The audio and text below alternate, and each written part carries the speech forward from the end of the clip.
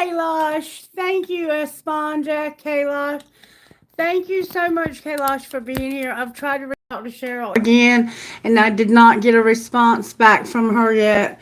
Cheryl is going through a lot right now, and so I'm just giving her some space, and I appreciate you moderating for the channel. Are you going to do that today, Kailash?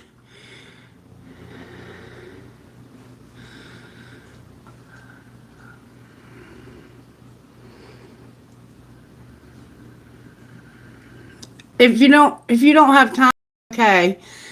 It's going to be a sign reading, but I'm going to do a full moon reading for each sign is what I'm going to do.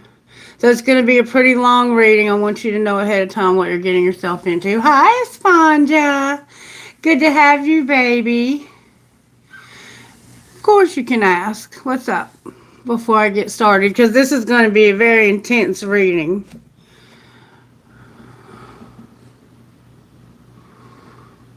Hi, sweetheart. Okay. We're going to do a reading for each sign. And what I was planning on doing was letting you, okay, if you want to be first, you can be first. Just make sure you stick around, or you come back and check back in, frequently, because what I'm going to do today is each sign is going to get a full moon reading rather than doing a collective reading. I'm going to do one for each sign, okay? He's saying bad words, huh? Sounds typical. Okay, thank you, Esponja. And I'll just wait to get your response, Kailash, about moderating. My throat chakra's trying to close for some reason.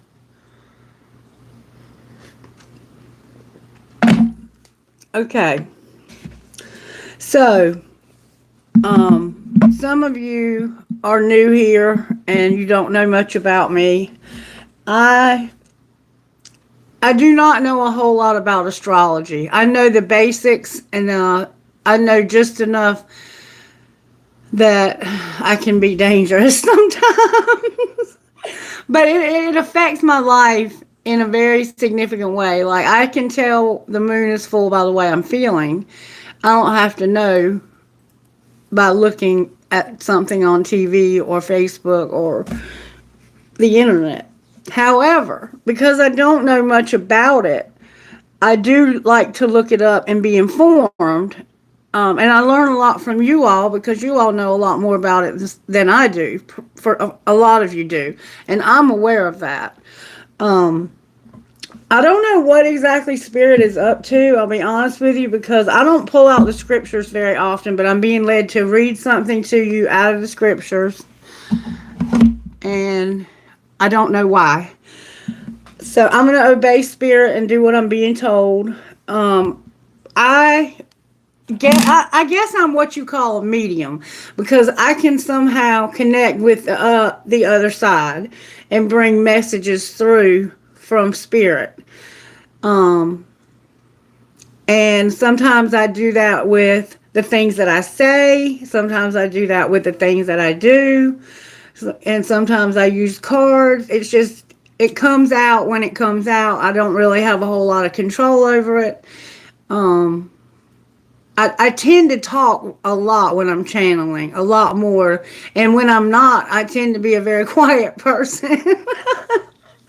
I'm a weirdo.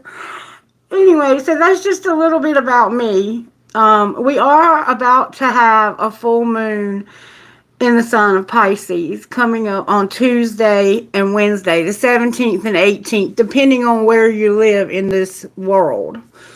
This is going to be, I think, the second out of 4 super moons. And Pisces is ruled by Neptune. And Neptune is a planet that causes a lot of confusion and illusion.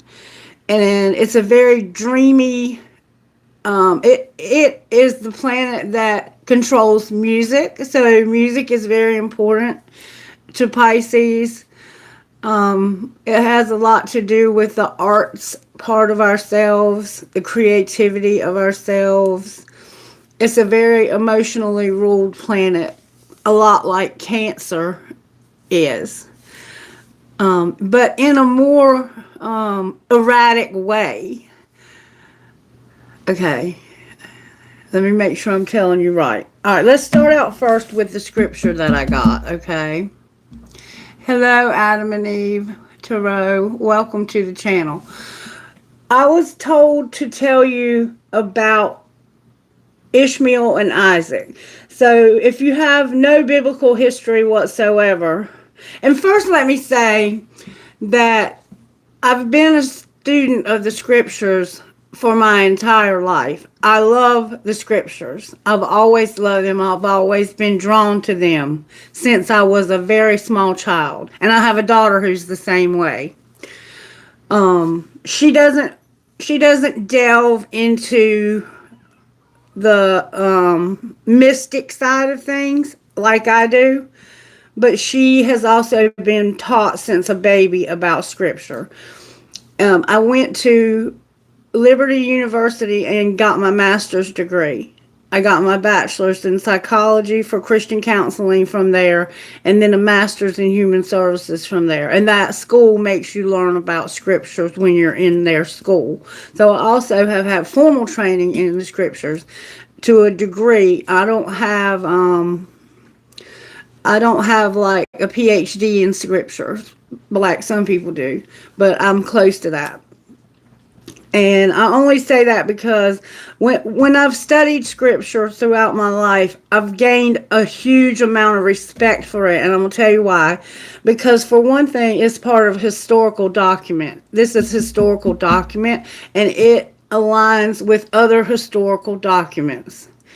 There's not a whole lot of them, but the ones that we have verify this book. This book is mystical in itself. It's magical in itself. Just reading it transforms a person's life. Anyway, I've been told to tell you the story about Ishmael and Isaac. Abraham, Isaac, and Jacob, okay? Abraham had Isaac and Ishmael. Okay, that's where we're at. There was Abraham. Abraham was the father of many nations, you might remember. He was promised to be the father of many nations. And out of him came the 12 tribes. Okay, and I also, what I'm being told as I tell you about this is that I don't care how much Fox News you watch, or how much CNN, or how much you follow political things in this world. If you don't understand what these scriptures teach, you don't understand what's going on behind the scenes politically. And this is an important thing for you to understand if you're following politics. And I'm not. I don't follow politics. So anything political that comes out of my mouth is coming from spirit. But I've been told to share with you the story about Abraham. Okay, Abraham was promised a son. Let's see if I can find. Right here. Genesis chapter 18. The Lord appeared again to Abraham while he was camped near Oak Grove belonging to Mamre. One day about noon, as Abraham was sitting at the entrance to his tent, he suddenly noticed 3 men standing nearby. He got up and ran to meet them, welcoming them by bowing low to the ground. "My Lord," he said, "if it pleases you, stop here for a while. Rest in the shade of this tree while my servants get some water and wash your feet. Let me prepare some food to refresh you. Please stay a while before continuing on your journey."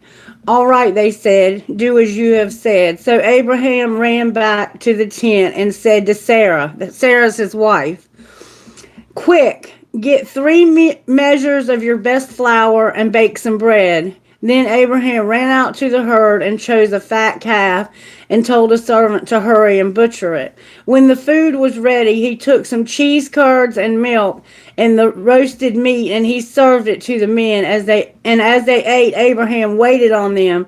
They were beneath the trees. "Where is Sarah, your wife?" they asked him. Now, how do they know that he has a wife? Okay. "Where is Sarah, your wife?" they asked. "In the tent," Abraham replied. Then one of them said, "About this time next year, I will return, and your wife Sarah will have a son." Now Sarah was listening to this conversation from the tent nearby, and since Abraham and Sarah were both very old, and Sarah was long past the age of having children, she laughed silently to herself.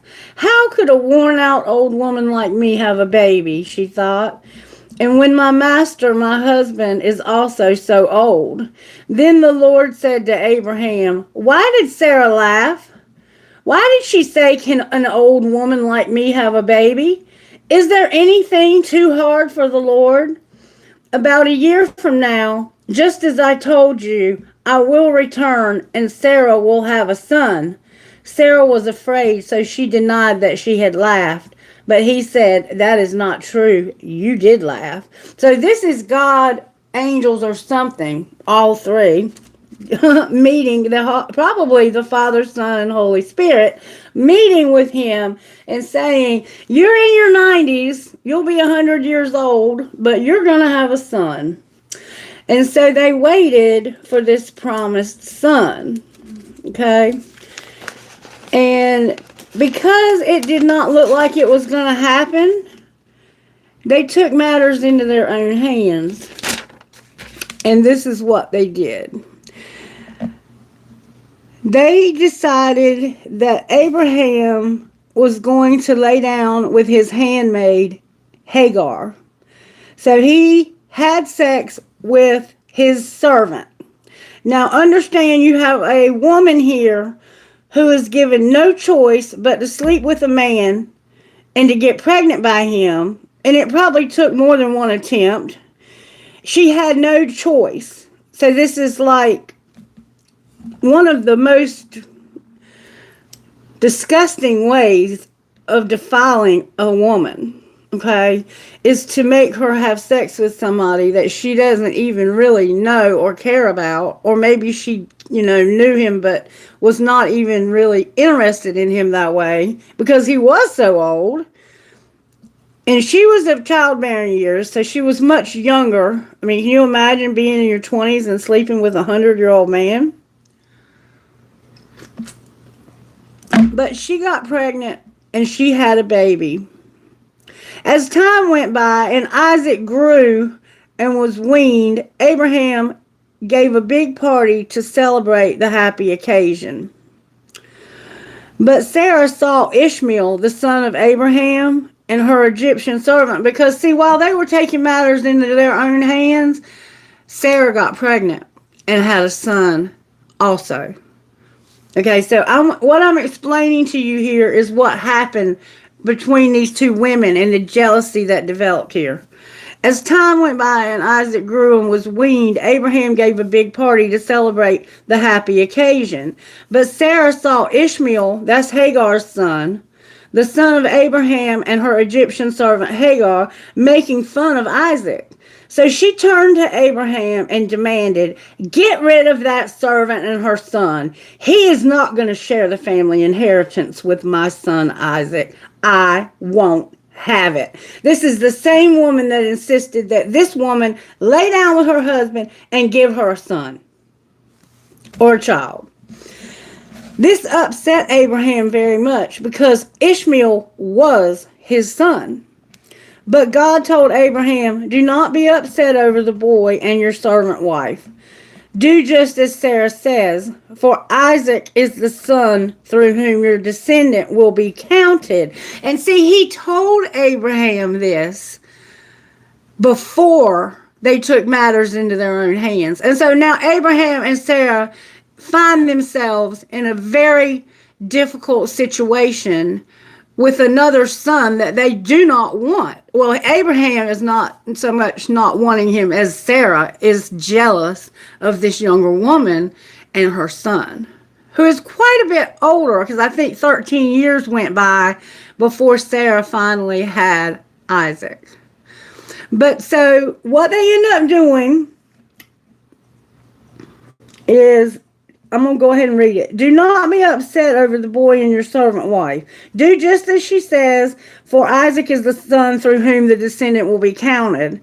But I will make a nation of the descendants of Hagar's son, because he also is your son. So Abraham got up early the next morning, prepared food for the journey, and strapped a container of water to Hagar's shoulders. He sent her away with their son, and she walked out into the wilderness to Beersheba, wandering aimlessly. When the water was gone, she left the boy in the shade of a bush. Then she went out and sat down by herself about 100 yards away.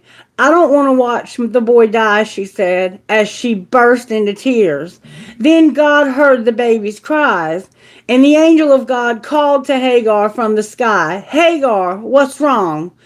Do not be afraid. God has heard the boy's cries from the place where you laid him. Go to him and comfort him, for I will make a great nation from his descendants. So he's telling her, go take care of your baby. Your baby is not going to die. He is going to be a great nation. There are going to be many people that are going to be born of this child. And then God opened Hagar's eyes, and she saw a well. She immediately filled her water container and gave the boy a drink. And God was with the boy as he grew up in the wilderness of Paran. He became an expert archer, and his mother arranged a marriage for him with a young woman from Egypt. Okay, so we have a homeless woman who had no choice. She was made to have a child and then put out because Sarah, who was promised a child in her old age, did not trust God and demanded that she sleep with her husband and give them a child. Somehow, when I put the rocks away, honor got left behind. Okay? What I want you to understand about this story that I just read to you with Abraham and his two sons, Ishmael and Isaac, is that Isaac was the promised line for the descendants of Jesus. If you trace Abraham all the way to Jesus, the bloodline is pure. If you look at Hagar and her son Ishmael, that is the nation of Islam. And so if you do not understand the distinction and where it began, you don't really understand the war that is happening in our world today. You have to know the history, and that's where you find the history. And so to dismiss the Bible altogether is a huge error, because everything in it can be proven historically except for the resurrection. And if everything else in it is true, why would the resurrection not be true? However, I will say this, after studying it for a long time and picking it apart repeatedly, the biggest thing I learned is that you'll never understand it all. It's a mystical, magical book, and you're not going to be allowed to understand it all. And there's also been books within the book that have been taken out and hidden from us. And some of them contain the mysteries that we're dealing with right now when it comes to being able to connect with the spirit world. There are books, one of them being the Book of Noah, that was taken out. And it explains where we get medicine from and where we have the abilities that we have to be able to connect with the spirit world. It all connects, but it's been hidden from us so that we would think that it was two separate things, when in actuality, the stars are very relevant. The wise men followed a star to find the Christ child. So enough about that. I just, for some reason, was told to give you that historical part so you would understand that if you dismiss those scriptures completely, you're missing a lot of important historical information. So you have to study them from a historical standpoint. You can't just pick it up and, you can, and you can get messages that way just like you do with the cards. But if you really want to understand what's going on in our world today, you have to understand how it began. And that's the story of how it began. All right, so now we're going to get back to the reading.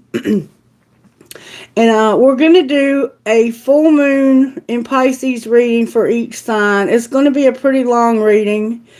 But I think you'll enjoy it. I hope you will enjoy it. And I'm going to try to keep it each sign brief, because this is going to be a task to heal.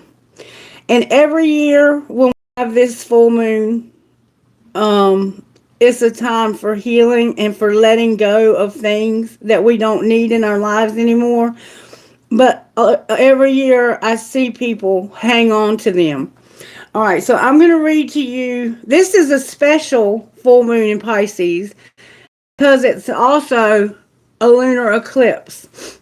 Okay, and eclipses, this is like I don't know, I'll read it to you. This is coming from Astro Matrix. I do not own the rights to this, but this is where I get a lot of my information. This is represented by the Ten of Cups. The ruler is Neptune. Did I say that? Did I say that right? I think I may have. Okay. It's the beginning of eclipse season with a powerful, emotionally charged full moon lunar eclipse lighting up the skies on September 17th, the 18th in other countries. This also just so happens to be a supermoon, the second of 4 in a row, making the eclipse especially powerful and intense. In ancient astrology, eclipses were seen as portals opening into past lives, especially lunar eclipses. The veil is especially thin during these cosmic storms. And you remember in last night's reading how those cards kept clarifying each other? When the veil is thin, you get those kinds of things for some reason. I have noticed that. Because of this past life, memories, lessons, and wounds may drift in, which could feel confusing and painful at first. Nevertheless, as with all eclipses, this is a golden cosmic opportunity to do deep healing. You remember last night, there was something you were holding on to from the past that you wouldn't let go of. Some kind of wound or something. I can't remember exactly. I haven't had a chance to go back and watch it.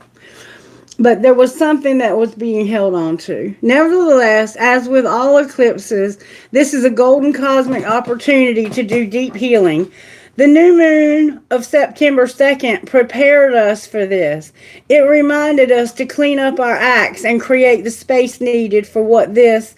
And remember, it told us during the new moon reading that the end of a tough cycle was approaching. We were told that. Pisces eclipse is bringing us release, purging, and surrendering.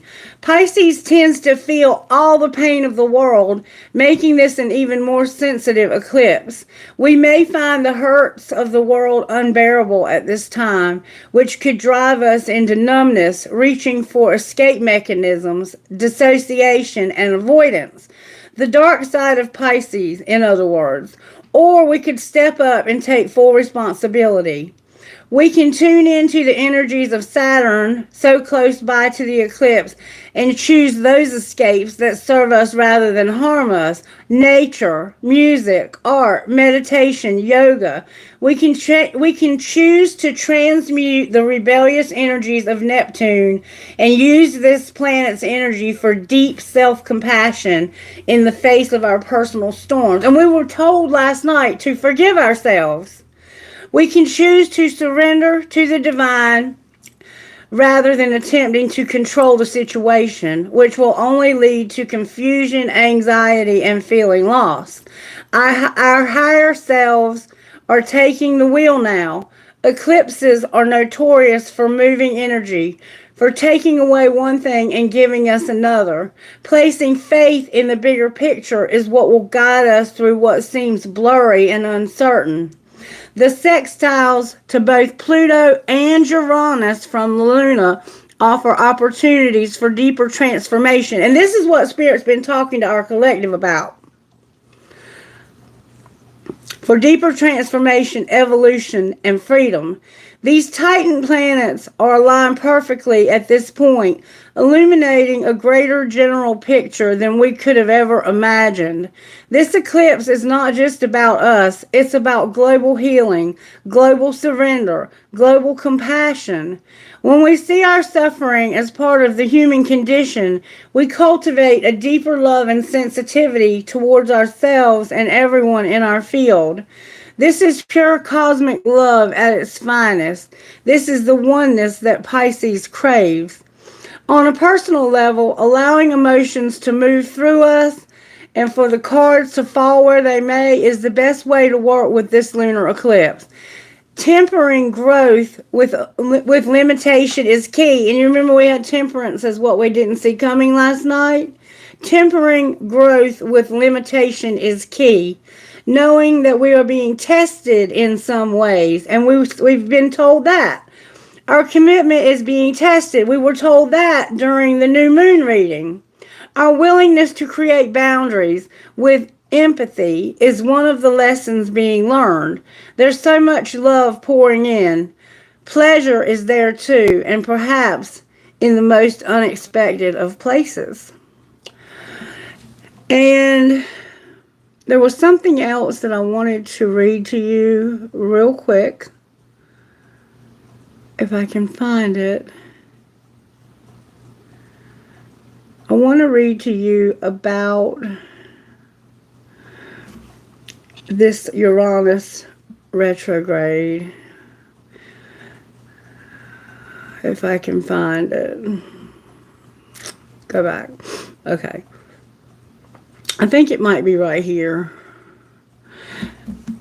September is a threshold, a moment of profound transformation where the old begins to fade and the new quickly stirs beneath the surface. It's a time to cleanse and recalibrate, stripping away what we no longer need and focusing on what truly holds meaning. Relationships deepen, revealing layers of connection and vulnerability that we may have overlooked. The air is charged with a sense of anticipation, urging us to find balance and harmony within ourselves and with those around us. As we move through this month, we are invited to embrace change with open arms, knowing that this is the calm before a powerful sweeping shift in the fabric of our lives. This is what I want you to hear. It's the last and final retrograde of Uranus in Taurus on September 2nd, before he shifts into the entirely new sign on July 7th, 2025. This is significant. Uranus has been in Taurus since 2018, shaking up relationship paradigms, our sense of security, financial stability, agricultural resources, and more. Has that not been happening in our world? Yes, it has been, but it's about to shift. When he enters Gemini next year, the cosmic energy shifts enormously, ushering in a new and exciting era. The new moon in Virgo, also September 2nd, is a cosmic nudge to clean up our act, and we were told that also during our new moon reading. The sign of the healer reminds us the old adage, healer, heal thyself. For how can we extend our sacred service to others if we haven't done the work within? Thus, this moon is the perfect moment to set wrongs right, to plan a detox, a purge, a cleanse. This may be a cleanse for our relationships, a cleanse for our bodies, a clearing of our home, our space, and our professional environment. Have you not had the urge to suddenly do some cleaning around your house? I have. This moon is the perfect moment to set wrongs right. I'm sorry, I read that already. As Mars enters Cancer on September 4th, your focus shifts strongly towards home and family, strengthening your domestic nature. During this transit, you assert yourself with kindness, passion, and a protective, emotionally sensitive approach. Your energy is primarily channeled into creating a secure home environment and nurturing a loving family. This period emphasizes emphasizes the importance of emotional connections and the care you provide to those close to you.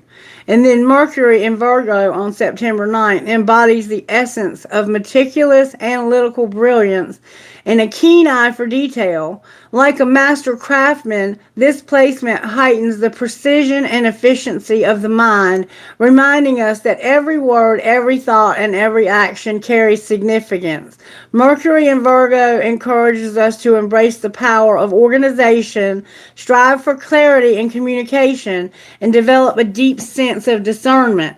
It urges us to harness the energy of the mind and channel it towards productivity, self-improvement, and the pursuit of excellence. With Mercury in Virgo, we are gifted with the ability to transform chaos into order, find beauty in simplicity, and elevate our thinking to a level of refined intelligence. This celestial alignment calls us to embrace the power of knowledge, to be seekers of truth and wisdom, and to cultivate a mind that inspires others with its precision and grace.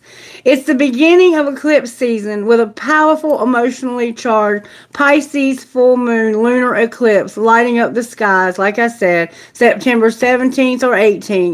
This is also a supermoon, the second of 4 in a row, making this eclipse especially powerful and intense. The sextiles to both Pluto and Uranus from La Luna, offer opportunities for deeper transformation, evolution, and freedom. And I'm not going to read that again because I've already read it to you.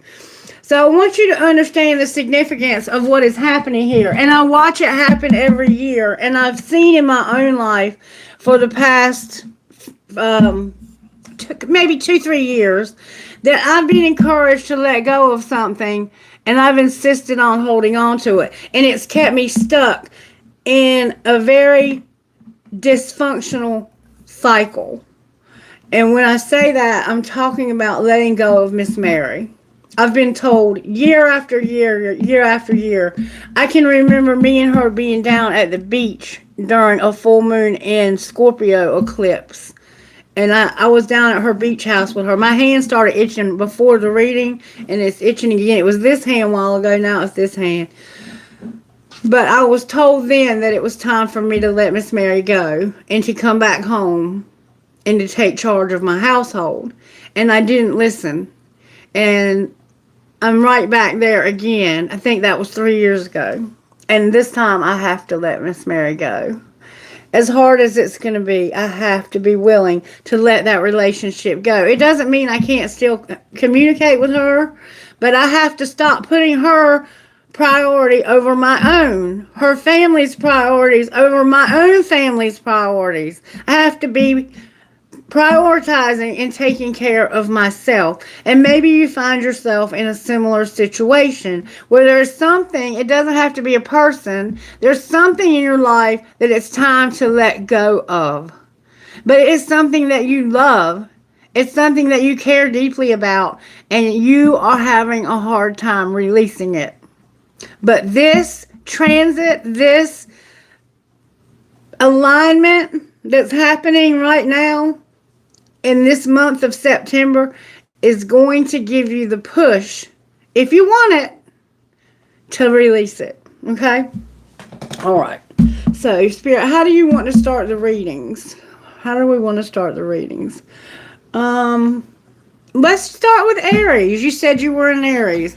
All right, Sacred Destiny. What message do you have for the full moon in Pisces eclipse for Aries? Aries, it's miracles and take action. It's time for miracles, Aries, and for you to take action.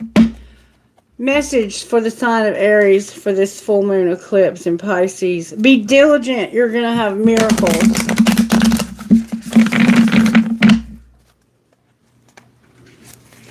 Your community and miracles, Aries. Going to be miracles in your community. All right, for the sign of Aries, what message do you have, Spirit? Aries, you're about to go through some change in your life that's going to bring healing chaos. But it's going to put you in leadership. And aren't you the leader? Aren't you the boss? You'll always show up as the emperor. Thank you so much for being here. I hope you will like the video, subscribe to the channel. All right, messages for Aries about the healing, chaos, and change that's about to happen for them. I now go beyond other people's fears and limitations.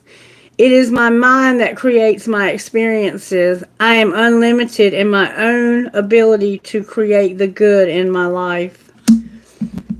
And on the bottom of the deck, I release the past and forgive everyone.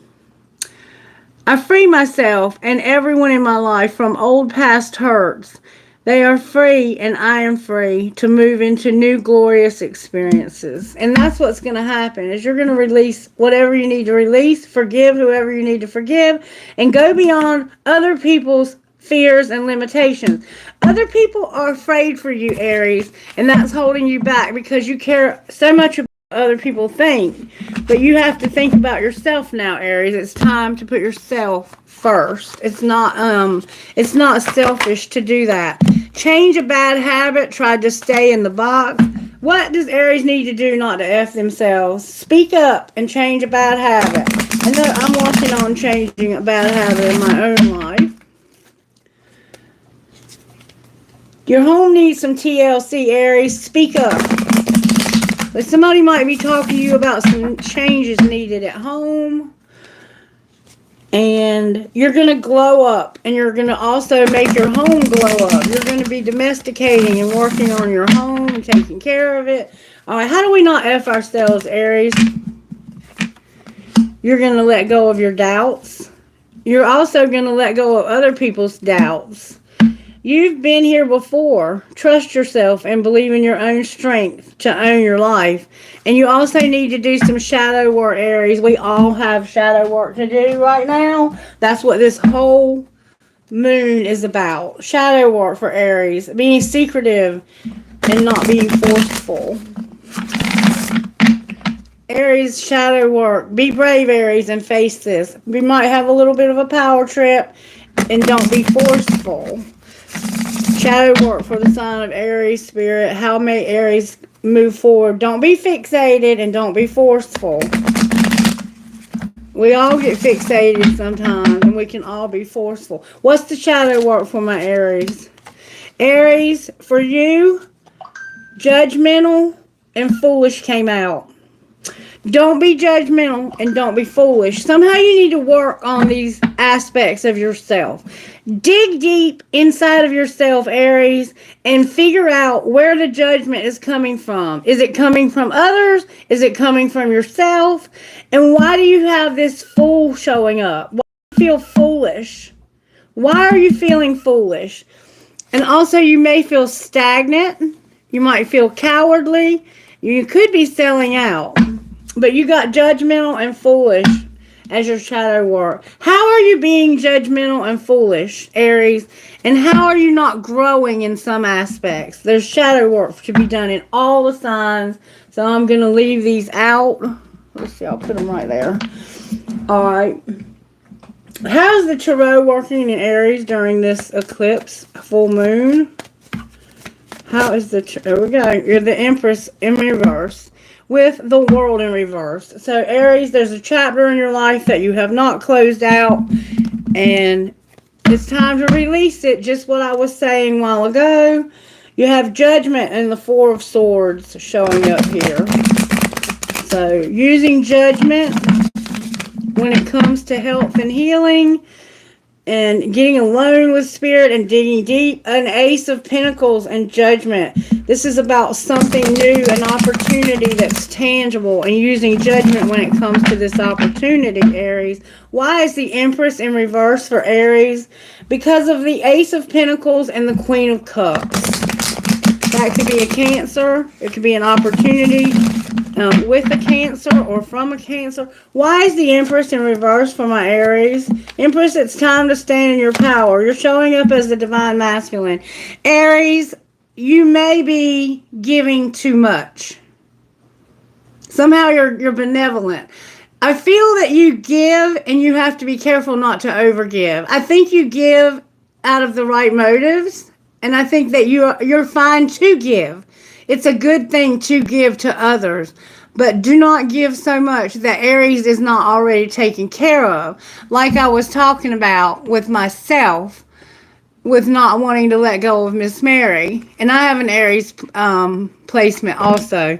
My moon is Aries. So this is the emotional side of my own self, just being realistic with you. And it's time for me to give, but not to overgive. Okay? That's why I'm not standing in my power. That's why you're not standing in your power. Because somewhere somebody is either overgiving to you or you are overgiving to them. And there's the Fool in reverse. You haven't been taking a risk, and neither have I. I've not been leaving Miss Mary. And so why is the world here? Because we need to close that chapter. It's time. Because it's time for us to take a risk, to be lustful, to take a risk, and to move into life with passion. This is a Sagittarius vibe. It's time to close that cycle and to do it quickly. Do it quickly, Aries. Move with passion to close this cycle. Okay? Where you've been giving too much or someone's been giving too much to you. Someone's coming towards you with love, but they don't see an opportunity with you. And it's probably because you cannot be together for some reason. Why does this love interest not see an opportunity with Aries? May I see?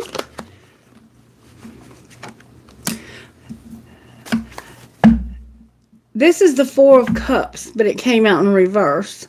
Because someone is too stubborn to take the love. And there's our world. That's the end of your reading right there, Aries. When this card comes up, that's the end of the reading. Why won't they take love? Well, if this might be you, why won't this person take love from Aries, or Aries won't take love from them? Because they lie. They don't tell the truth. How do they lie? The Emperor is here, and the Page of Swords is here. And the Knight of Pentacles on the bottom of the deck. So, this is your counterpart, your Emperor, your Divine Masculine, the other side of yourself. And you have a Page of Swords showing up. So, it's like, the Page of Swords is somebody who's sneaky. They can steal, they can lie, they can be gathering information, they can be spying. We can find out what they are doing. What is this page up to when it comes to this Emperor? Strength came out, the Five of Cups came out, and the Ten of Pentacles came out. So this person is being strong after a huge loss. And it looks like they may have lost everything. They may have lost everything, and even the places that were helping them no longer help them anymore. Why did they lose everything? Because of the Moon in reverse. They could have gone through a very dark time in their life. There could have been some depression going on here. This person may have not been able to work because of an illness or something like that. But for some reason, somebody had some emotional losses and they could not see that they had anything left. Even though we see in the picture that they have two cups right here, they are so focused on what they've lost. And look, they didn't lose just a little. They lost all 10 pentacles. They lost it all. They lost it all. And they have been trying real hard. The Moon is here, Cancer. This could be a Leo and a Cancer vibe. This person will not take love. And it looks like it's because they lie about who they are. They won't be honest to themselves or to you about who they are. They spy on you, they watch you, they gather information, and there's a Leo and a Cancer that are somehow tied to this.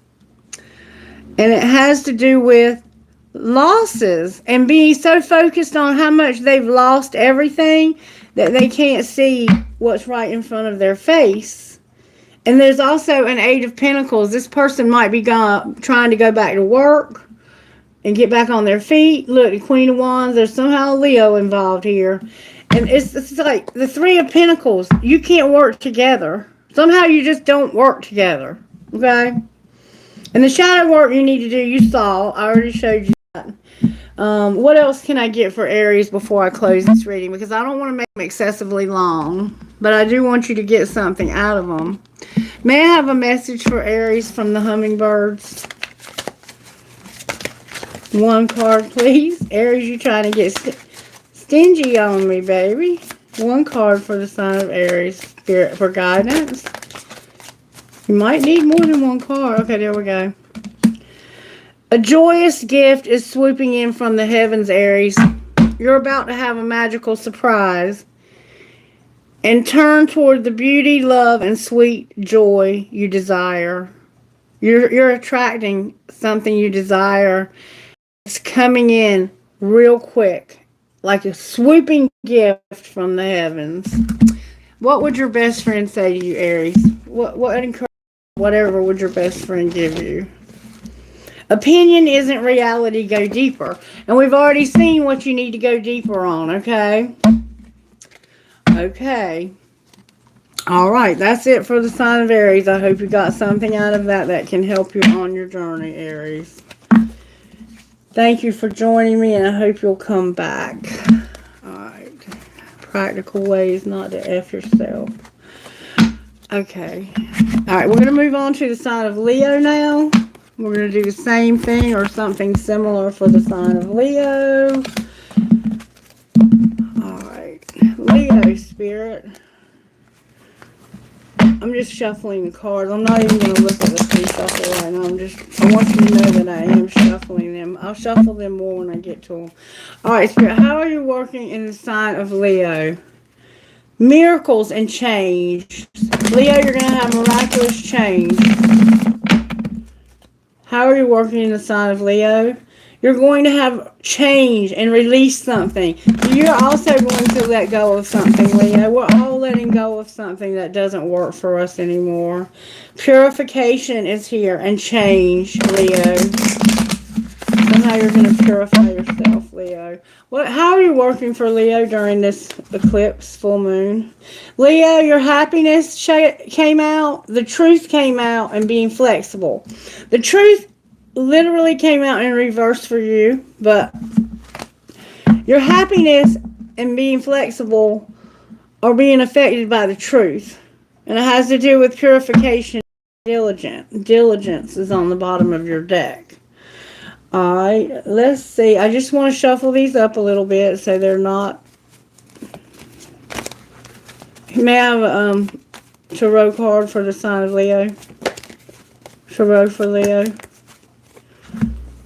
Leo, you got the High Priestess, the Moon in reverse, and Judgment. Alright, how can Leo not F themselves during this eclipse full moon? Speak up and do some shadow work. You haven't been doing shadow work. You need to speak up about something. Do a 30-day challenge and do shadow work, Leo. Take a vacation and do a 30-day challenge. You might be going on a trip. You need to challenge yourself to do something different for 30 days to make it a habit. And the Emperor is on the bottom of your deck, but in reverse. So there is a very powerful masculine energy here. Look, the sun is trying to turn over. And the star. So it's like Spirit is trying to bring hope to this masculine and happiness. Hope and happiness. And you are seeing the truth. Pisces is here for you. And Cancer with Libra. I mean, it's like the transit is showing up for you. And then we have Aries over here.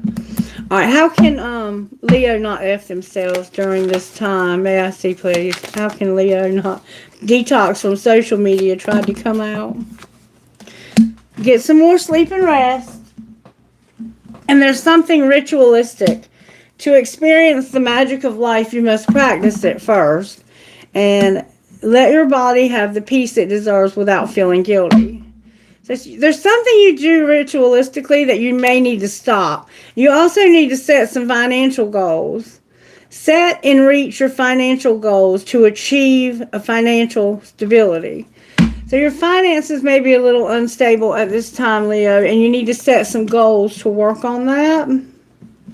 All right, let's see what comes out for you when it comes to the tarot. Why is the High Priestess here? Leo, somebody is having a new opportunity. And with this new opportunity, they're having...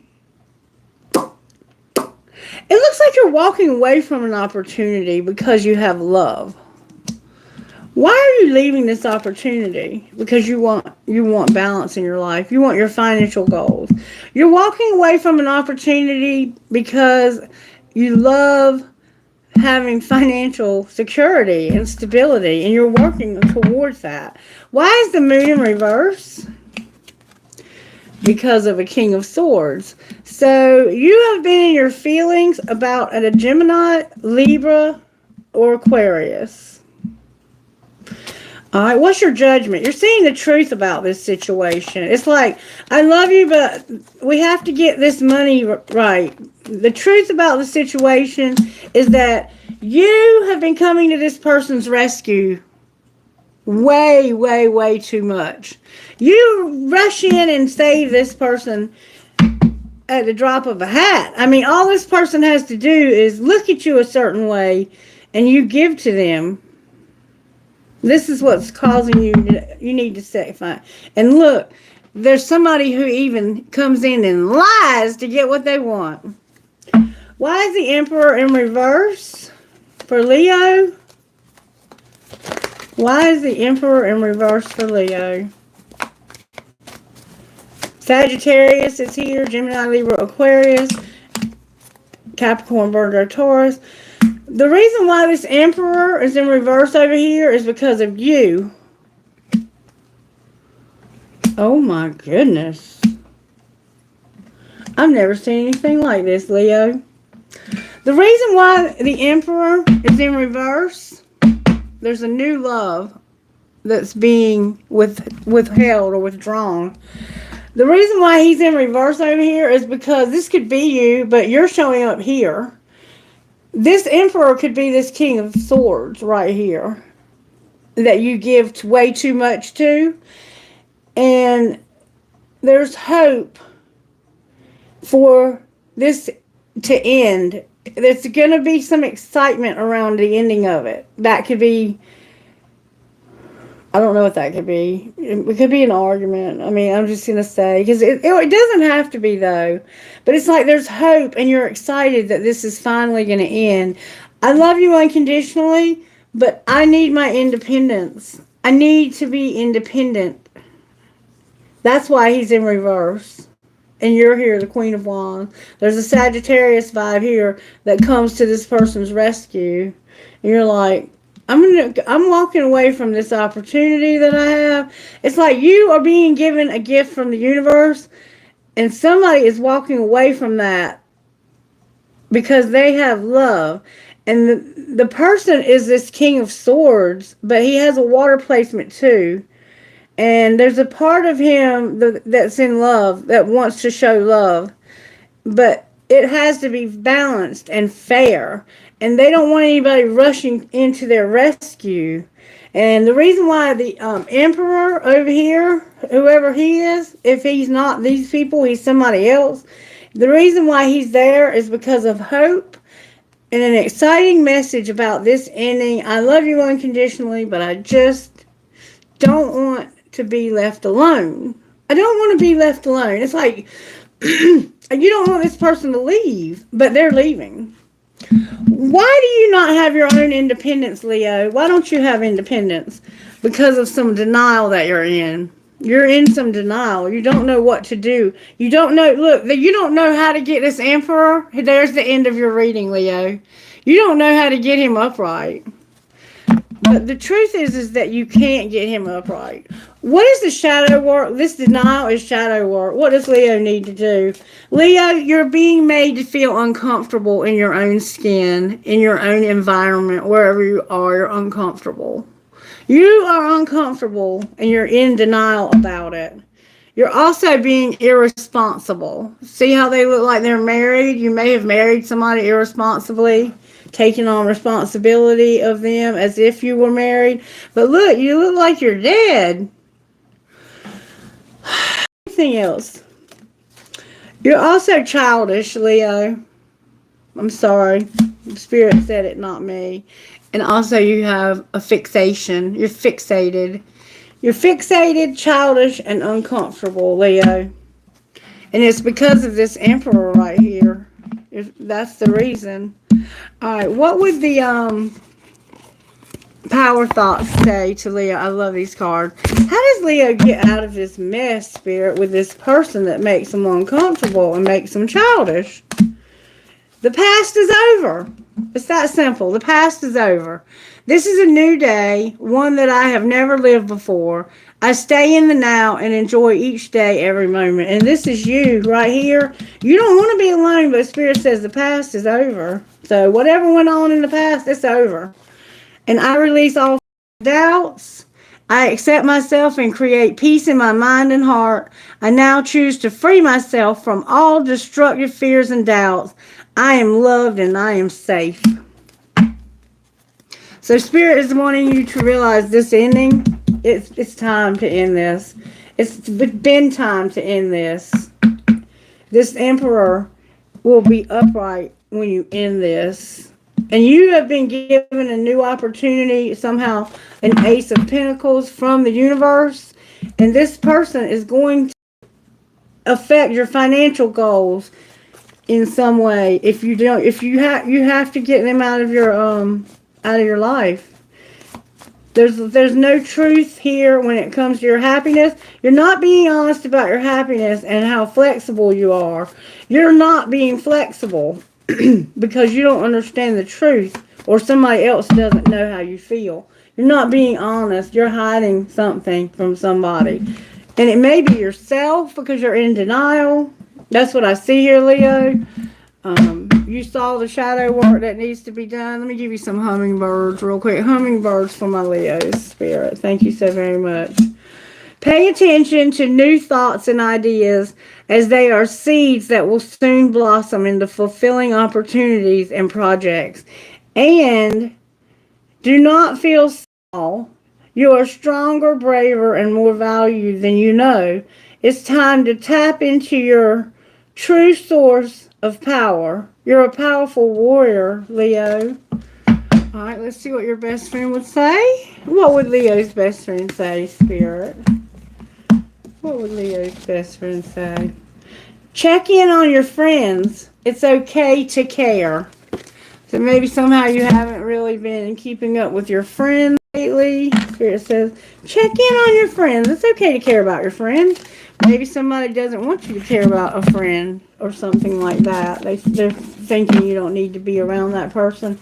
But you're gonna stop letting fear stop you from getting where you need to get. That's your goal during this eclipse, okay? Alright, so now we're going to move on to the sign of Sagittarius. I'm going to use Sacred Destiny for you as well, Sagittarius. How are you working in my Sagittarians? Miracles and happiness. Sagittarius, you're about to have miracles and happiness in your life. That's awesome. Can't wait to see what happens. Simplicity and happiness. Things are going to be more simple for you. Your life is going to be a lot more simple. That's beautiful. I love that. That has a good feel.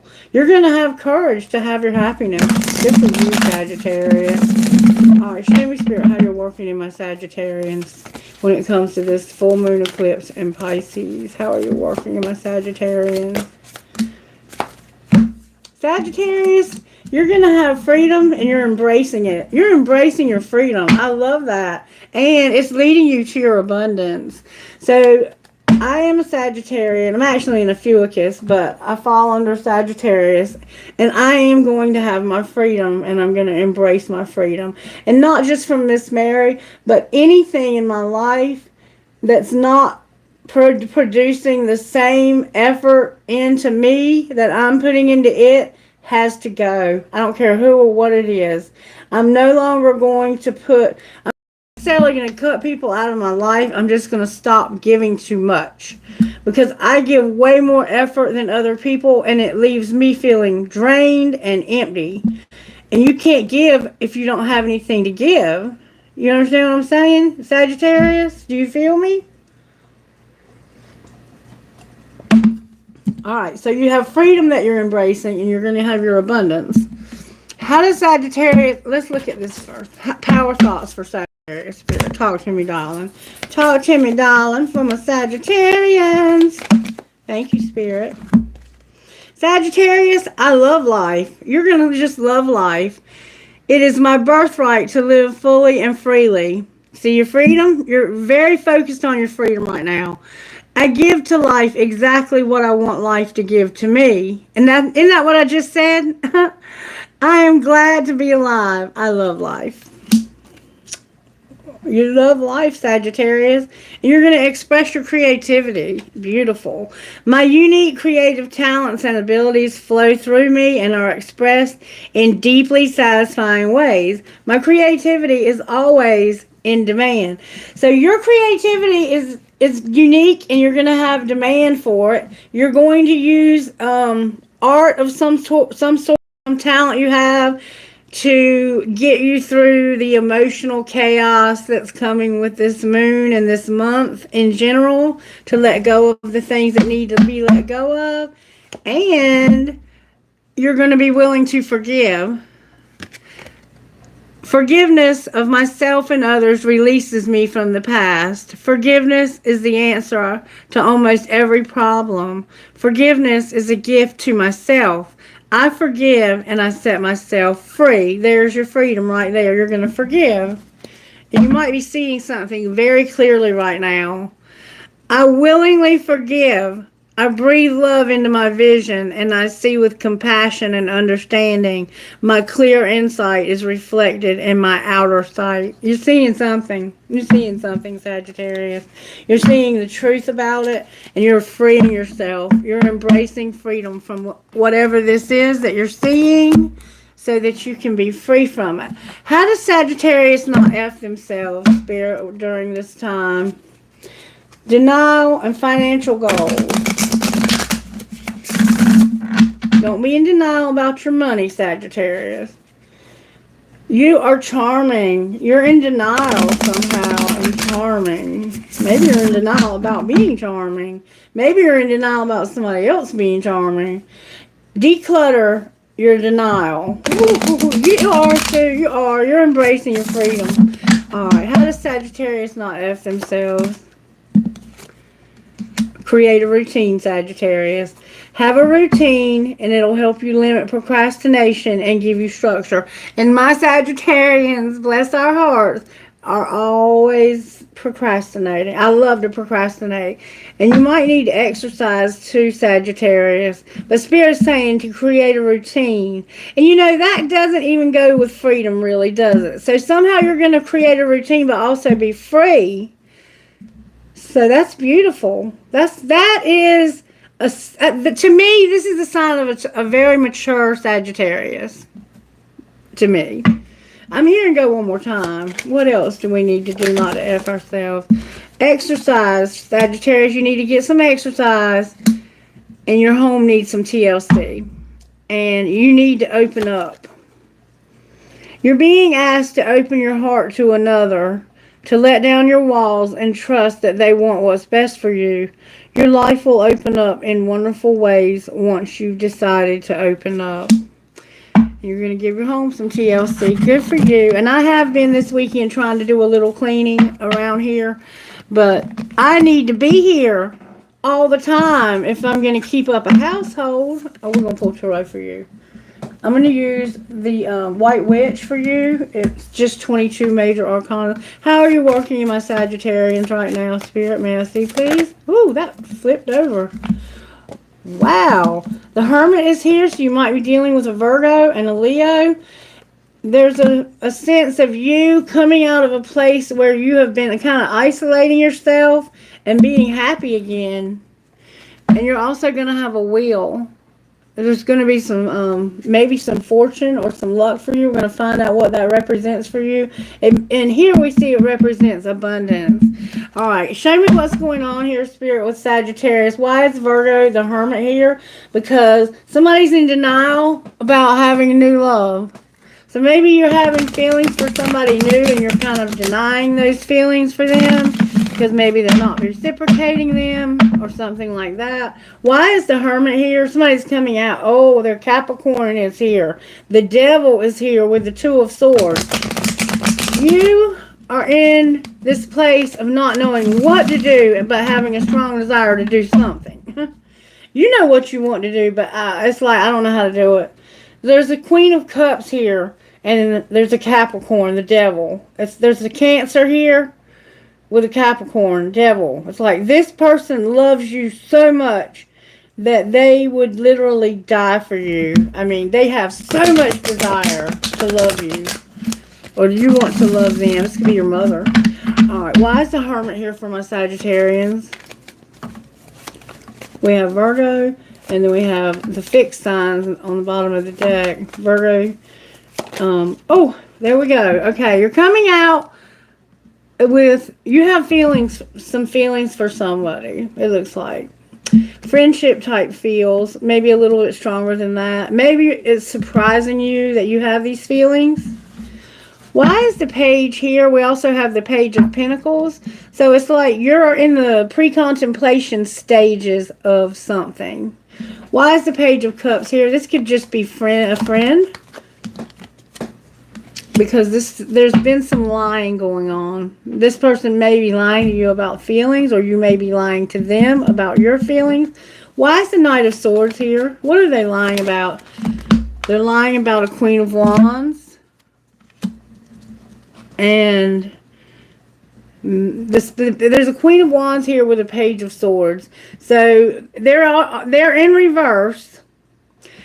So it's like this Leo is there's a Leo for sure here. There's two Leos here.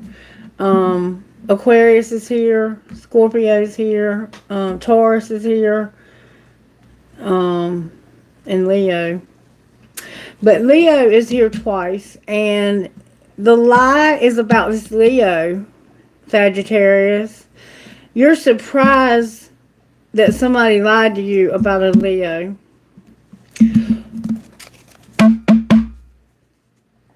And this was bad judgment, and you've healed from this. You've gotten over it. You know they did it, and you are over it.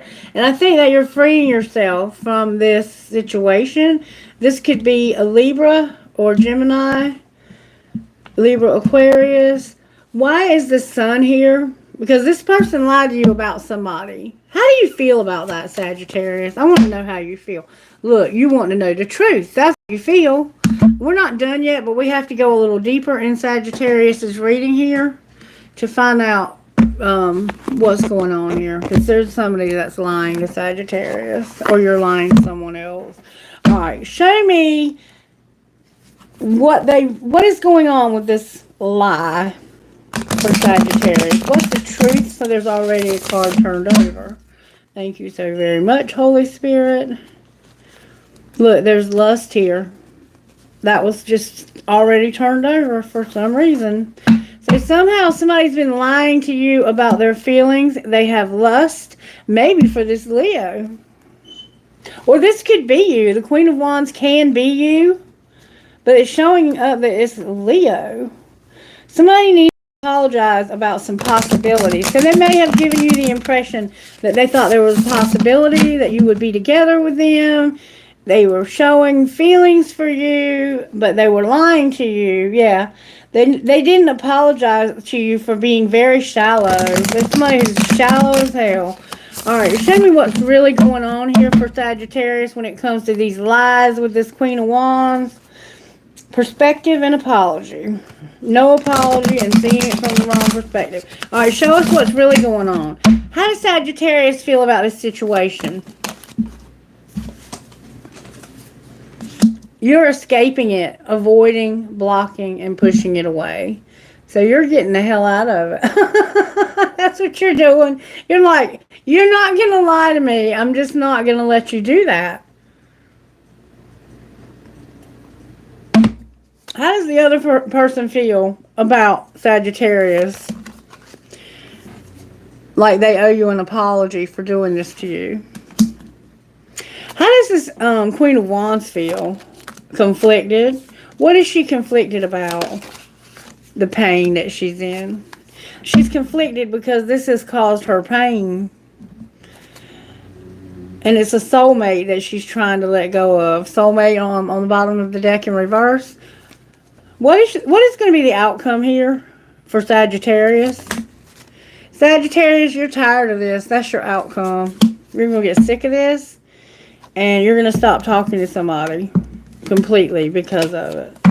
You may already not talk to this person because you're so sick of their shit. This person has hurt you with their lies about another woman, it looks like. It could be a man reversing your roles you need to.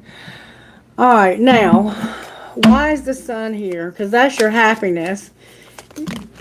Oh, baby. The sun is a tower.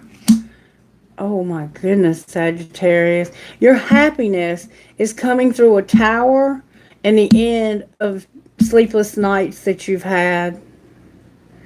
What's the tower here? You're going to realize something. You're going to realize that nobody is going to come to your rescue here, even though you came to theirs, and help you with the burdens that you have to bear. Nobody's coming to your rescue, but you're happy. You're happy because you don't need anybody to come to your rescue, but your nightmares are about to end, and this heavy load you've been pushing is finally going to come to a close. Outcome. Why is the Wheel of Fortune here? Because you're going to be defensive and stop looking back at something. What are you not going to look back at? That truth. You're going to stop looking for the truth. You don't care anymore. Yeah, you don't care anymore. You're about to take a risk somehow. Why do you not care about the truth? You've given up on caring about the truth. Because of you are here. There's an air sign here. It could be a Gemini, Libra, Aquarius. And it's like, I'm not going to party and be friends with somebody that doesn't work. This just doesn't work, or there's somebody at work. There's the Empress on the bottom of the deck. We're not at the end of the reading yet. Alright, why is the Three of Cups in reverse? May I see, please? Because of an Emperor, bad judgment, and the Moon.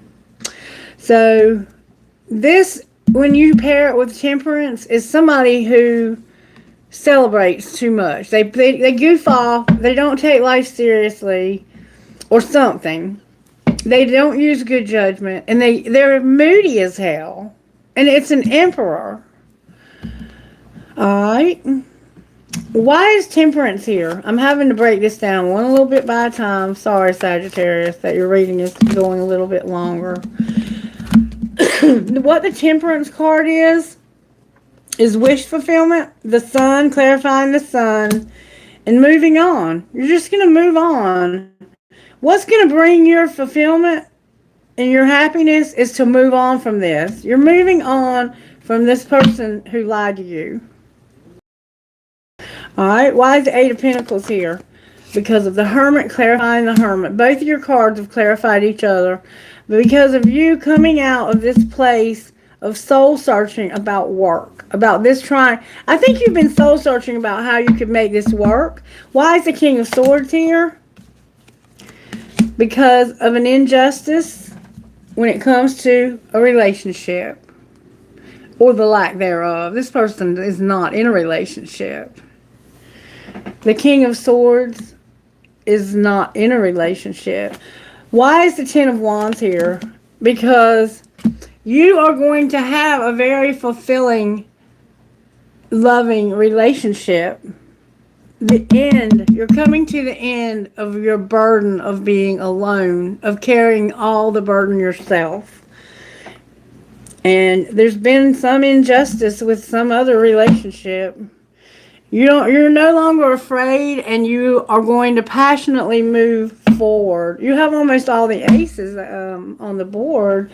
Okay, so what else do we need to know? We haven't gotten to the end reading. Okay, what's going on, Spirit? Why are you telling me I'm not using my intuition? Why are you telling me that? Spirit said I'm not using my intuition. Oh, wow. Because somebody's about to get over something and start manifesting. The King of Wands in reverse on the bottom of the deck. That could be you. Somebody might be traveling. Why is the Chariot here? There you are. Because you are not willing to take a risk. Why are you not willing to take a risk here? Why is Sagittarius? It's like you want to so bad, but you won't. Because...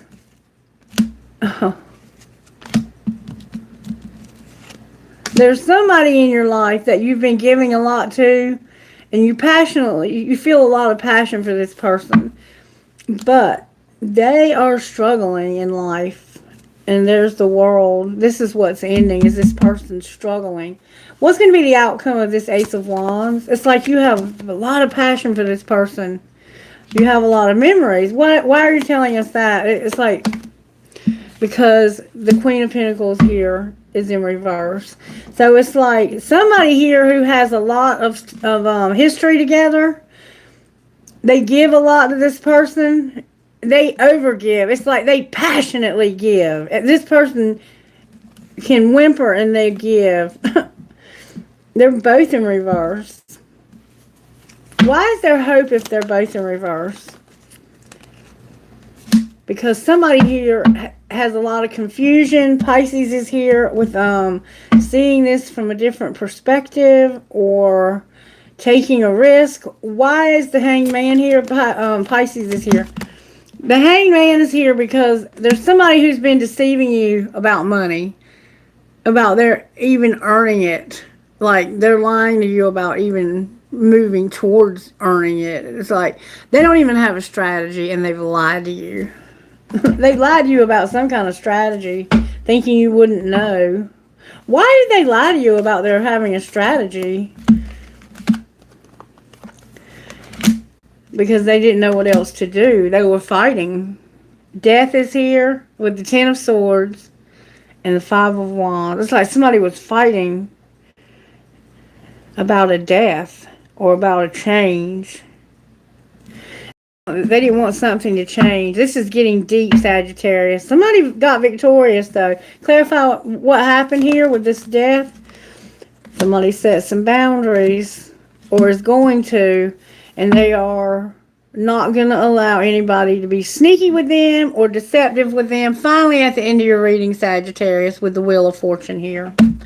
Sagittarius, you need a private reading. You do. You need a private reading. There is a lot going on in your life. There's a lot going on. There's a lot of good, but you got to get rid of some, you got to get rid of some toxicity. And it's going to come through a tower, and you're going to have realizations about, it looks like a soulmate relationship that's ending. Whew, that wore me out. Like, I'm ready to go take a nap. Jesus Louises. All right. What message do you have for Sagittarius, Spirit? Join in the dance of romance that is swirling around you. Open your wings and let love in. And listen to the rhythm and sway along with the heartbeat of the universe. And fill up on the sweetness of life. And that goes back to the original spread. Like, you have to clear out a lot of bullshit, Sagittarius. And that's what I see you doing at the beginning of the reading when you are embracing your freedom. Do you remember what I said at the beginning of the reading? When I said, anything that's not investing as much in me as I am in it, I'm going to stop investing. I'm not going to over-invest. That's what I saw in your reading, was a lot of over-investing. Let's see what kind of shadow work you need to do. I don't think we saw that yet. What shadow work needs to be done here? Somebody is ruthless. Oh, Jesus. I don't imagine that you would be ruthless, but you might. And foolish. Why? What else are they having to? Oh, somebody's invading somebody's privacy. They have doubt, and they are dependent with irresponsible. So somehow there's a situation in your life where somebody is being ruthless. This person is posting stuff on social media hoping that you'll see it. So don't look at their social media. And there's a lot of doubt because somebody is very dependent and irresponsible. And you know exactly what I'm talking about. Somebody has green eyes. Somebody loves your breasts for sure, or they love your breasts. But this person is ruthless as hell, and they will post something just to try to get up to you, next to you. But what they're trying to make you feel some kind of way about is not anything you even want. I mean, it's a headache. It's a hassle. But you're freeing yourself and embracing your abundance and your freedom. Sagittarius, just keep doing what you're doing, baby. Get rid of all that shit I saw on my table. Get rid of it. Throw it away. You do not need it anymore. All right, Spirit. Show me what I need to see from Sagittarius' best friend. Push through self-doubt and consider every outcome. Remember the doubt, that could be self-doubt. All right, Sagittarius. I hope you enjoyed your reading, baby, because it was exhausting. All right, let's move on to our air signs now. We're going to start with Gemini. May I see what's going on with my Geminis? Freedom and focus. The Gemini, you look like you're focusing on your freedom right now. Sagittarius was too. Forgiveness is free and freedom are here. So you're going to forgive and let there be freedom somehow. There's going to be forgiveness and freedom for you, Gemini. Simple and free. You want things to be simple and free. Simplicity and freedom. All right, what's going on with my Geminis during this full moon eclipse in Pisces? May I see, please? Gemini Spirit. What's going on with Gemini? Gemini, Spirit's helping you to have happiness. That came out in Leo's reading also. You might be dealing with a Leo. And Spirit's going to show you wonders. Wonders is here. Okay. Show me what's going on with my Gemini, Spirit. How are you working on my Geminis in this full moon eclipse in Pisces? Thank you so very much. I now go beyond other people's fears and limitations. Aries also had that card. And I can release the past and forgive everyone. So you're going to forgive and let go of the past and go beyond fears and limitations of other people. So you allow other people's fears for you, or what they might think about you if you did something, how they might, react to that or whatever to sway you. You're going to stop doing that for your happiness sake, and you're going to see wonders.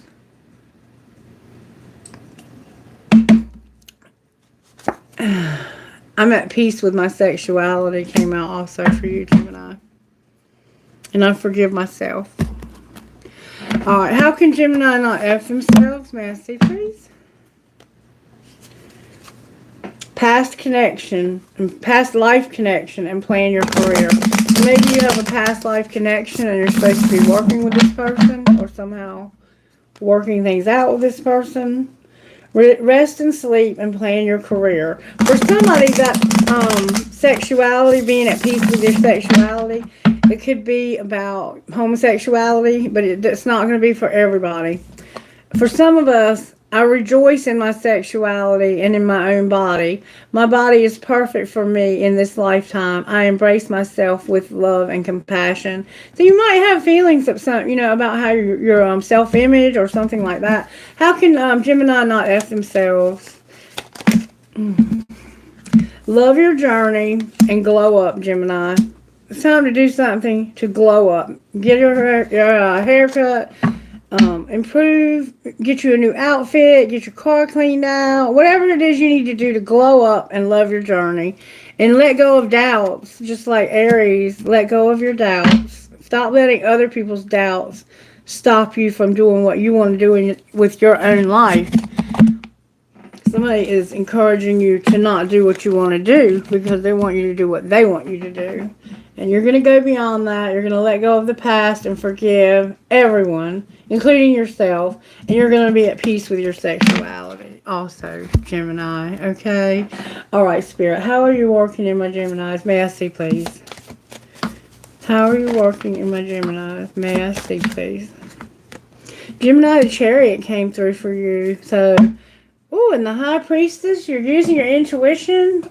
All right. I love this energy for you, Gemini. It's beautiful energy.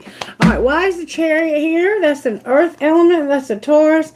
Because of a Wheel of Fortune in reverse and a Queen of Swords. That could be you having some karma. Or it could be somebody else, another air sign, a Libra, having some karma. The Nine of Cups and a Queen of Swords. It could be Gemini, Libra, or Aquarius. It could definitely be you. Or it could be a Taurus. There's the Chariot, the end of the reading. It's like, I'm stopping this shit right now. You're putting up boundaries, is what the Chariot's about. Let me see what this is about. Why is the Chariot here for Gemini? What's going on here? The Chariot is a very vague card when it's not paired with something. Oh, a lot of cards just came out. Damn it. Okay. Gemini, what's going on here with the Chariot is this is you getting over a relationship. The Page of Wands is here, which is typically like a small child or somebody who is very immature and they blurt shit out. They just say what they want to say. You know, they come out with the truth. They very passionately just say what they want. And it's about somebody that you have a lot of memories from, even as far back as childhood. This person came out as the Queen of Pentacles. It could be a Sagittarius, Capricorn, Virgo, or Taurus. Could definitely be a Taurus. That you have unconditional love for, but they've been deceiving you when it comes to a relationship. Gemini, either you've been deceiving them or they've been deceiving you, or both. But I have the Page of Wands, the Six of Cups, the Queen of Pentacles in reverse, the Ten of Cups upright, the Seven of Swords in reverse, the King of Pentacles in reverse. So this is soulmate vibes. And the Two of Cups in reverse. So it's like this relationship is over. You still love each other. But you will no longer put up with the deception because you remember. It's like, I haven't forgotten the good memories that we had, and I still care about you, but you're no longer going to deceive me about this relationship. How are they deceiving you about a relationship? What's the deception about the relationship? Okay. Once again, we have the Six of Pentacles and the Ace of Wands. So it's like, I'm going to either really passionately help you, or I'm going to put I'm going to put a limit on it. I have to put a limit on how much I can help you. Why is the Ace of Wands here? This Ace of Wands and Six of Pentacles keep coming out together. It's like an argument over money. Because somebody feels like that somebody gives too much. The Queen of Wands came out in reverse. So, yeah, this person's pissed off about all the money that they've given you. Why are they angry about giving you all this money? They gave it to you. Or they're mad because somebody else gives you money. Because of the King of Cups, the Four of Cups, and the Knight of Wands. Because the deception is that somebody loves somebody. It's like, I don't love this person. I'm not taking love from them. But here they come. And this is a Sagittarius coming in real fast to your rescue. It's like this person rescues you when you need rescuing. And this person you're with is sick of it. It looks like they're both sick of it. Why is the Knight of Wands here? Because of an injustice. This person, is realizing that they overgive to you and they're going to stop doing it. It looks like you're going to actually go back to somebody else. Yeah. It looks like you're going back to somebody else because you're fighting with somebody about money. It's like you're getting separated. You're getting out of a relationship with the Queen of Wands because of an injustice and because there's somebody else that's very passionate about wanting to show you love, but you can't take their love because you're not out of this relationship yet. What am I missing? Somebody's very defensive. What are they defensive? The Empress is here in reverse. So somebody is very defensive about this Empress. This is a divine feminine vibe. And it's like this person you're in the relationship with is angry because this person always helps you with money. They come to your rescue whenever you need it. And then you stand up for that person even though you're not really with them either. It's like you're not with either one of these people. What does Gemini want, Spirit? Spirit said, Gemini, you're about to have a tower about being with somebody or being in a very committed relationship. What's the Tower, Spirit? You are manifesting this even. You want this nightmare to end. You're tired of having these two people. So what's going to be the outcome? What are you manifesting? You're manifesting hope that you will end a very difficult time in your life where you felt like somebody had to do it all by themselves. There was somebody who they don't party, they don't get to celebrate, all they get to do is work. And you're manifesting hope for this person to be in a relationship with you. And what's going to be the outcome of this? There's somebody that's going to tell a lie. They're going to come in real quick and tell a lie. What lie are they telling? It has to do with healing. What is the truth about the healing? They're working on it. The truth is that they are working on it and they're spying on you. What are they working on? I think I'm not at the end of the reading yet. They're dependent on others and they're in pain. This is you, Gemini, and you're walking away.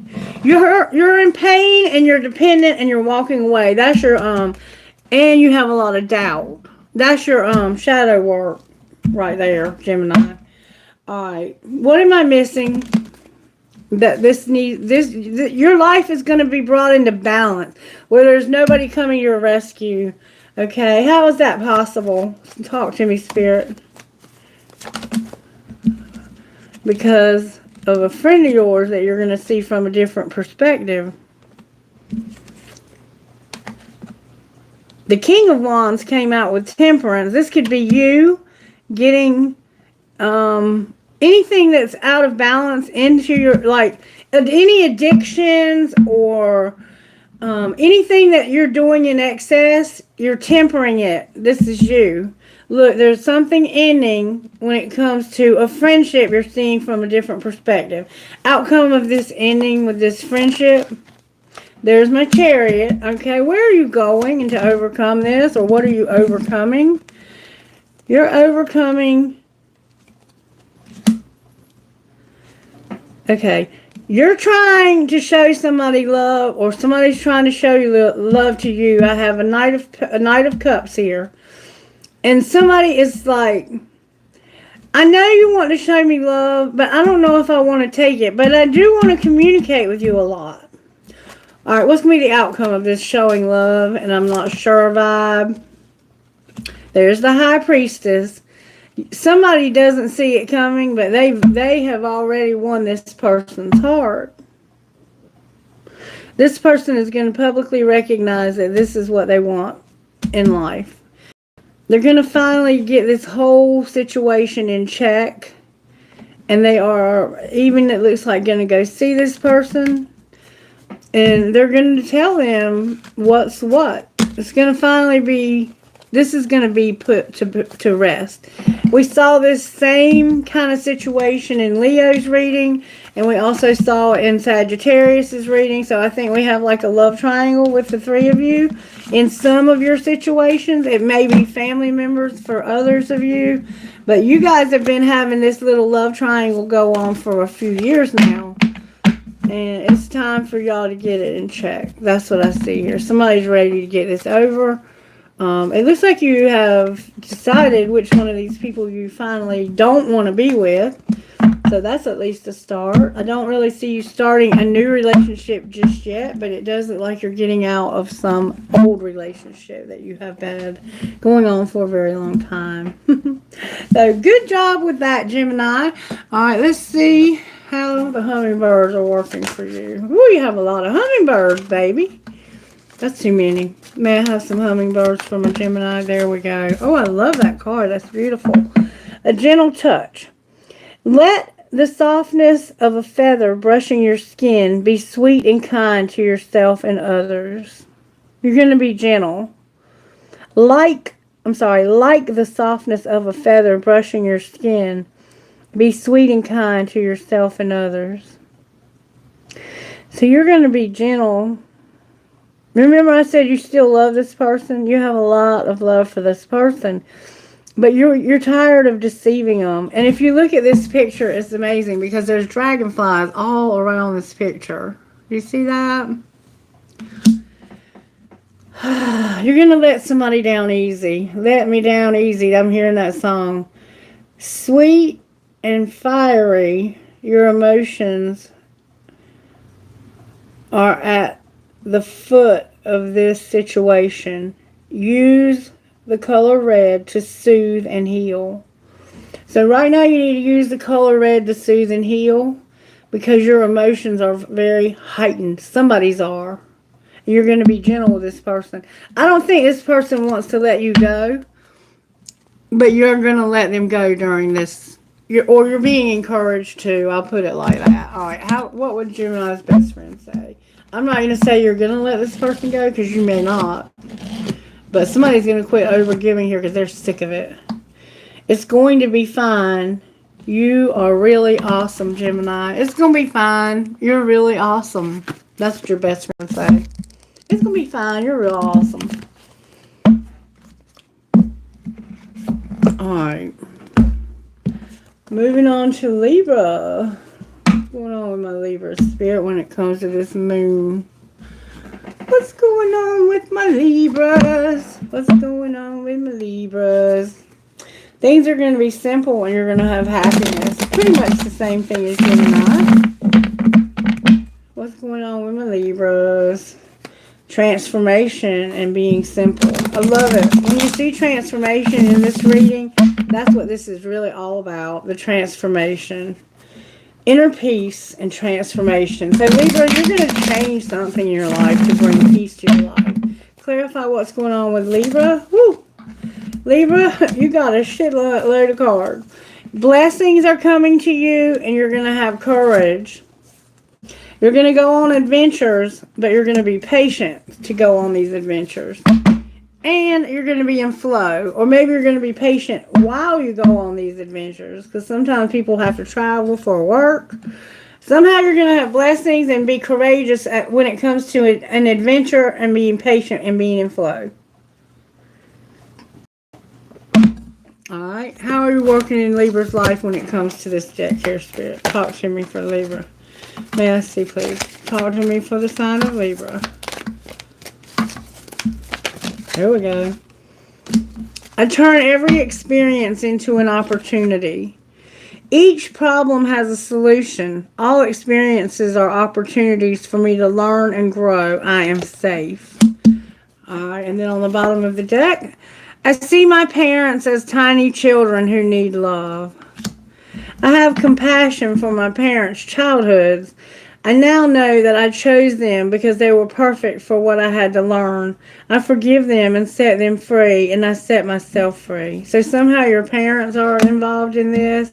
You're looking at them as children or reversed any roles that you might need to. How are you working in Libra's life, Spirit, when it comes to the Tarot right now? How are you working in Libra? How are you working in my Libras?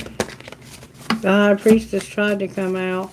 How are you working in Libra during this full moon? There we go. Scorpio's here. The Tower's here. The Chariot's here. And the Emperor is here upright. Cutting at the moon card. Alright, so there's the transformation that we saw in the beginning. I don't know how I saw it, but I did. You're having a huge transformation. You're having a tower, and there's a chariot. Like, this is a very significant event in life. You're going to have a very big life event. It could be the birth of a child. It could even be the death of a loved one. I mean, I hate to say that, but that's a part of life.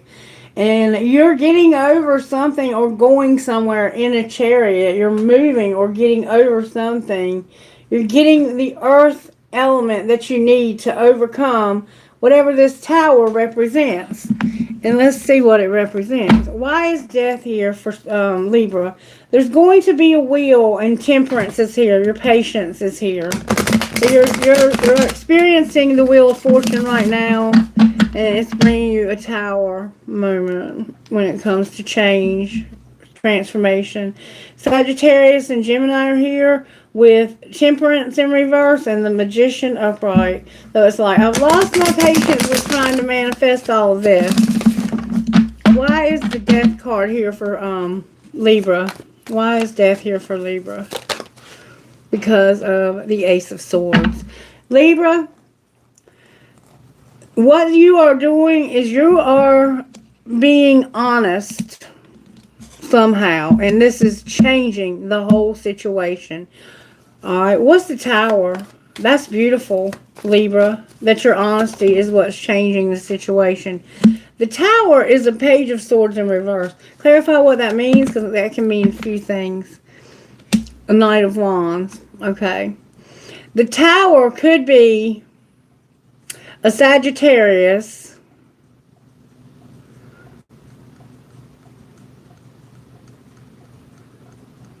that's spying on you. Why is the Sagittarius here with the Knight? Oh, this person's in love unconditionally.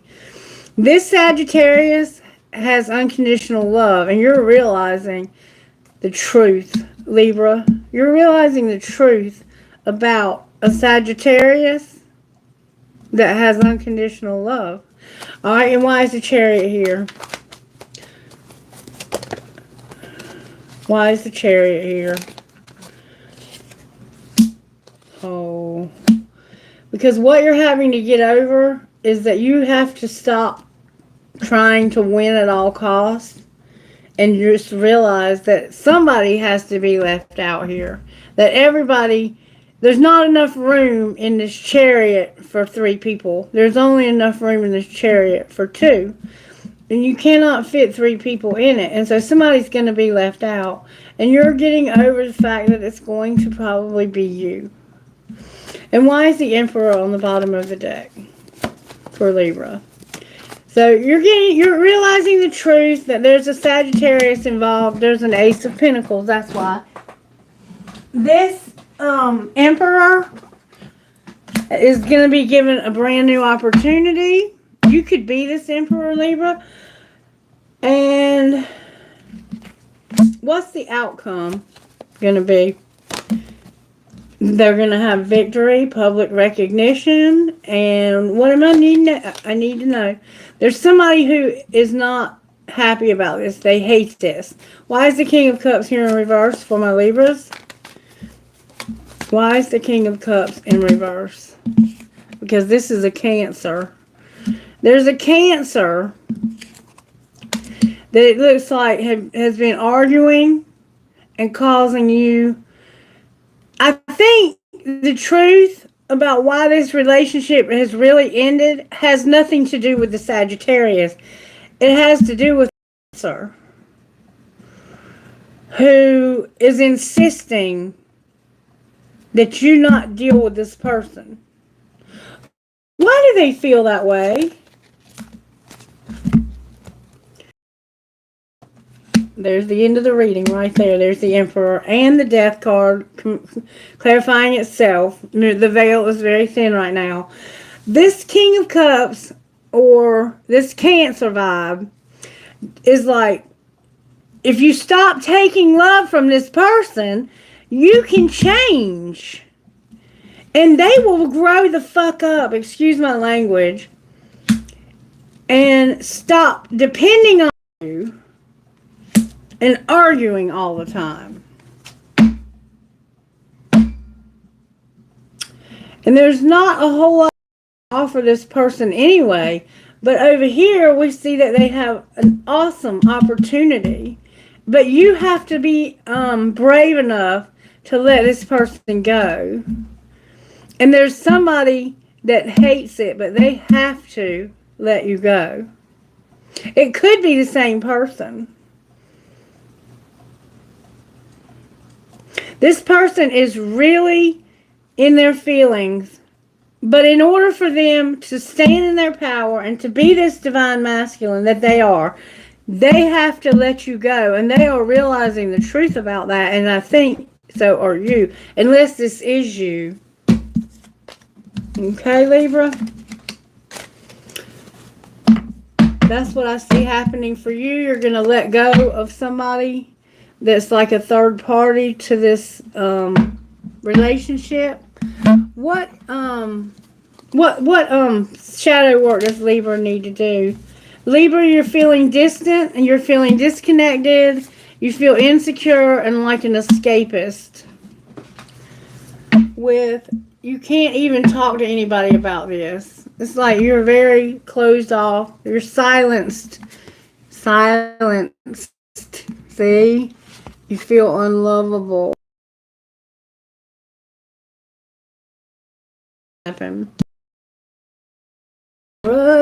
How can Libra not F themselves?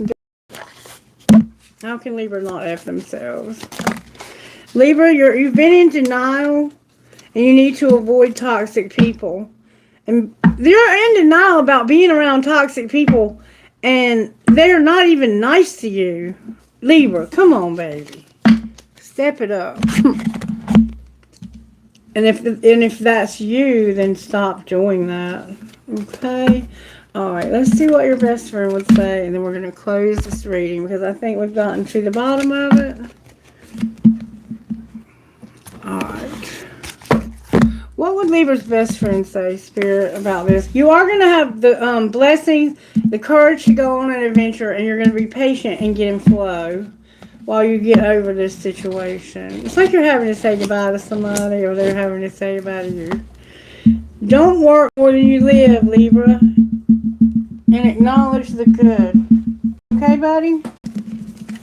You've been working too much, Libra.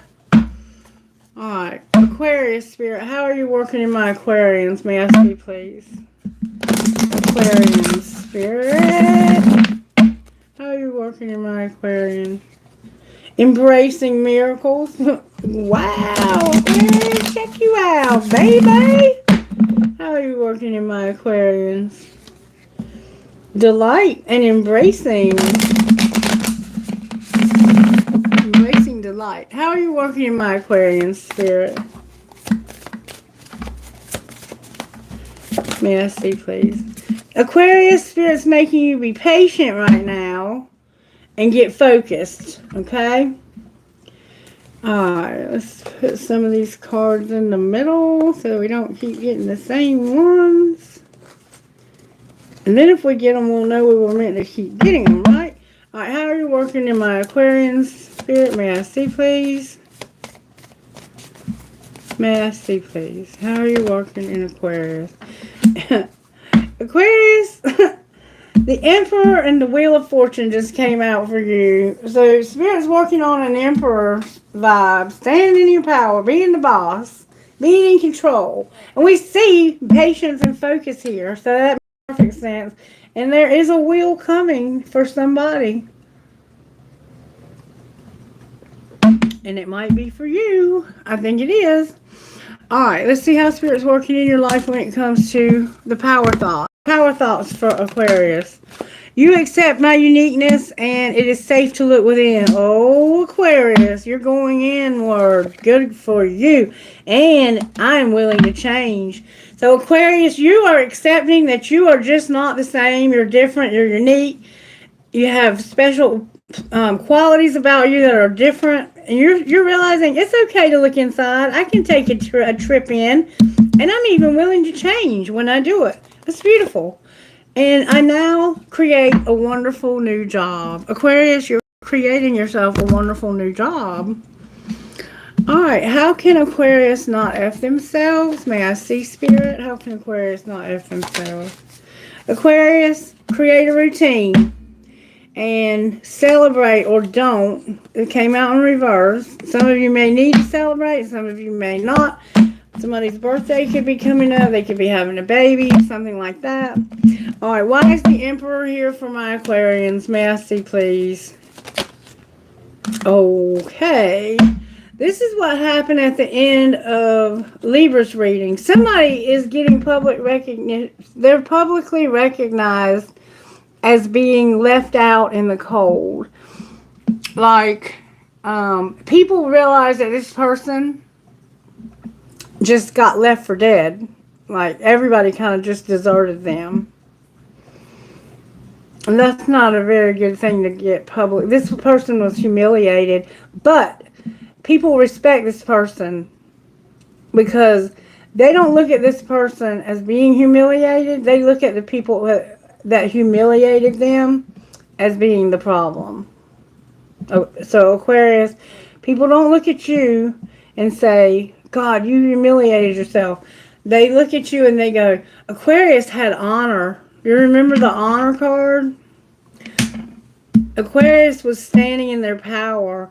Aquarius is willing to change. They're willing to look within. And because of that, somebody deserted you. And look, the universe is saying, but I have a new opportunity for you. And it's coming through this wheel. Alright, what else do we need to know? Why is the Wheel of Fortune on the bottom of the deck? This is a very simple and cut and dry reading, Aquarius. Because you're working. What's going on with you working? You're working so that you can protect what's yours. And what's going to be the outcome of you working and protecting what's yours? You are like defending your home, yourself.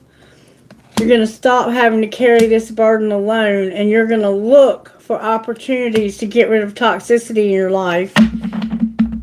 You're looking for the toxic stuff, the lies, the deceit. Whatever it is that's making you have to carry this heavy shit all by yourself, you are intentionally looking for where you can strengthen your own self and not fuck your own self. Excuse my language. Show me the shadow work that's being done here. You're working on being disillusioned, like seeing the illusion. You're trying to see through the illusions during this eclipse.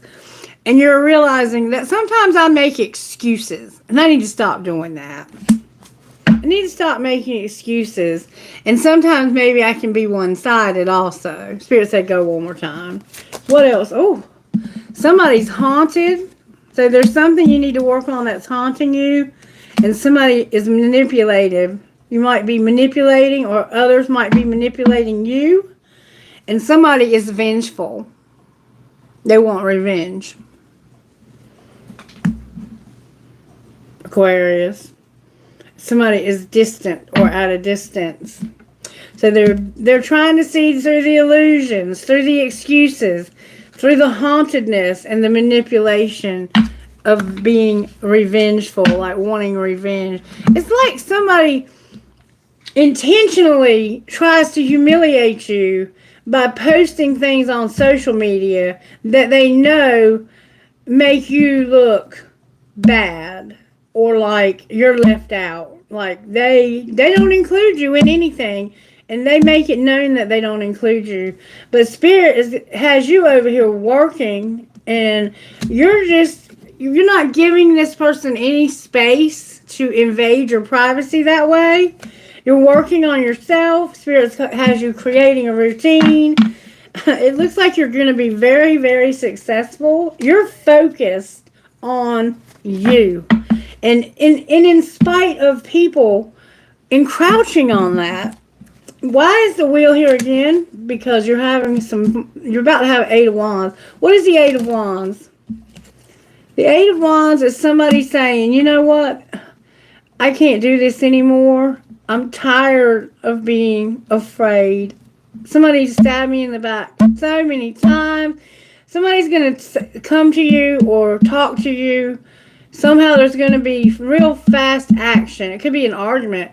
Like, you have stabbed me in the back and kept me in the dark. What else are you going to talk to this person? You have caused me so much pain. What's going to be the outcome of all of this? It's like you're having a communication with somebody. This will bring the truth out.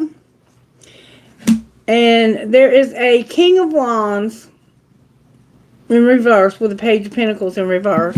Why is this King of Wands in the reverse with the Page of Pentacles? Because of an Ace of Pentacles and the Lovers. Because this person is giving up something really small. They're telling you the truth. And they're saying, I can't do this anymore. I can't do it anymore. I have a new opportunity that I have to choose. Outcome of choosing this new opportunity. There's your wheel. There's going to be a tower about somebody that you either party with or remember the celebration card. It's affecting your stability and it's causing someone to have to continuously give to you. So you're having a wheel, a tower, the Three of Cups in reverse, the Four of Pentacles upright, and the Six of Pentacles upright. So what I see going on here is there's a wheel coming that's going to cause a tower between some friends, and it's going to shake up the stability of this relationship, because this person is going to say, I'm tired of giving to you so that you can have stability with somebody else. Why is the tower here? Because of the Queen of Wands wanting this to be equal. This Queen of Wands is like, either this is going to be fair or it's going to be over. And that's the end of the reading because we have the wheel here. But it looks like somebody is going to end up going back somewhere. Where are they going back to? Look, the Eight of Cups in reverse came out. So they are going back. Where are they going back to? They're going to go to you, Aquarius. They're going back to the Queen of Swords. And they're no longer going to deceive whatever they've been doing behind your back when it comes to getting from you and giving it to somebody else. For their stability, it's over. That's a wrap. You're tired of it. It's over. You're done with it. You're not going to keep letting it be done. If it's being done or you're doing it, however that's playing out, is over. That's it. It's a wrap. Okay? I think I've done everything. Let's move on. Whew. Oh, okay. Spirit said I forgot to get this. What would you say out of here for Aquarius? It smells like somebody's cooking on a grill. I smell charcoal very strongly. You could be watching this while you're cooking on the grill. The lot came out for you. Like the softness of a feather brushing your skin, be sweet and kind to yourself and others. Gentle messages of love and support are drifting your way from loved ones and angels. Try humming to balance and raise your vibration.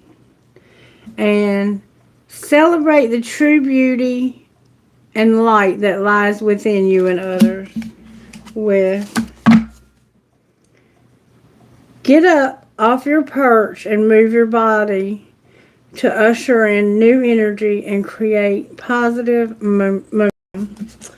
Okay, let me find out what your best friend would say. What would Aquarius's best friend say, Spirit? Nothing lasts forever, and quick fixes don't last long. And we saw that throughout the air and the fire signs, that there was some kind of codependent relationship that was happening between y'all, and that it was going to finally come to an end. It looked like somebody was going to finally close out a very old chapter in their life that they've been struggling with letting go of. I'm going to take a little bit of a break real quick.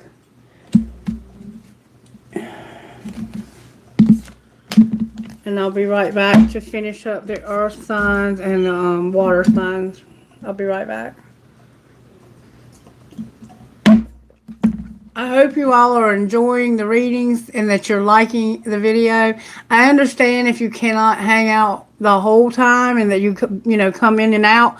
I will be putting the timestamps in. A lot of people watch these on the replays, and so I try to do as thorough of a job as I can, as exhausting as they are to do. I love to do them for you, and I don't mind. I'll be back in just a moment to complete the other two elements. Okay, so just give me just a moment and I'll be back in a minute.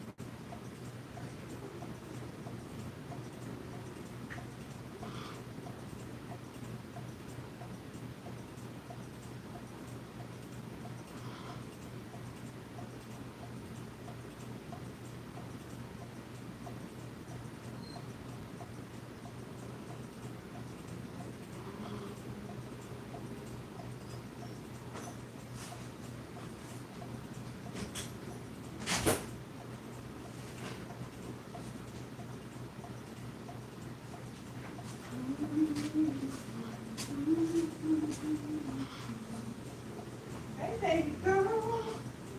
Hey, baby girl. How you doing, baby girl? Let's get some light in here. Get some light in this house. Get some light and air in here, okay?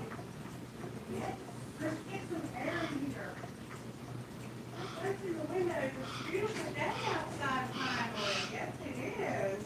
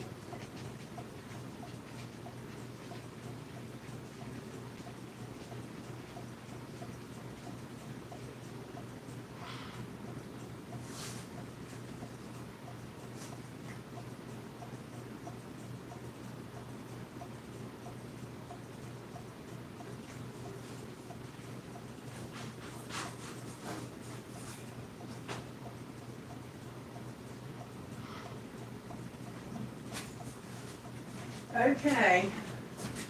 I needed that break. Thank you guys so much. I definitely needed that break. Okay. Thank you for those who stuck around. Let's see what's going on over here anyway. Thank you, Kayla. Thank you so much for helping me today. You are awesome. Somewhere deep down within me, a flicker of familiarity resonates with the notion that you may hail from the shores of Delhi. I don't know what that means. Are you talking to somebody else, Kailash? Okay. I'm sorry that it's taking so long to get through this part to get to your questions. And I don't mind that you come back at the end. I'm fine with that. Just pop back in once in a while and Kailash will let you know when we get close to the readings. And what I was recommending last night when I had Regina moderating was that we wait to the end and see who actually sticks around and then kind of make a list from there. And you kind of know who was at the top of the list because you've been keeping up with it, I'm sure. And if those people are still around, then we'll put them on the list. But if not, we'll start the list at the end of the reading. And that way we don't waste time calling people who are no longer here. But do it however you want to do it, Kailash. You're rocking it, and I appreciate you. And I'm very close to getting a payment. And when I get that payment, I'm going to somehow get some of that money to you all for helping me because I don't expect you to do this for free, okay? They pay me when I get to $100. And I think I'm at like 70 now, close to 70. So hopefully we'll get some more donations soon. And people will share the videos because that gets it out. The more they get seen, the more money they make. They only make about 12 cents, 15 cents per video. So primarily we get money when people donate.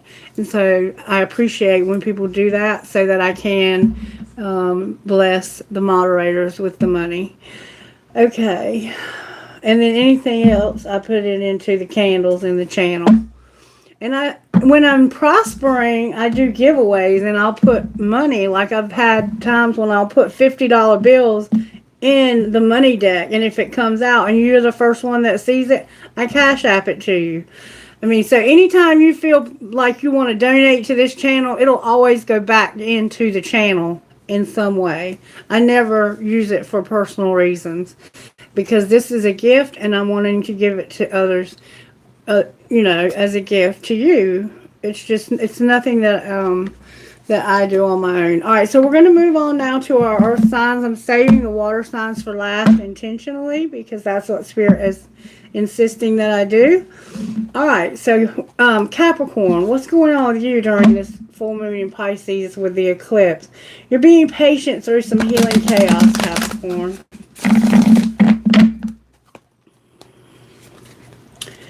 You're in flow and being patient, Capricorn. Beautiful energy, baby.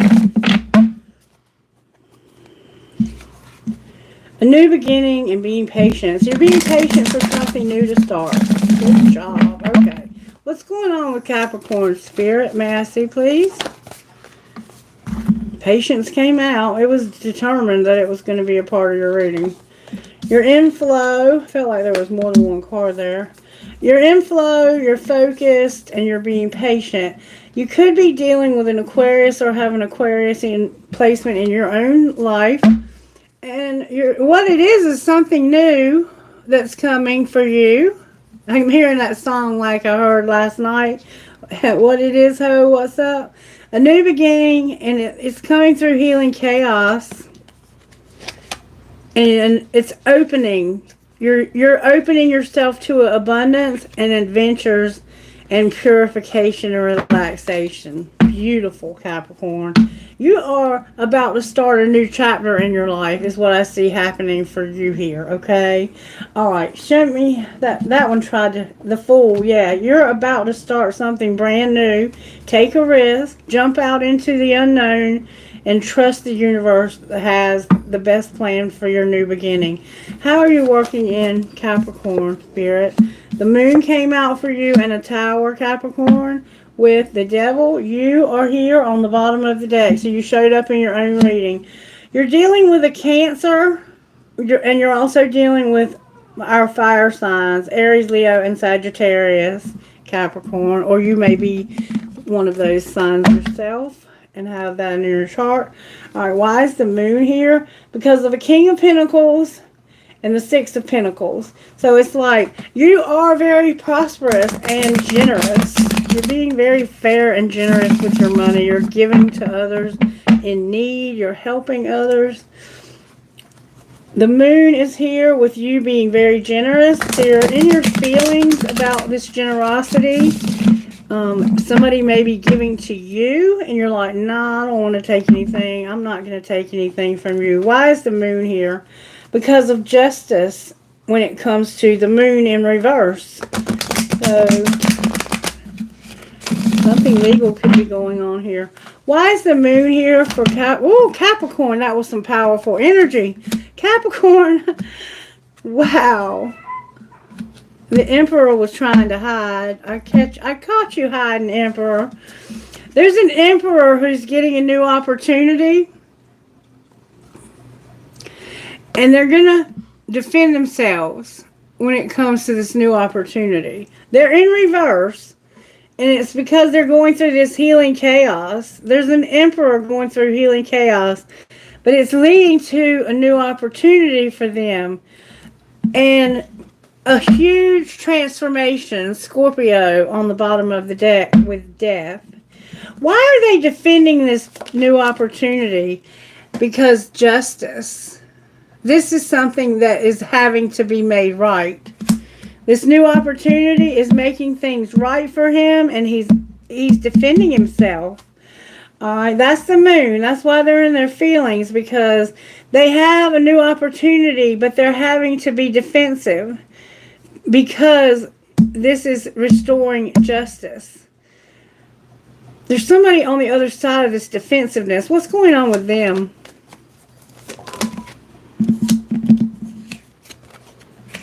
That's also what you're in your feelings about. This person is not showing you any love. You are offering this person the world on a silver platter, and they are fighting you because they don't want to show you love. And that's why you have your feelings. You feel like there's no hope and that there's no need to even look for this to happen. It's like, this isn't going to happen. Why is the Tower here? This opportunity is, you feel like this is a complete bullshit opportunity because somebody is going to get hurt. There's going to be a tower that somebody is going to be devastated. Clarify the Three of Swords. It has to do with public recognition. Clarify the public recognition. It's love. Ten of Cups is here. Clarify the Ten of Cups. The moon came out to clarify the moon right here with the Knight of Cups. So it clarified itself. Why are you publicly recognizing unconditional love and hurting somebody? Because of a Cancer, a Queen of Cups, and Judgment. Capricorn, there's a Queen of Cups that's going to get clear vision on publicly recognizing maybe that you ended it with them. You may have ended it with this person because over here, this person will not show you love. You're fighting with them about a new opportunity, and you have Judgment and Justice, which could be a divorce. All right, why is the Devil on the bottom of the deck? Somebody is getting because you have somebody new you're in love with, and you want to be independent. You want to be single so you can have an opportunity. You have a strong desire to be single and show love to somebody new. All right, what's going to be the outcome of that? Capricorn, you are going to have a higher level commitment with the King of Pentacles, or this could be you. The outcome of the higher level commitment for the Capricorn or the King of Pentacles, there's going to be a wheel. And there you are again. This is the end of the reading right here. There's a wheel coming. And this wheel is something that you're going to have to heal from. And there's a Devil here. It's like Clarify the devil and the Four of Swords. There's something that's going to hurt somebody bad. It's a relationship. This person is deciding to have a marriage even with somebody. And they want their independence so they can do that. Outcome of this marriage. Temperance is in reverse. Why is Temperance in reverse?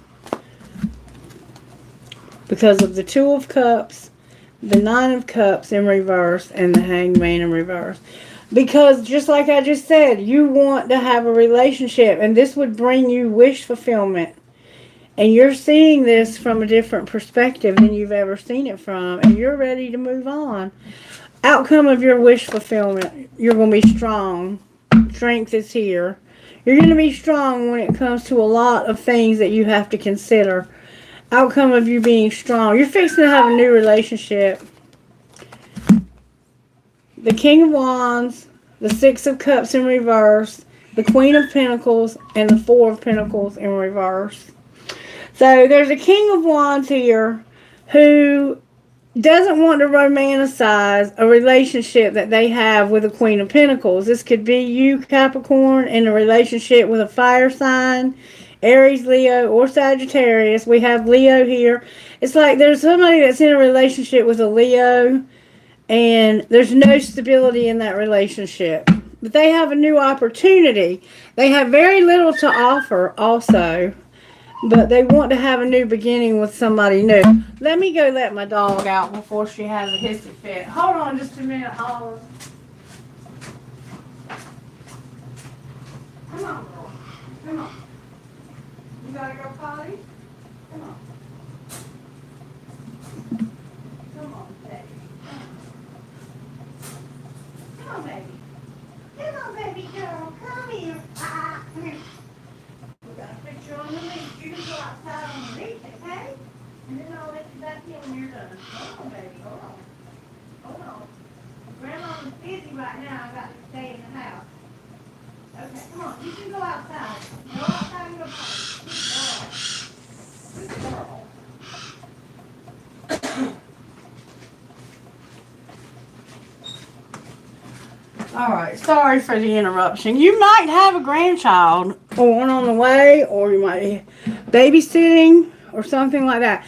Anyway, what I see here is you are going to have a new opportunity, but in order to do that, somebody's getting hurt. Somebody's going to get hurt. And this person is not happy about it. And I think the best way to deal with this is to be mature about it. Let's see what shadow work is needed here to be mature about it. Somebody is insecure. Don't be insecure. You also feel disconnected. The color red is significant here. What else do they need to work on? Being irresponsible. So you've been insecure, irresponsible, and it's caused the instability that you've been showing up as. How can Capricorn not F themselves? Fresh start, this new beginning. You're being given the opportunity to begin again. Allow yourself to embrace this new life and open up fully to this gift that you've been given. Capricorn, it's time to start a new beginning. Spirit's saying it over and over. And feel what you feel. You have the right to feel what you feel. But remember that you always have a right to be happy. So feel what you feel, but don't forget, those feelings do not mean that you don't have a right to be happy too. So sometimes in life, when we have to say goodbye to people who are no longer, and it's not necessarily that you have to say goodbye forever. You can even maintain a friendship with this person, but they're no longer meant to go with you on this journey, is what I'm seeing. And you know that, and it's going to hurt to do this, but it's time for you to go forward and start something new. You have a new love. Capricorn Spirit. Capricorn Spirit says it's only a thought, and a thought can be changed. I am not limited by any past thinking. I choose my thoughts with care. I constantly have new insights and new ways of looking at my world. I am willing to change and grow. And that's what we have to do. All is well in my world. Everything is working out for my highest good. Out of this situation, only good will come. I am safe. All right, Capricorn. Let's see what the hummingbird deck would say to you. Hummingbirds, what guidance do you have for my Capricorn? I love this deck. It's beautiful. Somebody here plays an instrument. Could play a violin or a fiddle.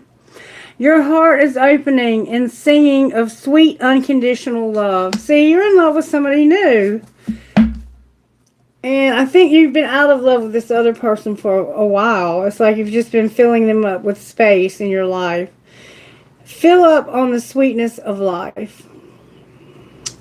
So it's time for you to make room in your life for this new love. And you're going to. Somebody plays a stringed instrument here, Capricorn. Alright, let's see what your best friend would say. What would Capricorn's best friend say in this situation? You are worthy. You're super cool.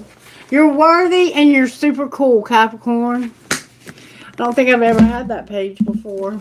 Beautiful. I think I did everything with you. Did I do how to not F yourself? I can't remember. Let's do it real quick and make sure we got it. I think I did, but I don't know. Yeah, you got the fresh start. Spirit says it's time for a fresh start. Thank you, Spirit, for helping me in my human frailness. All right, Virgo. What's going on with my Virgos, Holy Spirit? May I see, please? Your community and being out of flow. Virgo, are you out of flow in your community? What's going on, Virgo? What's going on, baby? You're going to have courage when it comes to not being in the right community. So you might be moving, Virgo, to a new place. You might be going somewhere new to start over. You're going to have courage and leadership. Right now you're lacking courage to have leadership, but you're going to get the courage. Virgo, Spirit, how are you working in this full moon eclipse in Pisces? May I see, please? Courage came out, can't make it up. And in your community, you're in the wrong community. You're going to have courage, though. You're going to make some changes.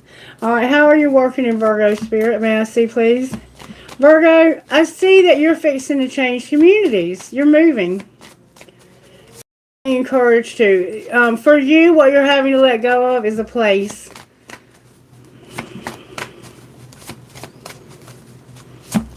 Wow, are you working in Virgo, Spirit? You're just getting just the right cards for you. Virgo. The Star. The Hermit, which is you in reverse, and the Sun. So you are going to be given during this alignment, you're going to be given hope for yourself to come out of a place where you've been isolated and soul searching, and you're going to be happy again. I think it's been a long time since you've experienced happiness in your life, and it's because you've been living in the wrong community. Yeah, you're going to have celebration when it comes to having independence again. You might be coming into your own, so you can be living on your own and having your independence. You're having to defend yourself when it comes to celebrating too much, maybe. Somebody might think you're overindulging. What's going on here with my Virgo? You're going to have wish fulfillment and celebrate. It's like you're celebrating this happiness, this hope you have. Why is the Star here? Oh, that flew out. There's hope for you to have stability, to get control of your finances, Virgo. Why is the Hermit here in reverse? There's something coming that's bringing you hope.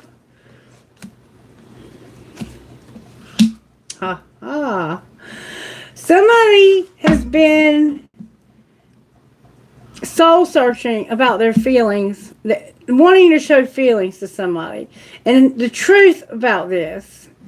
And they're either thinking about this or they're watching this person to see what they think The truth is that you have unconditional love for this person. Why aren't you showing them your love? Oh, that flew out because of some toxicity. All right, why is the sun here? So you're not able to show love to this person because of toxicity, Virgo? Somebody's getting left out. Why is that making you happy that somebody's getting left out? Damn, that's a lot. The Tower in reverse. The Three of Pentacles in reverse. Temperance in reverse. And the Moon in upright. So your happiness is coming because somebody who was getting left out is about to have a tower about why nobody would work with them and why they lost their patience and got in this position to be in this moon energy. You're dealing with a Cancer and one of a Sagittarius, it looks like, Virgo. You're fixing to realize why things didn't work and why you lost your patience, why you ended up. Somebody got left out, or somebody who has been left out. Something's going to change about that. What's the Tower for Virgo? Virgo, the Ten of Pentacles came out in reverse. Why is the Ten of Pentacles in reverse? Because of the Hierophant. So somebody who is married or in some kind of, they have some kind of contract, is going to lose a lot. And you're realizing this. With me here, this person's going to lose a lot. Why is the Three of Pentacles here? It's like, if I'm in the picture, they're going to lose what they're... Oh, that flew out. Somebody's coming out of denial and using their intuition. Their intuition flew across the room when it comes to something that's not working. You're coming out of denial. Why is Temperance in reverse? There's something that's just, it's like a third party. Okay, there you are, Virgo, the King of Pentacles. There's a Leo here giving strength. You're healing. You're no longer being defensive. And you're not looking for an opportunity. Not looking for what opportunity? You're no longer looking for an opportunity for your Queen, the Queen of Pentacles, who you have a lot of memories with. Why are you not looking for an opportunity with them? Why is the Hierophant in reverse? Because when you look at this whole relationship and you reminisce back, you realize that there's just no hope anymore. Why is there no hope anymore? May I see, please? I'm seeing another deck. Because you went back to this person at some point, maybe 8 months, 8 years, 7 to 8 months or years, with very little. There's another deck I need to see for you, Virgo. What is going on here, Spirit? Show me what's going on, truly. What is going on with Virgo when it comes? Because there's soulmate vibes here. Why is the Star here? Because of the memories and somebody's obsession, addiction, or something. So it's like somebody had an addiction in the past. Why is the Hermit here? Because you are conflicted and lusting. Why is the Sun here? Because somebody is bitter. Remember they were left out? And they felt like they were left out with no possibilities whatsoever. Why is the Hierophant here? Because they're withdrawing from this. They realize there's no hope for this. And they're owed an apology. Why is the Tower here? Because somebody is hurt, broken, devastated even. Why is the Ten of Pentacles in reverse? Because of somebody not having any beauty. Feeling like they're broken and not beautiful. It's like you lost everything. And your, Virgo, your beauty is tied to your money. It's like without you having possessions and things like that, you feel like you're nothing. And you are not nothing because you don't have things. You're something no matter what you have. And you haven't quite grasped that concept yet. You have been obsessed. Alright, why is Strength here? because somebody's being mysterious and they're hiding something. What are they hiding? That they're exhausted and like they deserve an apology. What's going to be the outcome here? You have a past life love, somebody from your past. You're tired of deja vu, repeated patterns, and karmic lessons. And there's an attraction, spark, and passion. So what's going to be the outcome of this past life love? You're ending it. You're getting a new perspective on the fact that it's time for you to end this relationship. And that's why this person realizes they're bitter because there's no possibility. And they're even trying to be tricky. It's like they're fighting to keep you with them, and you know it's time for you to leave. And so it's going to be hard for you. This is going to be a very challenging time for you. Why are you lusting? Because somebody's bluffing about a divine feminine. So you have feelings for divine feminine, Virgo. You want to be with them bad, too. Okay. Show me how divine feminine feels about Virgo. They have a new perspective on pain from the past. Show me how divine feminine feels about Virgo. Divine feminine feels like you're distant. Oh, I'm sorry, distracted. And you're not conflicted and not trapped, and that family is a factor. And you don't realize this. You're distracted by being conflicted and trapped in a family. What should you do about this? That's where the bitterness comes in and the pain. Somebody's going to get hurt and be bitter. Somebody's just going to be hurt. But you're seeing the different perspective. What's your perspective, Virgo? That you're not going to cling to mistakes anymore. You've been clinging to your mistakes and it's been bringing karma. And you're seeing a new perspective. What are you going to do differently, Virgo? Your twin flame is here. And clouded judgment. Somebody that you thought was your twin flame, you were seeing it wrong. They were not. What's the truth? That you just have a long history with this person. You do have a twin flame, though, but it's not the one you thought it was. You had some confusion about who your twin flame was. But I think you realize now. What's going to be the outcome of the twin flame? Because you do have one. That's the one you're having the realizations about. What are you realizing? That you're lusting and there's no possibility. So you're ending something. What are you ending? You're ending somebody you've been very loyal to who chases thrills.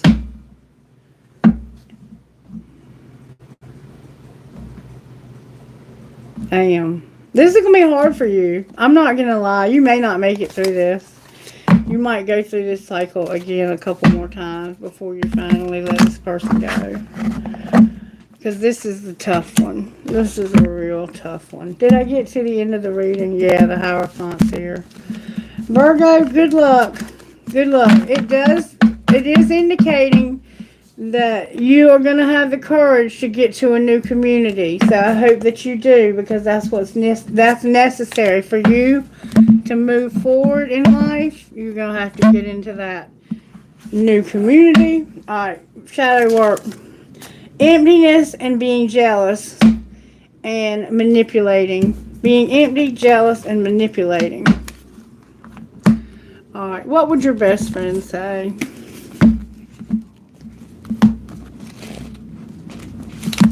A dream job is still a job. Set big goals, Virgo.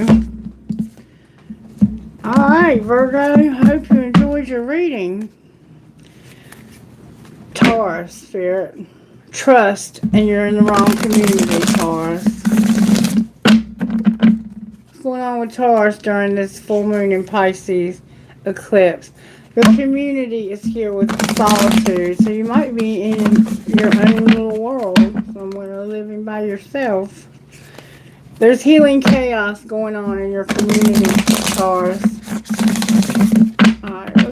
on with the sign of Taurus. Taurus, your blessings and your protection came out in reverse because there's a need for truth. So there's a lack of protection when it comes to your blessings because of a truth. Jesus, have mercy. How are you working in Taurus's life? Taurus, there's a need for the truth to come out real quick. Real quick.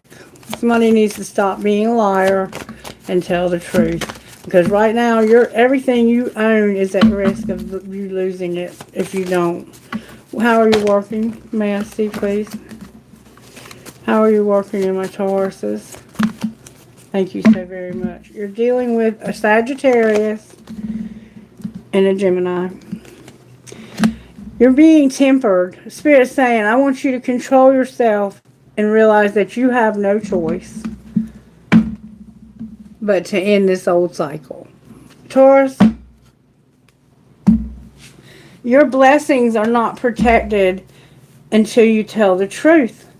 And there's a need for you to control yourself and realize you have no choice but to end something. All right, Spirit, talk to me about what needs to end here for Taurus. There needs to be some real fast forward motion. The Eight of Wands and the Two of Pentacles to balance things out. Something's got to change rapidly in order for somebody's money to be right.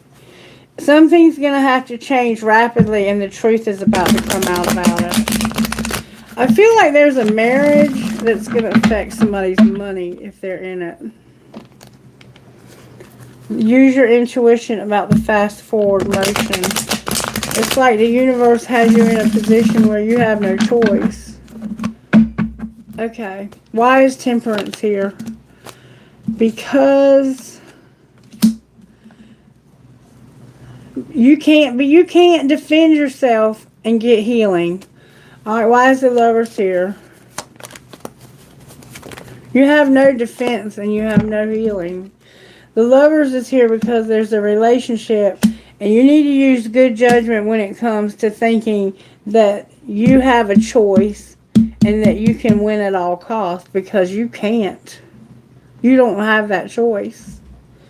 There's a relationship that you're having to realize, I have to lick my wounds and walk away. Because nobody is even fighting me anymore. It's like everybody has just given up. There's nobody that even cares anymore.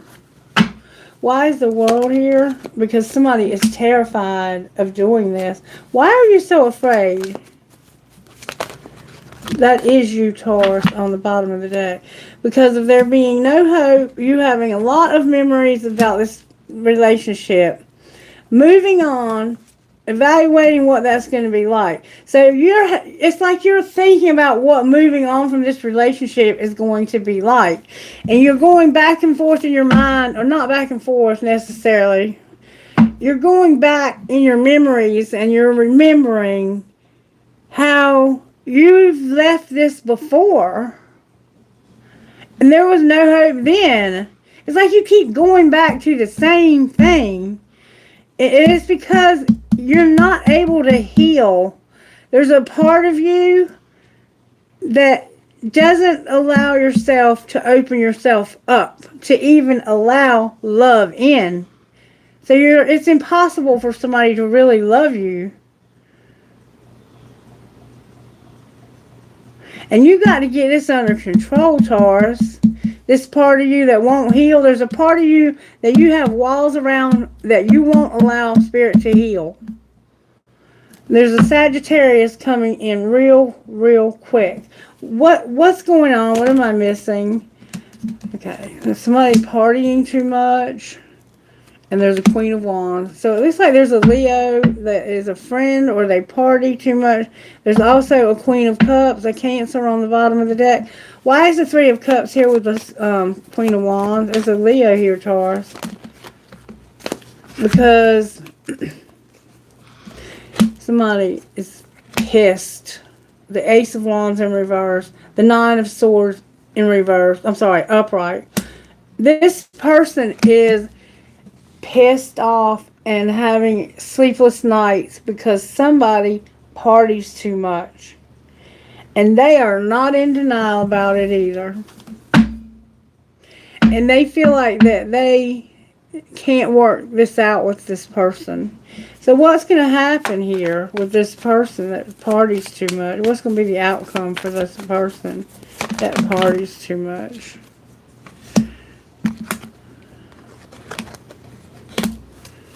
You're just going to watch this person and love them from a distance because they won't get any healing. And there's the world. It's not going to close. The chapter's not going to close. Overall, Spirit's requesting you to close it, but you're not showing up as doing so. What do you need to do not to F yourself, Taurus? You're not looking like you're going to pay attention to this. You need to let go of your doubts and love your journey and glow up. One more time, Spirit says. You need to see the beauty and ask your angels. And you are charming. Alright, what does Taurus need to hear? That's not the right deck I hear. Okay. What does Taurus need to know from their angel spirit? May I see, please? Taurus, you're going to get healing. You're not going to show grace because there's no hope. And you can't, for some reason, listen to your music either. No miracles. There is a need for healing, and until you get the healing, everything else is just out of whack. And you're not going to get it. You're not going to get it. There's a part of you that is so closed off, and it's because something happened to this person. I think this is not you. It's somebody that you're dealing with. But this person is getting effed up on drugs and alcohol because they literally have a part of them that is damaged beyond repair, and they keep that part of them hidden from everybody. They don't let anybody see that part of them. It almost feels psychotic, sociopathic. It feels very unhealthy. Where did I even put these cards? Oh, I think they're right here. Let's see what kind of shadow work. This might not be your shadow work. It's this other person, or this, it could be you, but what's the shadow work that needs to be done here? Somebody is haunted. Something happened, and they have become manipulative and empty. This person, whatever happened to them in the past, caused them to be a manipulator, and they have nothing. They're empty. They have no feelings for anyone or anything. And they make a lot of excuses, too. How can Taurus or the other person that's dealing with Taurus, how can they work on their self? Spirit says, you're fixated and it's always one-sided. And you're getting a warning. What's the warning? That somebody has a lot of lust, they're self-indulgent, and they're projecting. So they say whatever, they're also an escapist. Oh, Taurus. Get away from this person. If this is your family, God forbid, just love them like you were doing from a distance. It looked like you were doing the right thing. But I'm telling you right now, their blessings are not protected until they tell the truth. And they're not embracing, they're not focused, there's no wonders, there's no gateway, there's no success, there's no abundance. Everything, it's just, everything is in reverse. This person is fucked until they tell the truth. They're lying about something.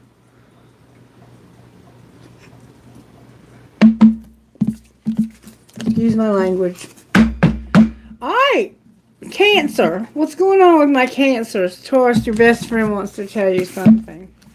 What would Taurus's best friend say? Cry over spilled milk and don't be afraid to start over.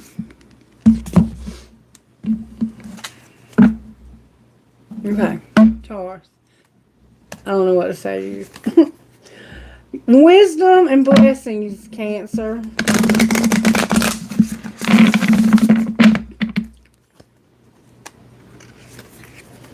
patience and blessings. I get the feel that this could be a Chiron situation. Somebody could have a Chiron situation going on for a very long time, years even. Blessings and diligence, Cancer. Talk to me about Cancer. Cancer spirit with the full moon in Pisces. And woo, that flew out, Cancer. Cancer, your community is here with having inner peace and having a huge transformation. So you are going to move to a new community, or the community you are currently in is going to have a lot of inner peace for you. You're going to be in a community that brings you inner peace. And you're going through a transformation, Cancer. All right. How are you working in my Cancers?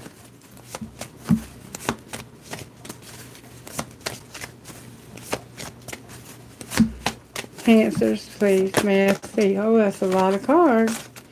How are you working in my... There we go. There's hope for a situation that you may have been thinking was hopeless when it comes to a higher level commitment or a contract that you need to sign with somebody to seal a deal of some sort. There's hope for this contract to come through for you, Cancer. And when it does, it's going to bring a lot of blessings, inner peace. Your community is going to be peaceful, and you're going to go through some changes, okay? All right, why is the star here? Why is the star here?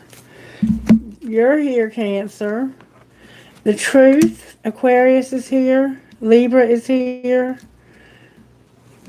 And Taurus is here. Somebody's not looking for an opportunity, but you already know the truth. That's why you have hope. You were not looking for this opportunity, but it just came out of nowhere. Or it's going to. The High Priestess is here with the Knight of Swords and the Three of Wands in reverse. What's the truth that's coming in so suddenly? That somebody is in this Five of Swords, Nine of Wands energy, but they're not defending themselves. It's like this person was going to win at all costs. That's that truth that needs to be told in Taurus's reading. This person has no defense for their behavior. Okay? Why is the Three of Wands here? Because you're just going to take a risk. Even though you don't really see an opportunity, you know the truth. And Cancer's like, I'm gonna let the Aries energy move me out of this place, because I am not going to stay in a place where somebody's a liar. The truth is here only because you have psychic abilities to see it. Why is the Hierophant here for Cancer? The Emperor came out with the Hermit in reverse. They came out sideways. So there is an Aries here, for sure, who's coming out of a place of soul searching about this higher level commitment. And what are they soul searching about? What's this Emperor doing with this Hermit mode? Coming out of Hermit mode. They are coming up with a strategy. What's their strategy? The Knight of Pentacles is here. They're going to have a new opportunity that could potentially lead them to everything. They're going to take a risk on it. Let's see the truth about the Ten of Pentacles. Why is the Ten of Pentacles in reverse for this person? For Cancer? Why is there 10 Pentacles? You have an Ace of Pentacles. Because, wow, there's going to be the Devil, the Page of Cups, and a Tower. So somebody has a strong desire. And there is this small cup of love. This, like, I have a real strong desire, but not a lot of feelings about this. And this is going to cause a Tower. Clarify the Tower, please, for Cancer. Leo came out with strength. So, the Tower is this person realizing how strong they are. And why is that? How is that 10 Pentacles back? You're taking a risk that something will lead to everything, but it doesn't look like it is. And it looks like you're going to realize It's because you're strong. What's going on with the Pentacle? The Pentacle is loss that somebody needs to heal from. What the Pentacle is leading to is somebody coming out of denial about some losses they've had. And what will that look like once they come out of denial? It's like this person just wants you for your money, Cancer.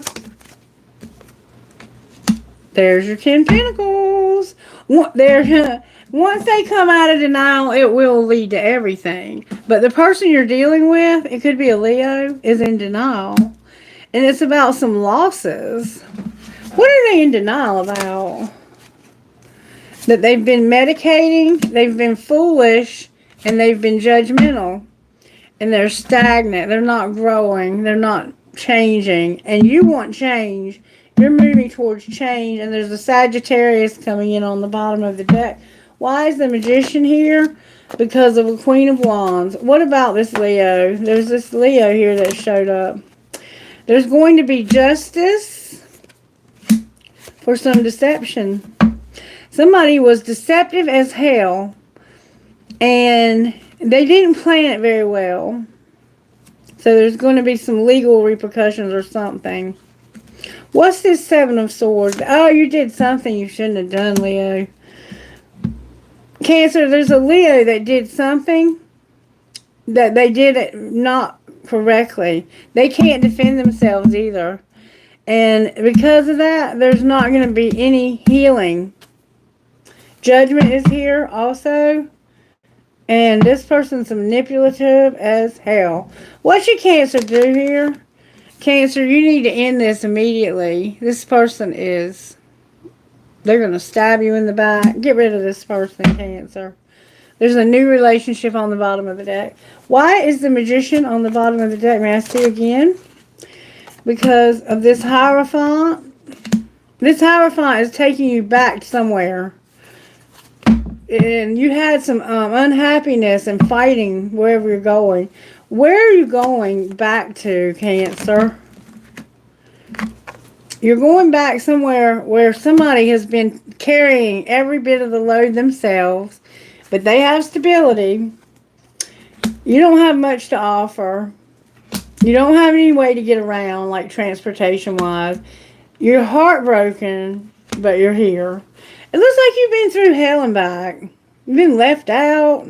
You've always loved unconditionally and been independent. But something took away your independence. And you need to heal from that. And then you will have your 10 Pentacles. You're being given an opportunity to heal is what you're being given. Why is the Magician here? I haven't gotten that far yet. Because somebody's going to have balance. There's a Gemini here who has unconditional love, but they have no choice. Why don't they have a choice? Because somebody's going to say something real exciting. What are they saying that's so exciting? They're saying, this is over and I'm going back. They're going back. It's over and I want to go back. Why do you want to go back? Because you didn't fight for somebody that got left out in the cold and you want to marry this person or be in a relationship with them. And you're very passionate about doing it. I still haven't gotten to the Magician. This is a very deep reading. Somebody's spying. There's a Queen of Swords who's spying. I mean, why did I call her a Queen of Swords? There's a Queen of Cups. This could be a Cancer or a Pisces or a Scorpio who's spying. What do they see when they spy? This could be a Pisces. I don't know why I feel that way. But it could also be a Scorpio. When they spy, they see that you're not happy. And there's a Sagittarius. Why is Sagittarius here? Because they would have been your wish fulfillment. But they would not stand up for this, or you wouldn't. And there's a wheel. I still haven't gotten to the Magician. Why am I not getting to the Magician? There he is right there. Because that's what needs to be transformed. You're hiding the fact that you're not showing love and that you're manipulating. And you need to have victory here. This is what you need to work on, is the manipulation. And I think we saw that in your shadow work cards. And it's like, I'm not going to show love. That needs to change and stop manipulating. This could be a Sagittarius and a Gemini you're dealing with.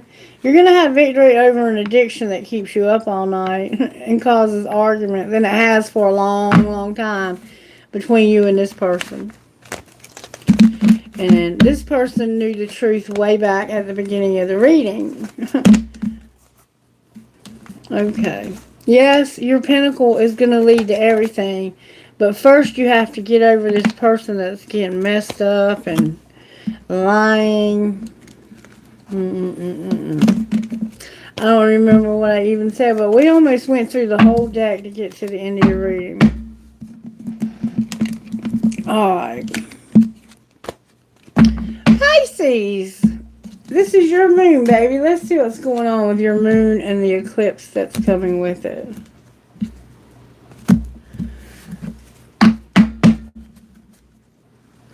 What's going on with Pisces, Spirit? May I see, please? Pisces. What's going on with Pisces during this lunar eclipse and full moon? Pisces. What's that, baby doll?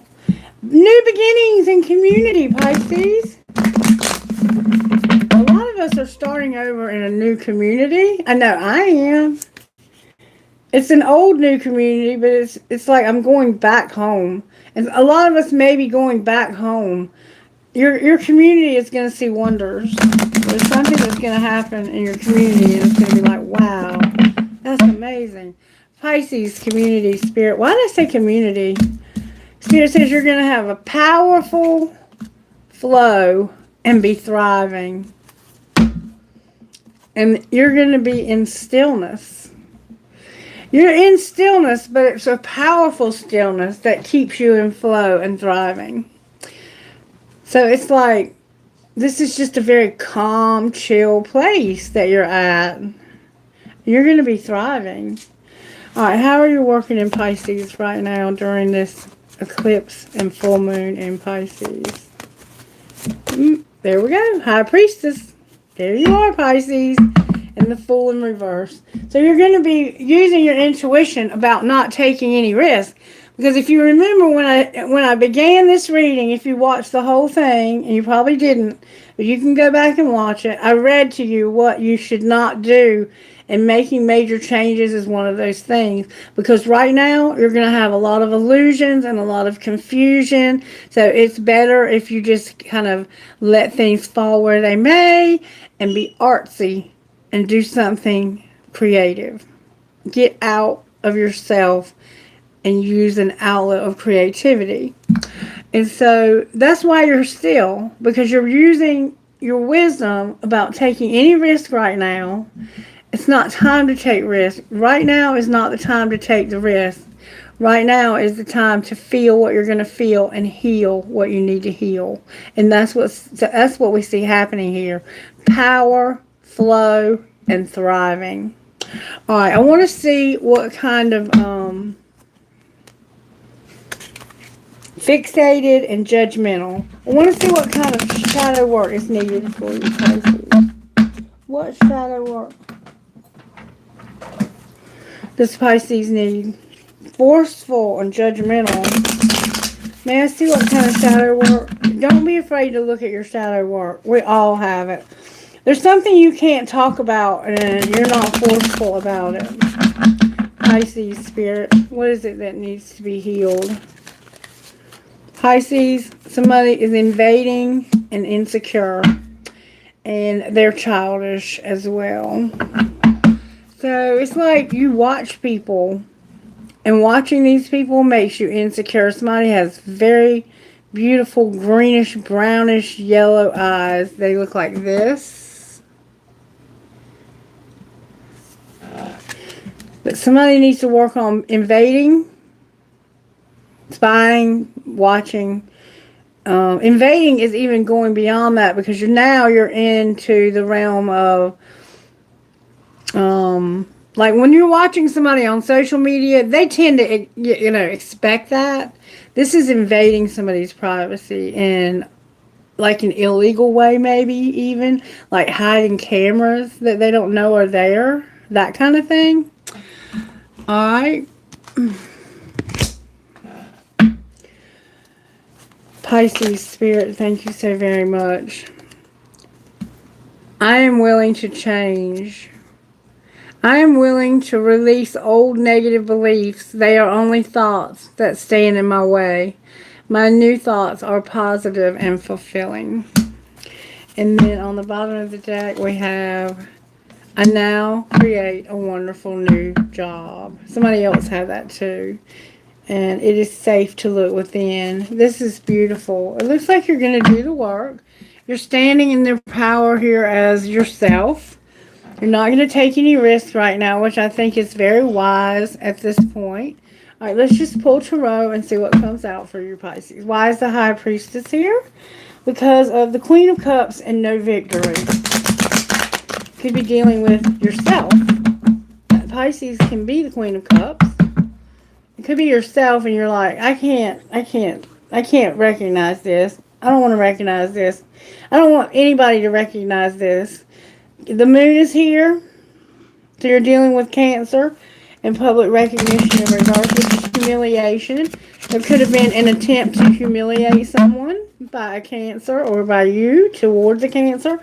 Oh, somebody publicly recognized that they wanted you to be hurt. They tried to hurt you intentionally with something they said. Cancer. I mean, why did I say Cancer? Because you're dealing with one, Pisces. Alright, Pisces, why are you here? Why is the High Priestess here? Because of the Queen of Wands, Justice, and the Queen of Cups. Wow. King of Cups, my bad. So, you're here with a fire sign and having justice. And you know that justice is coming. What will justice look like between you and this King of Cups? What will justice look like? That could be you. What will it be with you and this Queen of Wands? Holy shit, Pisces. Somebody is going to take that risk right there. What this looks like, when this is made right, there's going to be somebody who is this person that's watching, invading, they are going to take a risk to have a relationship, and there's going to be no choice. Outcome of the Fool in reverse.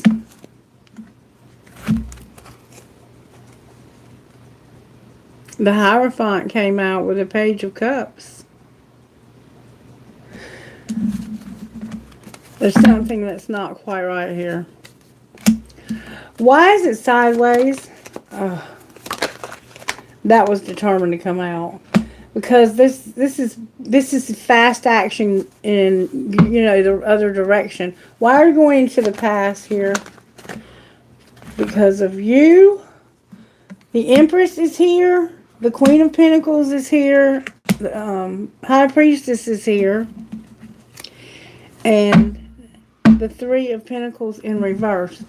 So, the reason why you're not taking a risk is because there's an Empress and a Queen of Pentacles also who are very intuitive. This King of Cups is dealing with a Leo, that there's going to be justice. And the justice is that this person is going to take a risk on a relationship with an Empress, a Queen of Pentacles, and both of these people are very intuitive.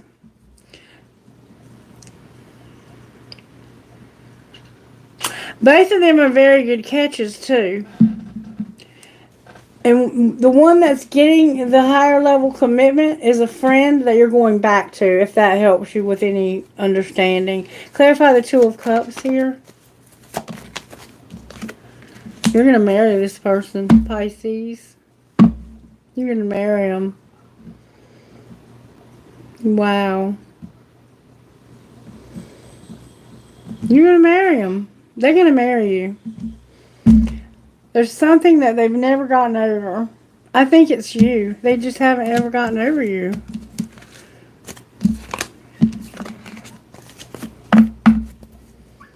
You're going to be with this person, though, and they're going to marry you. You're not going to take a risk right now, but I see that there is one coming, and they're going to marry you. I can't stop saying that.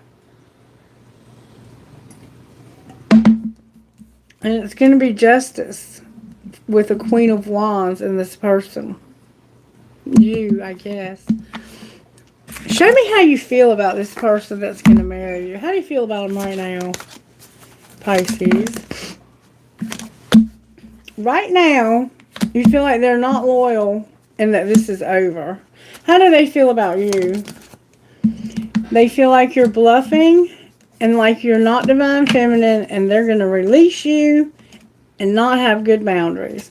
What's the truth? That somebody is hopeless and has dark influences. Alright, I'm going to put divine feminine back in. I'm going to put her back in just like this. What's going to be the outcome of the divine feminine? You're going to get clarity. And what clarity are you going to get? That somebody is going to use their intuition and be dishonest. What are they being dishonest about? That somebody's running from something nourishing. What's the truth? That they're going to have a foundation and they're keeping that secret. Well, have a foundation how? Because it's not only you, and divine masculine is here. Why is divine masculine here with not only you? Because he's exhausted. He's not telling you about his past life love. And an apology. What about his past life love? That he had clouded judgment and that they live at a distance from him. What's going to be the outcome of that relationship? An apology for having heart fog. And they're almost at their breaking point. So at one time they had you confused with somebody else. They thought you were somebody else. And now they realize that you are divine feminine and that somebody else was lying and saying you weren't. And they weren't sure. Anything else we need to know here? That somebody has withdrawn from a new beginning. Why have they done that? You remember I said they're not going to take a risk? Because they're not conflicted. What do you mean they're not conflicted? They are realizing they have a lot of lust. What are they going to do about that? Divine feminine came out upright and not be obsessed. What's going to happen with divine feminine? Divine feminine is going to get a second chance, and it's going to be shocking when it happens. Woo! And I think you already know this. It's not going to shock you at all. Because you've been invading this person's privacy. Probably been doing readings on them. And you're insecure. Not you, but I'm just saying whoever I'm talking about. Damn it, boy, that was that was a lot. That was a lot. Just give me something from the best friend. I'll get some hummingbirds also.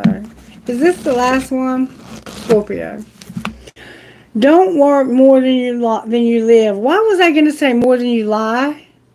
Don't work more than you live and acknowledge the good. So somebody here's lied. Somebody here told somebody, that's not your divine feminine. They lied. And they were invading this person's space and privacy. They probably even got next to them to try to get to know them. And they knew that you were the divine feminine. And they still lied. Because they were insecure. And even though you're in stillness, you have powerful flow and you're thriving. And you're showing up as a high priestess. And you're not willing to take a risk. But once you do, you know it's not time. You realize it's not the time for risk right now. Wow. All right. Scorpio, my darling. My darling. Scorpio, my darling. What's going on, you guys? Scorpio. What's going on with my Scorpios? Protection and power. Powerful protection.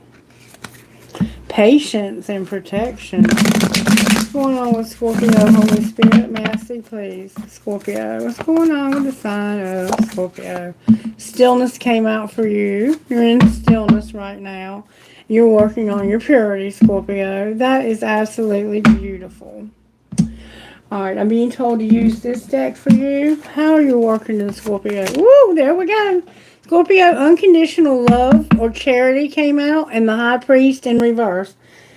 So, Ophiuchus is here, and either Ophiuchus or Cancer, Pisces, Scorpio. This High Priest is in reverse for some reason. They're a very spiritual person. Let's jump right into the Tarot. It looks like you have a lot of Ophiuchus energy working here. The Page of Cups in reverse and the Three of Wands. What's going on with Scorpio Spirit? Why is unconditional love here? It looks like you're learning how to balance your giving so that you don't hurt yourself and give too much. The Hanged Man and the Page of Cups. It's like you're realizing I don't have to overgive. I can be myself and set boundaries, and the people who know, and the people who don't can just go. You're working on your purity. That can be in a lot of ways. It does not have to be sexual, but it could involve that. For some of you, it could be because of your spirituality. You're abstaining. You could be abstaining from a lot of things because of your spirituality right now. All right, why is charity here? You could even be fasting. Just what I just said. You're healing and getting over giving. The Six of Pentacles in reverse, which is toxicity. And the Five of Cups in reverse, which is somebody that's trying to heal from overgiving or being overgiven to. You're trying to heal from that. And then there is a King of Wands on the bottom of the deck, who could be a Leo. It could be Aries, Leo, or Sagittarius. All right. How are you doing with healing from this overgiving, Scorpio? You're here with death. You're overcoming. The Magician is here in reverse. So that's some manipulation.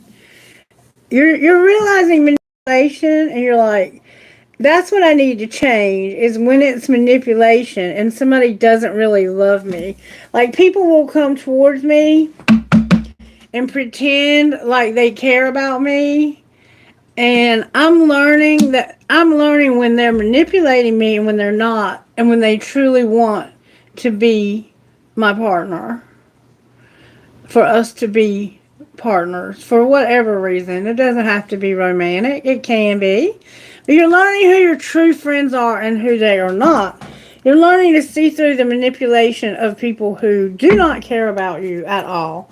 Alright, why is the High Priest in reverse on the bottom of the deck?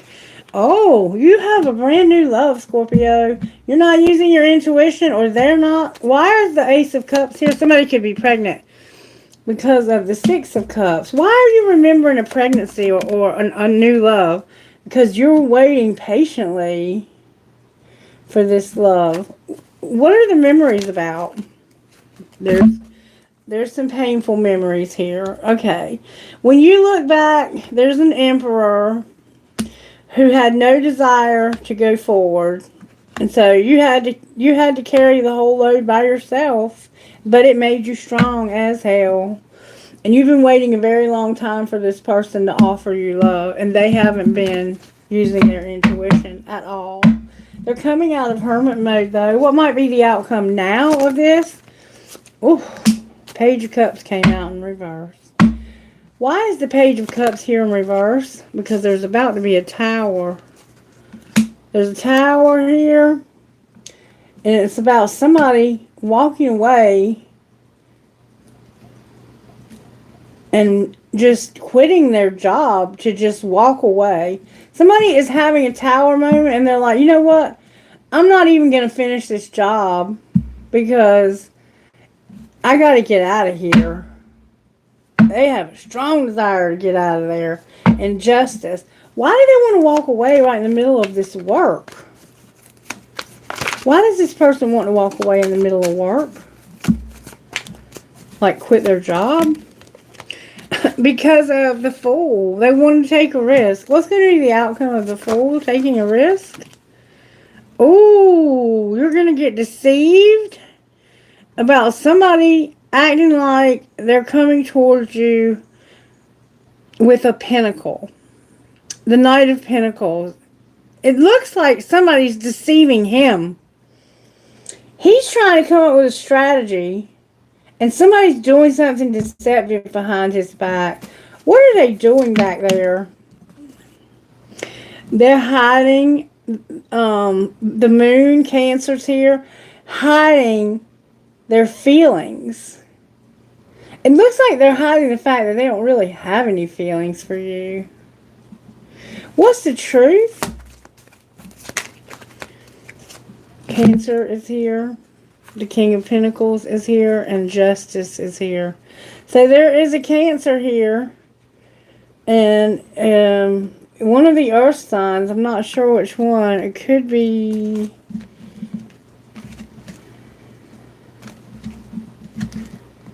I don't know. I don't know.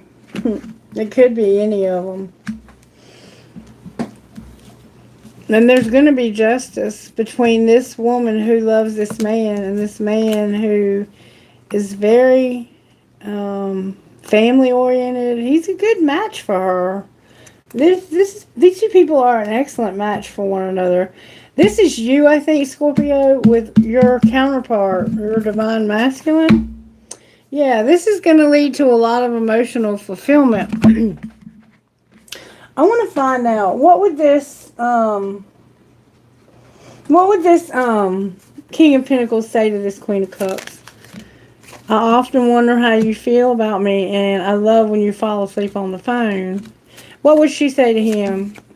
I miss you so much, all the time, actually. And I'm reading our text, and I want to text you, but I don't want to look pressed. What would you say if you text him? You'd say, I don't even like to text, but I'll text you all day long, and tell me again why you're single, because I don't trust you. There's going to be justice here, though, and I don't want a relationship. What would he say back?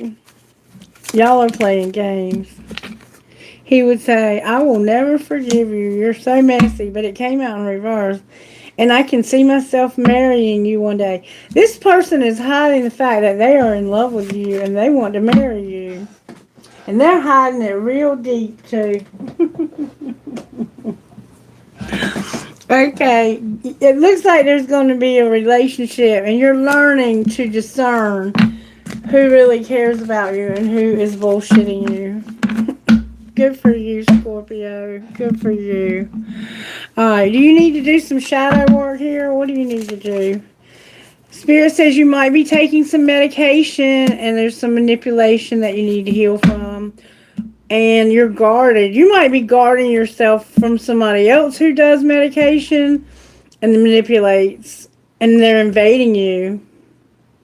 Somebody drinks, and they are a manipulator, and they're it looks like you're guarded. You're not doing anything about it. It's like you don't care because you have nothing to hide from this person. They're just invading your space. I don't like that. I think that's corny and creepy.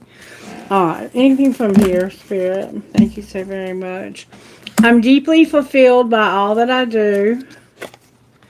All my relationships are harmonious. See, you're getting your harmonious.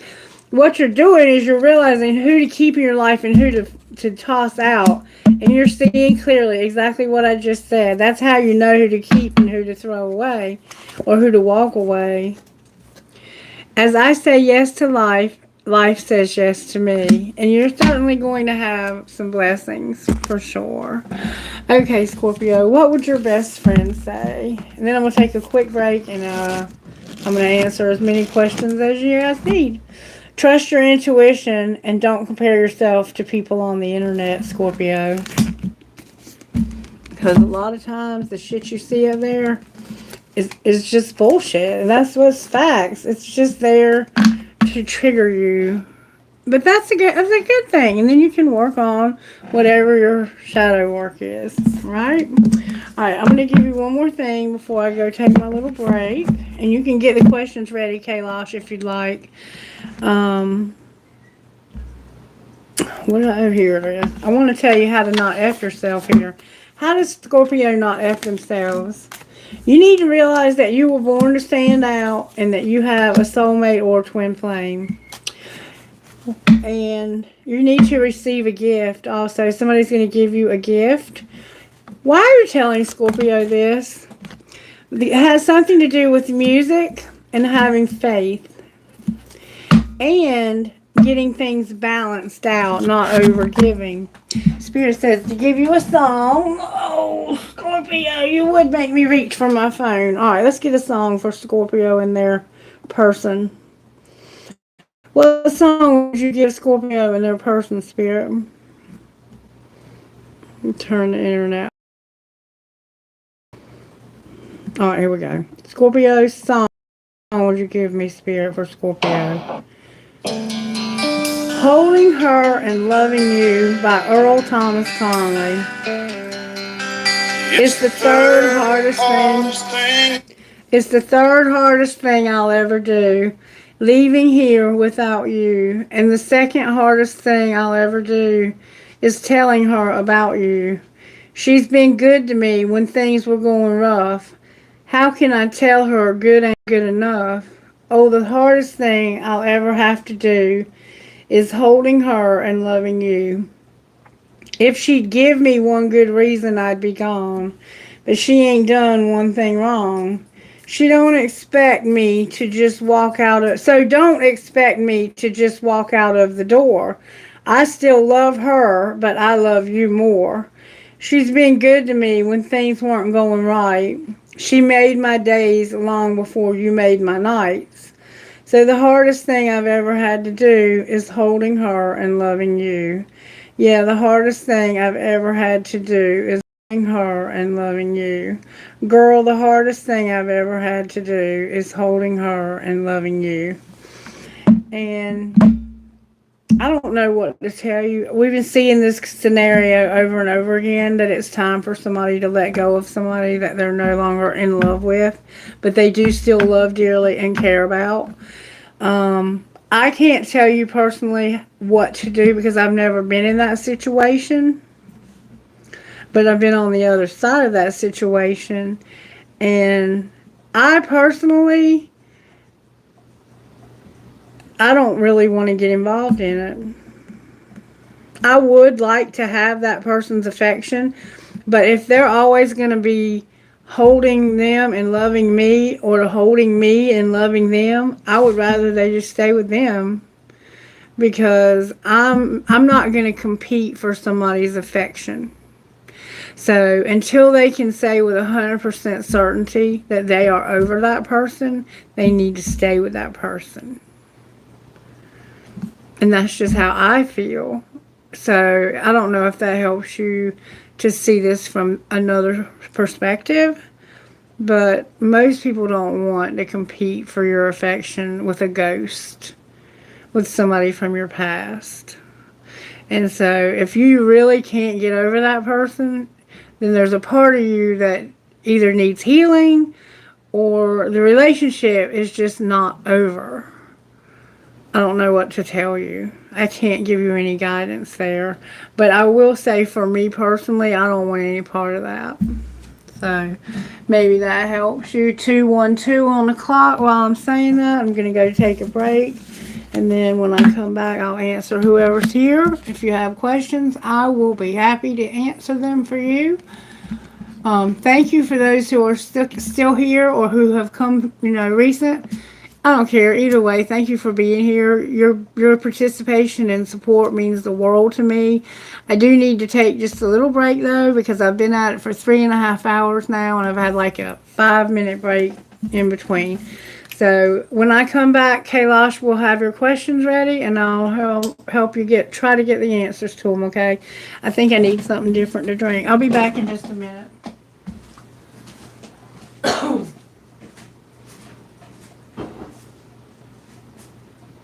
Whew, that's a tough one. Holding her 11 years, you might as well keep on holding her. You ain't loving me. Might as well holding somebody else.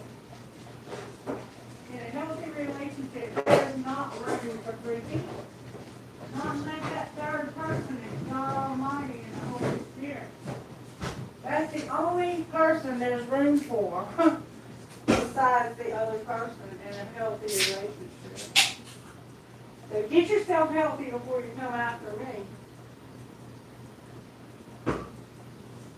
That's just facts.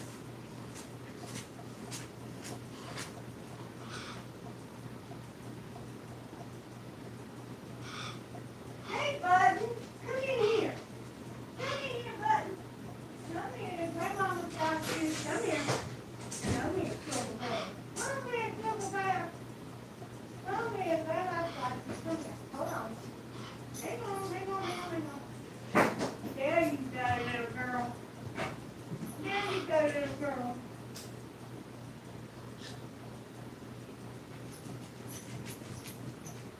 Don't you even think about going in my bedroom and tearing up anything.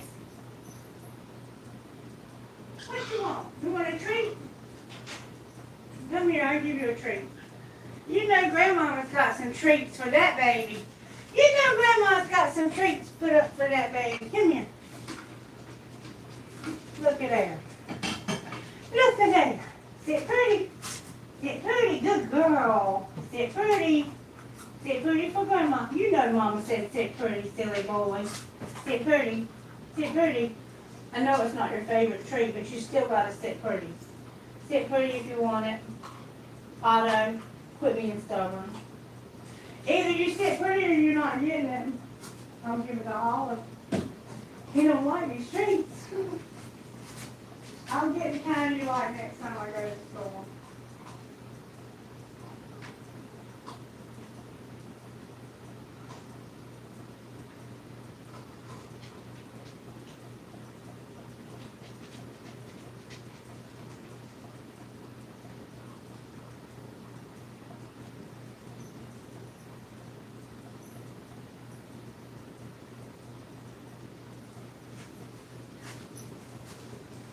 Oh, God help me.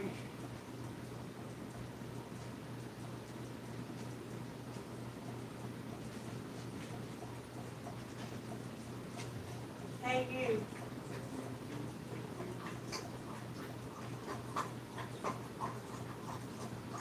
Oh, here's a thirsty girl. Yeah. Here's a thirsty girl.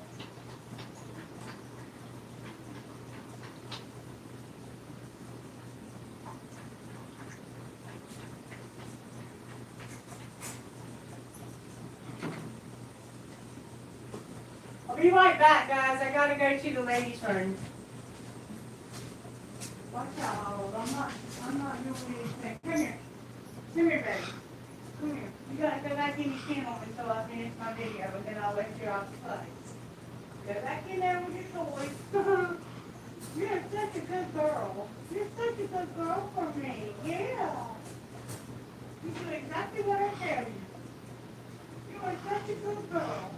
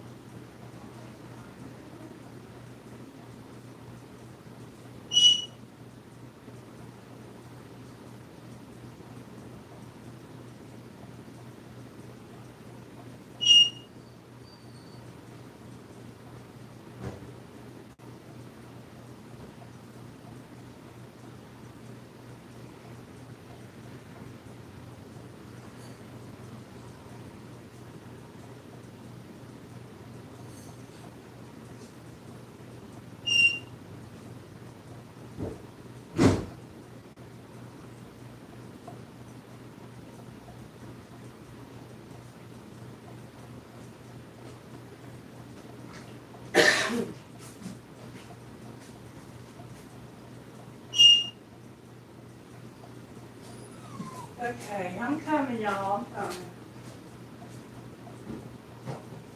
Just looking straight. What do I do with it? Oh, here's this. Whew. Okay, I'm back. If anybody waited, I'm back. Oh, there's a bunch of y'all here. Thank you. Okay. I was thinking while I was taking my break. And I'm looking forward to my new salary getting started. My throat chakra's closing. Because I'm going to hire somebody. I'm going to be making the same amount now that I made prior to my husband's death. So I can cover everything like I used to with him and his salary with mine. And I used to have somebody come in and deep clean my house once a month. And I'm going to start doing that again. And I'm going to redecorate. I'm going to get rid of everything that reminds me of him and start over. That's what I'm going to do. There's still a lot of stuff here that keeps me stuck. And I got to get rid of it. That's what I'm going to do. And it's not that I'm, letting him go, because I'm going to keep him, the parts of him that he instilled in me. But that's enough for me. All right, enough about me. Let's talk about you. But that's what I'm going to do. I have to. It's the only way I can move on with my life.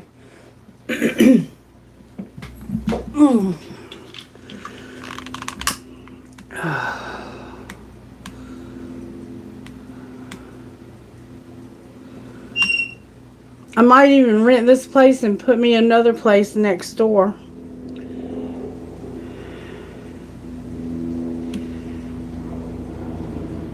I've been thinking about doing that too. And then I'll have some extra income to pay for my other place. Woo! Okay, it looks like the energy's alright. I just wanted to make sure before we start doing your questions. Alright, Kailash, what we got, baby? Asha. Oh, Asha, thank you. This little figurine right here, it has a story behind it, and I'll share it with you since you admire it, and I appreciate that you do. They're called willow tree statues, and I have a whole bunch of them in my house. But my friend Dean, he committed suicide in 2009, and he and I were together the day that happened. And we went into the mall together, and we saw a figurine very similar. It looked just like this, but it was for a cake top of a wedding cake. And when we looked at it, we had this real strange moment of like reverse deja vu, where it was weird. It was like we could see the future, but I couldn't see it. I could feel it. He saw it. And whatever he saw, it shook him up so much that he wouldn't tell me what he saw. So I, to this day, don't know what he saw. But it had something to do with that figurine right there. You hear my stomach growling?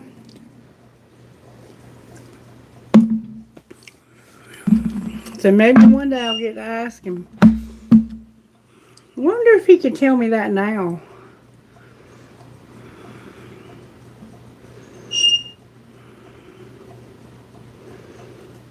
Hold on just a second. I'm just going to see if he can tell me now what he saw. Let's look at it from this deck right here.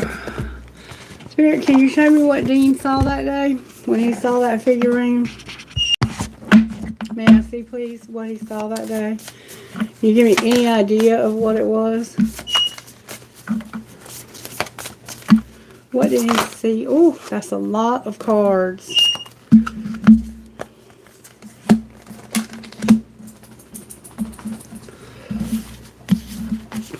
If a cat curls round the moon, beyond your fears the weavers dance, and weavers share their magic tea, with if you hear a Sasquatch sigh. Okay.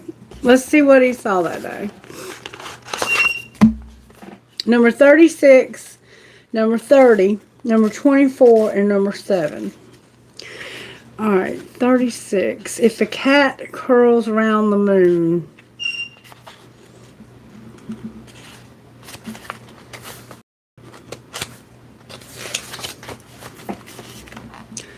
Letting go of codependent relationships, the value of interdependence. If a cat curls around the moon, it's a sign to release yourself from embellishments and claim the freedom and independence to be your own person with healthy boundaries. If you've gone along just to get along or engaged in people pleasing, you might be concerned about the consequences of saying no. What would happen if you set a boundary and chose what you really wanted? Don't give your power away to someone else, to someone else's reactions. It's more important to choose what feels right and true for you. Celebrate your uniqueness too. Choosing to do things your way doesn't mean you're doing anything to promote endings or drama. It's a healthy separation to have your own views, your own perspectives, and still be engaged. Codependent relationships are always unhealthy and unsupportive in the long run. Speak up, share your mind, and be okay with learning from others who have different ideas. You don't have to agree with them if it's not right for you. As people, we need each other. We weren't built to live out on our own, and now you are being wholly supported as a unique being, able to love and be yourself, allowing healthy interdependence to replace the sticky quality of draining relationships. No matter what your inquiry, when a cat curls around the moon, it's a sign to step back and assess what you really want, how you really feel, and how you want to feel. Only then can you step forward. You can't go wrong. And beyond your fears, the weaver dances. Number 30. The negative effects of prolonged fearful thoughts, moving out of fight or flight, freeze, and being courageous in spite of your fears. Beyond your fears, the dreamweavers dance, weaving the beautiful patterns of your life into the great weaving of all life. Fear, although a worthy self-protective emotion, engages your fight, flight, freeze response. This trauma response, which also includes submit, cry for help, is not meant to be sustained for any prolonged period. Perhaps you've experienced something in your life that has you constantly on patrol. Your brain is in survival mode, always seeking potential threats, trying to keep you safe, but also cutting you off from your connection with spirit. It's hard to move past your fears if you've been conditioned to expect the worst. Your inquiry now is shining a light on the idea of false evidence appearing real, rather than something actually worthy of fear. Take several deep breaths and realize and release the catastrophe in your mind. There's nothing to worry about. Allow for what is to be what is. Now is the time to trust life, to trust yourself, and to trust the universe. Release your fears to the divine and step forward. You might feel vulnerable, maybe a bit exposed, but you will regain your confidence and sense of humor quickly. Now dust yourself off, stop ruminating, take a media break, and gaze into the field of potential that surrounds you. It's all about where your attention goes, isn't it? And number 24, weavers share their magic tea. Divine inspiration that could be life-changing. Being receptive and curious to following through, and selflessness. When the dream weavers share their magic tea, it's a sign to remember the divine quality of inspiration. You know the feeling. One moment you're walking, taking a shower, or driving your car, and suddenly ideas come pouring through your mind and heart. You feel like you could explode with hope. These are gifts from the divine, from source, the conscious universe, or any other name you claim to describe spirit. These gifts come unbidden and may answer a query you forgot you even asked. Inspiration is a feeling sense and comes with its own intelligence and logic. It's as if you've been staring at a complicated series of locks that have kept you away from the next manifestation of a destiny you've always known but just couldn't get to. Suddenly, all the locks just begin turning, pins click into place, and the door swings open to let the light shine in. Now you have inspiration in all its technicolor glory. Freudian slip. Did you think the dream weavers could keep their magic tea all to themselves? You just need to stay receptive and follow through on your curiosity. Then watch the magic arise to greet you. Inspiration wants to give you a gift. Let it. And if you hear a Sasquatch sigh, number 7. Spiritual narcolepsy, seeing through the lens of separation, competition, arrogance, ego, and narrow-mindedness. If you hear a Sasquatch sigh, know that they are sad because you've fallen into the trap of spiritual narcolepsy. You've forgotten your partnership with the universe and instead are working through your ego. You think you see clearly, but you're temporarily blinded to the magic in the world. Perhaps you're comparing yourself with others, or perhaps you are seeing through the lens of lack and limitation and therefore thinking there isn't enough, or that there are not enough, or that you are not enough. In this moment, you're being called to wake up and remember the inherent divinity in all things and in all people. Perhaps you can't see the magic and mystery because you've lost faith. You don't believe, or you've become hypnotized by temporary outer conditions that present as rigid or fixed. You may feel an overwhelming weight and responsibility on your shoulders to make things happen, yet life can be truly hard, unfair, unreliable, exhausting, irrational, and chaotic. But none of those things are permanent or personal. Remember, all things must change, and you are now and always have been a conduit for miracles. Wake up, reorient yourself, declutter your thoughts and your environment, and be grateful these episodes are fleeting. You do not need to define your sense and self by outer conditions. This is a time to dive into more self-love and compassion. Cultivate a sense of humor, for you are more than enough. You matter, and life loves you so much. Look to the signs around you. The whole world is your oracle. Spirit has a plan. So somehow, that's what he saw when he looked at that figurine. And I felt it, and it was a huge feeling I can't describe. I've never had it again. I've never had it since before. But that's why that's here.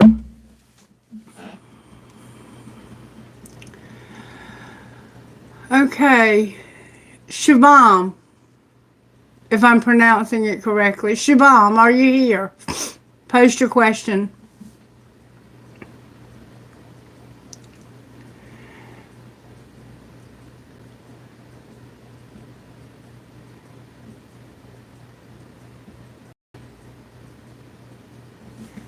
Did I miss it?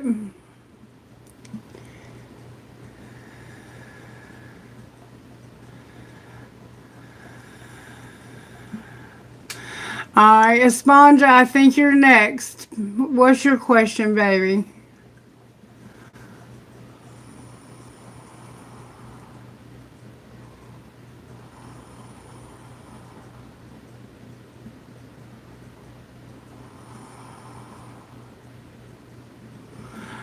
Hi, I have a problem with Carlos. Yesterday he started with a bad word. I went home and you didn't leave with him. Your question is,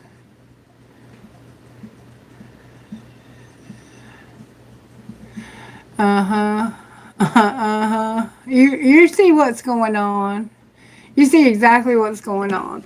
And let me tell you, my husband used to do the same thing. It would always start like on Wednesday. He would start an argument with me over something stupid that didn't even make sense. And I would be like arguing with him about this stupid little pettiness.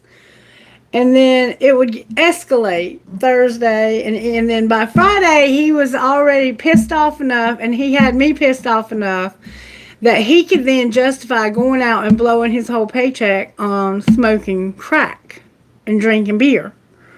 And leaving me home with 3 kids with no fucking diapers and nothing to eat. No gas to put in my car. And he would start the argument on Wednesday so that by Friday he would be so mad that he could use that as his excuse. But you know what? Eventually he saw through his own bullshit and realized that that's what he was doing. Because he's the one that told me he was doing it. And yes, that's what's happening. I mean, I don't even have to pull cards. I'm telling you that's what's happening. He's starting fights with you so that he in his mind has an excuse to blow all the money. And when he comes back, then he'll say, I'm so sorry, but if you hadn't started that argument with me and we hadn't been fighting about whatever, and he'll turn it around on you and blame you. You didn't start the argument, he did. But by now you don't have a clue. This relationship with Carlos Esponja is what you need to let go of, sweetheart.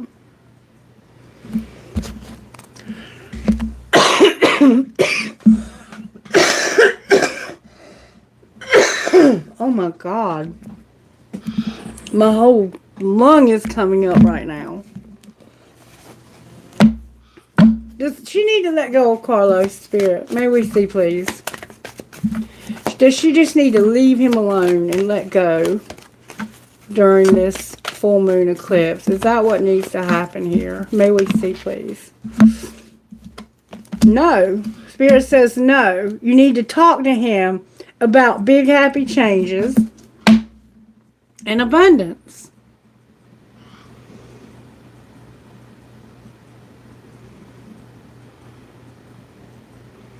Spirit says no. It's no in reverse. But you need to talk to him and be clear about what you say. And you need to tell him, I want to be happy. I want to have money in the bank. I want to be able to do things that I want to do. And if he doesn't agree to that, what should she do, Spirit? Be assertive and reconsider. And then let go. So you need to tell him you want to have happiness. You want things to change. And if he doesn't do it, then you need to be assertive and reconsider saying no and let him go. Okay? So Spirit's saying to give him a chance to change, and if he doesn't change, then you need to let him go.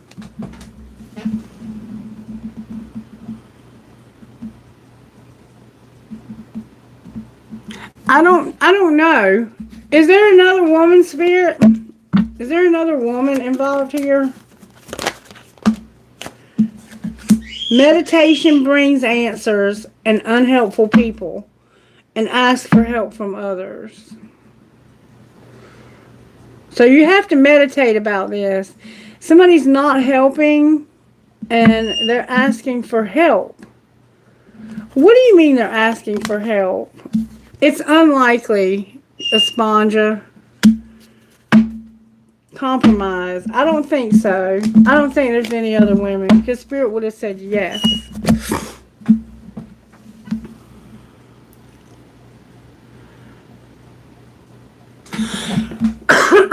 Alright, we're going to have to move on to whoever's next. And if you want more of a reading, we'll have to give you one next time, or you can set something up with me privately, okay? Alright. You're welcome, baby. Give him another chance and tell him very specifically what you want. And if he continues to act out, let go. Hugs and kisses to you too, baby. Who's next on the list? Okay. Okay. So he wants to know what Yashika thinks about him. All right. Let me see what she thinks about him real quick. I'm going to do Shabam. Shabam, I'm going to tell you what Yashika thinks about you. What does Yashika think about you? Okay, first of all, this card came out. Trust is to be able to trust what you cannot yet see with your eyes. Use your imagination, create your dreams in your mind, and they will become clearer for you to see. All right, how does this person feel about him? May I see, please? They feel like you have a lot of peace, balance, harmony, and friendship. So they feel like they're at peace with you, and you're very healing. They have a good vibe with you, a very good vibe with you. Anything else we need to know about with this person? They don't want to make a mistake because it looks like there's been some bitterness at some point with them, and they don't want to make that mistake again. How can they avoid that? Let's see what they need to do to avoid that. How can that mistake be avoided? Ooh, what flipped over, didn't it? Rediscover yourself came out. Do a 30-day challenge. Exercise. And plan your career. And this person needs to get more sleep and rest. They need to exercise, do a 30-day challenge, rediscover their self, and that will keep them from making that same mistake. Okay? That's what, but they feel peace and like they don't want to make the same mistake they made before. And somewhere this card came out of somewhere. I don't know. I'm just going to sit it right here. All right, Kailash. Let's go back to the list. Esponja, we did you. We did Shabam. We did Esponja. Patsy, you're next. And it says that what happened to your message, baby? I was looking at it, but I lost it. Repost your question, Patsy. Hello, is it Maliki? Miki? Oh, okay. I think she retracted it, though. Yeah, she retracted it.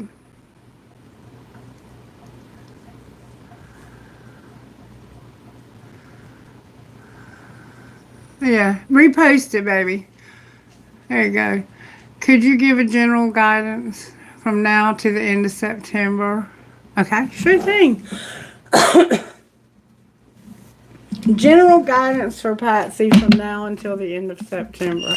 How are you working, Spirit? Thank you so very much. The Star came out in reverse and the Fool. So there's a situation in your life that might feel a little bit stagnant, like there's not much hope for it for some reason. There's a hopelessness to this reading between now and the end of the month. There's a situation that just doesn't feel like it's going to pan out. But it could, because this just needs a little bit more work. So let's see, how can you prevent this from being hopeless? If you can, because you're going to take a risk over here on something new. Explore yourself and get more sleep and rest, for one thing. How can we turn this hopeless situation around or deal with it if that's what we need to do? Clear your energy. You're not getting enough sleep and rest. Why is the Star in reverse for Patsy? You are charming. You get more sleep and rest, so you must have trouble sleeping, is what I'm gathering. Why is the Star in reverse? Because you need to see the beauty. Learn to find the beauty in everything. See the world for all of its aspects. And you did the best you could. Feel and empathize with your past, not judge it. So the hopelessness, and you give less fucks. The less you give a fuck, the happier you'll be. So it looks like there's a situation in your life where you feel like You did the best you could, and you need to empathize with that, and don't be judgmental of yourself, and learn to find the beauty in everything. Sometimes the worst of circumstances, we have to find a silver lining. And it looks like you have a circumstance in your life where you're going to have to find the silver lining. And you will, because you're going to take a risk over there. Alright, let's see what the archangels have to say to you, Patsy. Message from the archangels for Patsy, please. The dove came out for you, Patsy.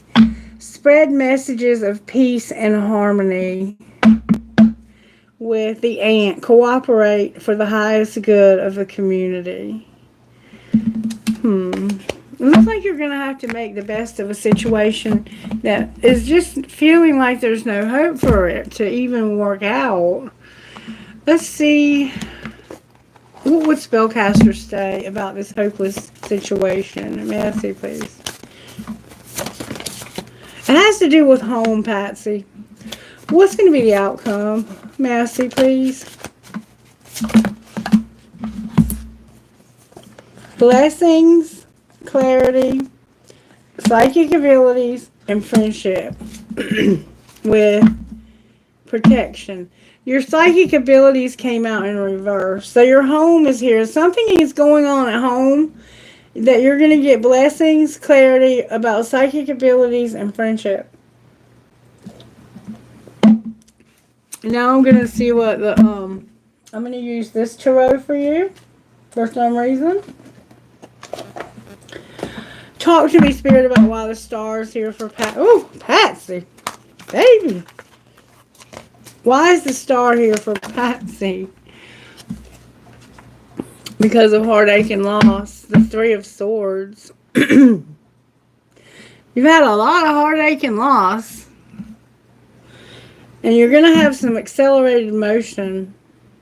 Why is the Fool on the bottom of the deck? There's your psychic abilities. No, my bad. This is your sacral chakra. You could have lost a baby. You've been patiently planning something, and you've had an emotional loss, and it has to do, it looks like you could have lost a baby, or somebody could have, or maybe you couldn't have children. There's a tower here. This is about something going on in your sacral chakra, your sacral area, and you've been patient and planning, and you've had some kind of loss. You've had a huge loss.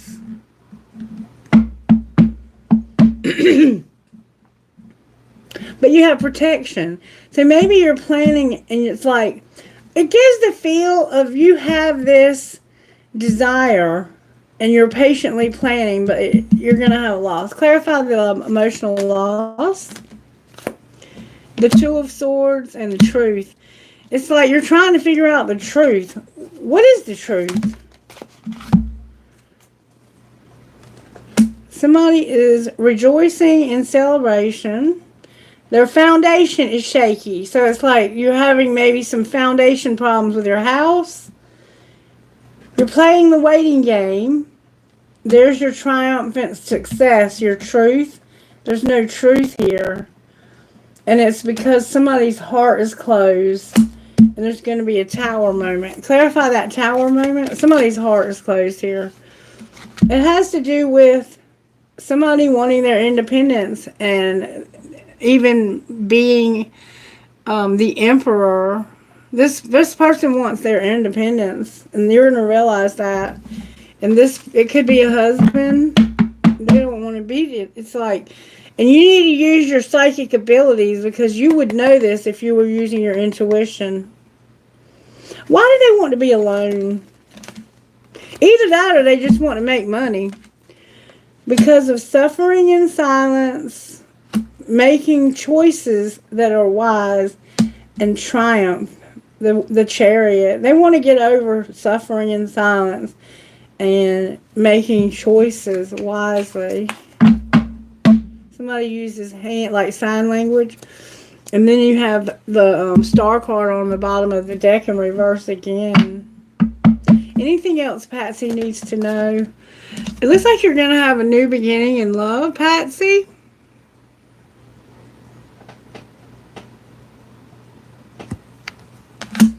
Clarify the new beginning in love. That can be a pregnancy. You're going to have a spiritual union. The Ace of Pentacles. Material and spiritual prosperity. And get recognition and reward. You're going to have a new love with somebody. And it's going to be very prosperous. Very prosperous. So prosperous that you can be generous to others. And you're going to be recognized and rewarded. Look, and you're going to have harmony. Patsy, you have a new love coming. And am I not mistaken? Did I not already tell you this? That this was going to happen before the end of the month? I think we've already had this reading.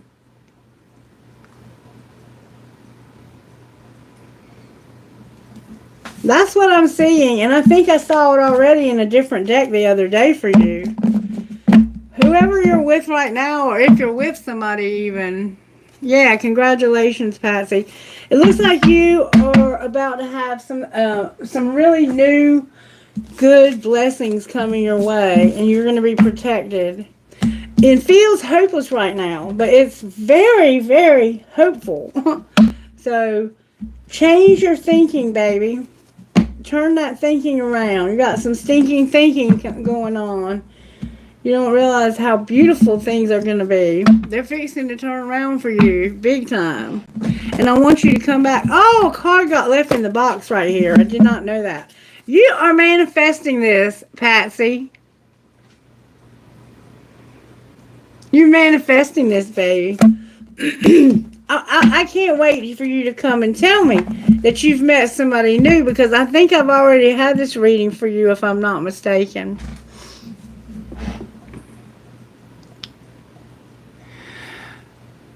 Yes, congratulations. Patsy, I can't wait to hear about it. Keep your eyes peeled, because they're coming. I'm looking for Arusha. Here it is right here. In your dreams, you saw an animal, which you don't think it exists, was half crocodile and half hippo, and he was crossing the river in a baby cow, and you were standing close to them. Until they left. You don't know what it means. So you saw in your dream, when I was a kid, that was how I first knew that I had gifts, is because I used to see animals in my dreams, and they were so real that I would get scared, and I would be awake and sitting in my bed trying to figure out what these animals were doing in my room. They were everywhere. So I think you have maybe some spirit guides that are animals. That's what it feels like. But they're not anything that we have on this planet. So it's like from the other side, and they're guides that are, maybe there's some, if you give them a name, cherubims or something different.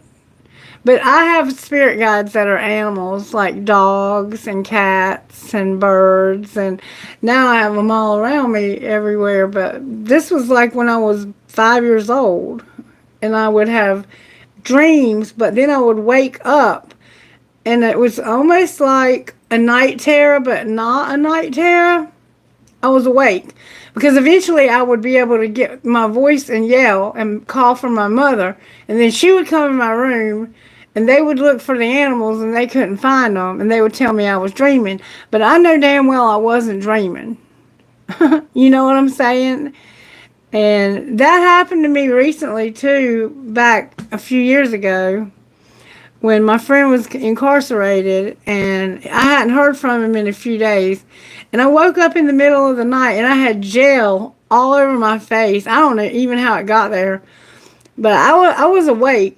I know I was awake, because I took wipes and got that gel off my face, and I sat them on the bedside table so I would know I was awake. I even took my dog outside for a walk so I would remember I was awake. And when he called me, He said, I'm sorry I hadn't talked to you in a few days. They took me out to the hospital the other night in the middle of the night and gave me a sonogram. And he was describing the sonogram to me. And I was like, holy shit, that's where the gel came from on my face.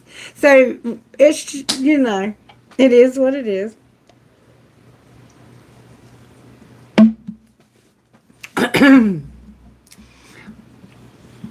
So what do you want to know about these? You want to know what message they had for you or something like that? You get on the list, Elizabeth. You just have to get on the list.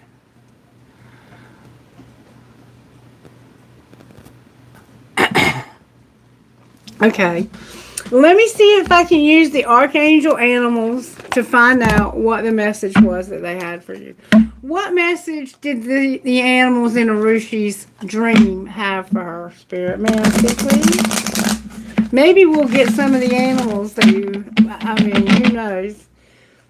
That would be a big synchronicity. An owl and a dove. I can't remember. I know you said an alligator or a crocodile. And the hippo. Deer and dove. It sounds like something peaceful.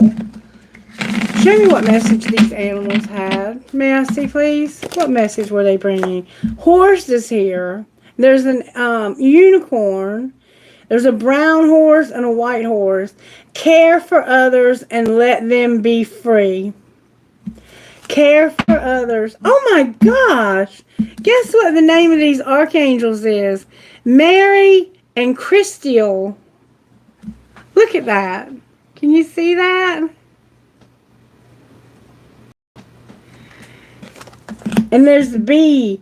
Spread heart healing with joy. So it looks like these animals were coming to tell you to care for others so they can be free. And spread heart healing with joy. That was wild. Okay. That's what they were coming to say to you. Let me see if they're going to come back or if they had another message. Will they be back with more messages? Spirit says no. Ask your angels.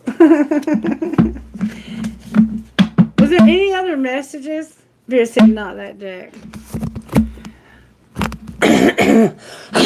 My throat chakra is closing. What other messages did they have, Spirit? May I see, please? Prosperity, power, surrender, administration. So you're going to have prosperity and something powerful is going to happen to cause a surrender. And people, places, and things will be strategically placed right where they need to be for your highest and greatest good and for something to be resurrected. Okay? And that looks like the message that they had for you.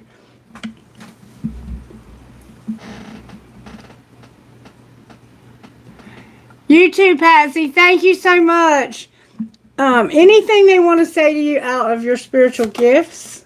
These animals, would they give you any hints about how you make?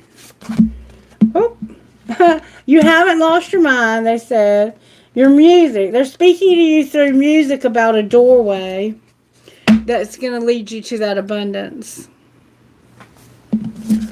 And no, you have not lost your mind. Okay, you're welcome, baby. You're welcome.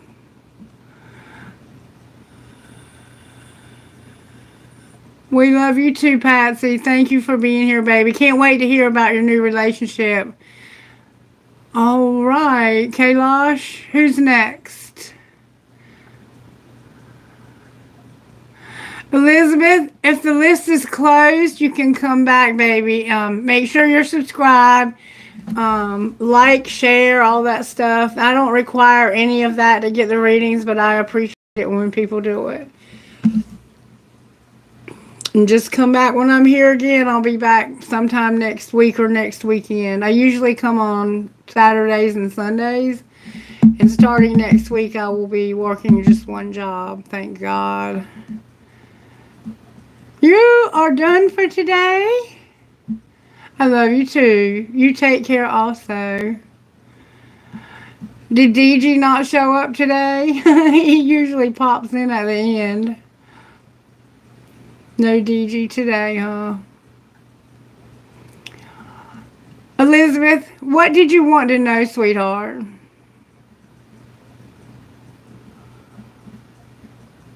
Yes, sir. What you want to know, Kailash? You want to know about your friend?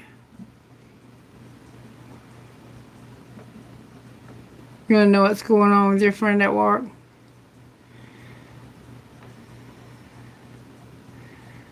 Okay, give me just a minute, Elizabeth. I'm going to do Kailash first.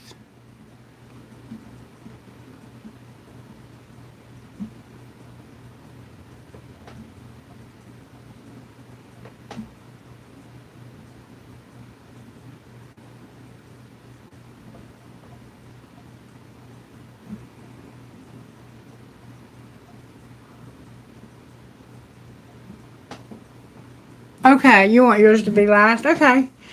Alright, so you want to know what your partner's intentions are? Intentions for Elizabeth Spirit when it comes to her partner. What are their intentions? Exhaustion, but not being bitter. Maybe they're tired of being bitter. What are their true intentions? Escaping, bitterness. Show me these partners' true intentions. Spirit said use this deck over here. What are their true intentions, Spirit? They have a resentment because of some illusions. I'm not seeing clearly. Right now, they're going through this full moon. What are their true intentions? They're not longing. What do you mean they're not longing? They have unconditional love for you. But they don't want to be hurt. Why do they feel like they might get hurt? Because there's no balance, harmony, peace, or friendship. Why not? Because everybody's always exhausted. And there's consequences. What should they do differently if they want this to work out? Farewell came out in reverse. What do you mean, farewell in reverse? Somebody's conflicted about this being their fantasy and not wanting to catch a resentment. What's going to be the outcome here? May I see, please? Somebody's going to have an epiphany. What are they going to realize? That this person is loyal, dedicated. You can trust them, and they're reliable. So it looks like you've got a lot of stuff going on in your relationship, but at the base of it all, I think you're both just exhausted. You might be just tired. You might need to take a break. Outcome of this epiphany of loyalty, somebody's going to stop being so cold. And you might even rekindle this, it looks like. What can they do to not F themselves when it comes to this? Because it looks like this is salvageable. You need to explore yourself. Peel off the false persona and get to know yourself to find your truth. What else, Spirit? Love your journey. Be open to the idea of loving you and do a 30-day challenge. So it's like you need to get to know yourself. You need to love your journey. I think you're tired. What can they do about the exhaustion? Take a detox from social media and get out and live your dream. Don't give up on your dreams. Live the adventure. And you need to listen to music more. You don't listen to enough music, I think. Music is very healing. Okay, so it looks like the relationship is salvageable if you want to salvage it. But right now, you're both tired of each other or something. You might work too much. Oh, okay. Yeah, that's tough. That's a tough one, Elizabeth. You might need to get some counseling for that. You're welcome, baby. Okay, Kailash.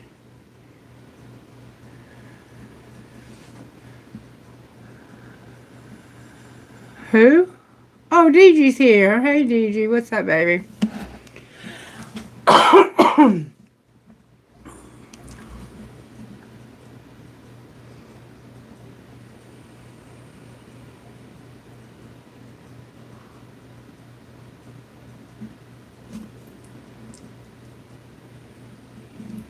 Did you want just a general reading, DG?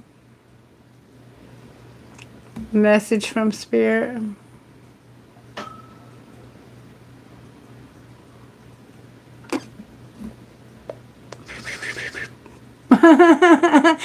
Kalash's like, I'm ready to go back, do whatever I was doing in my real life. Baby, thank you for helping me. This has been 4 hours and 15 minutes. It really has been a long one. Thank you for your help.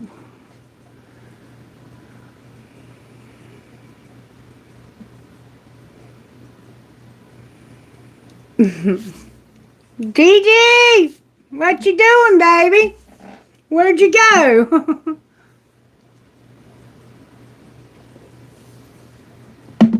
You got a question today? If not, we'll just move on.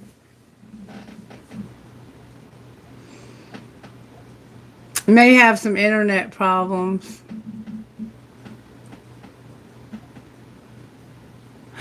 Oh, my hands. Yeah, I have an autoimmune disease. I have lupus, and I also have another one that affects my teeth, my eyes, and my skin. And I'm having a flare-up right now, and I can't get the sores to heal. So I have to go back to my rheumatologist and get back on my medication. And I haven't had any insurance because of changing jobs. So I should have my insurance straight. I'm going back to the doctor next Friday. In the meantime, I'm just dealing with it because it is what it is.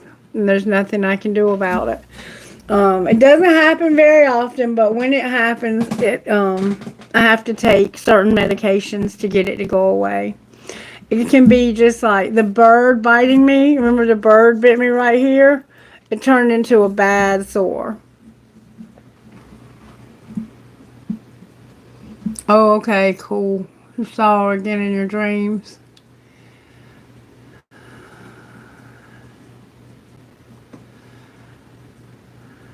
Okay, let's see what's going on with the dreaming. All right, Spirit, he's dreaming about this person. I will tell you that twin flames will communicate through dreams. And it kind of looks like that might be what you're dealing with here. Can you show me why he's dreaming about this person? Because of bitterness and being at the breaking point. You know, you might be really starting to get frustrated with this whole thing. Bitterness and like not wanting to be distant. Or having this distant feel. Having a perspective when it comes to bitterness. What is going on with these dreams, Spirit? Why does he keep dreaming about this woman at work? Why does he keep dreaming about her? May I see, please? Because of rejection and chemistry. Because this person is just dismissing you and rejecting the attraction and the spark that they have. Why are they doing that? Can you show us again? Because they don't have any peace. Why are they not at peace? Because of depth. What do you mean depth? Use your intuition. This is deep. This is deep chemistry between the two of you. And I think that they also feel it. What message are they bringing through in this dream? May I see, please? That they feel like there's attachments or third parties. That this is influencing. What's influencing? The possibilities and withdrawing from it. It's like this person is saying to you, look, this chemistry and how deep this is and how much this brings me peace is causing me to feel like withdrawing from the possibilities of it. Why do they feel that way? Because they don't want to get distracted and they don't want to get tied down or trapped. Why don't they want to be tied down or trapped? Because of something that they've never told you. And what is that? What's that they're your divine feminine? Why'd they come out in reverse? Because you're their twin flame. And they're just in separation from you. Unfortunately, yeah, you're chasing your twin flame right now. What does Kailash need to do? There's some dishonesty, deception, or trickery going on and no boundaries. Why do they need to do that? Because somebody has been broken, shattered, and destroyed. Okay, so this person has never told you that somebody was real dishonest with them and tricked them and hurt them. And even was obsessed and spying on them. We've seen this person's woundedness before. What kind of shadow? Woo! All of the cards fell on the floor. Thank you for your concern about my arms. It's just inflammation, and I can't get it under control without prednisone. I gotta take some prednisone. And I don't have any refills on it. But it is very annoying. It's very uncomfortable. And it's also affecting my lungs. The lupus affects all of your major organs in your body. All right, Spirit, talk to me. I really need to go back to my doctor. It's serious, but I couldn't do anything because I didn't have any insurance. What shadow work do they need to do? They're unstable. They feel unstable and uncomfortable. What else?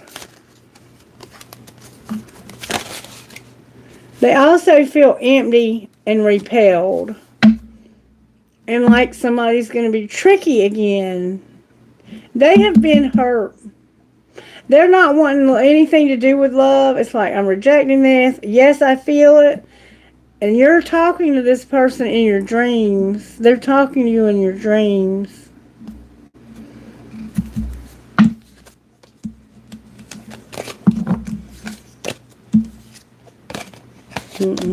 They're talking to you in your dreams is what they're doing.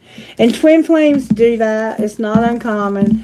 And you will have some dreams that you'll wake up from thinking it was real. And they will also dream about you at the same time.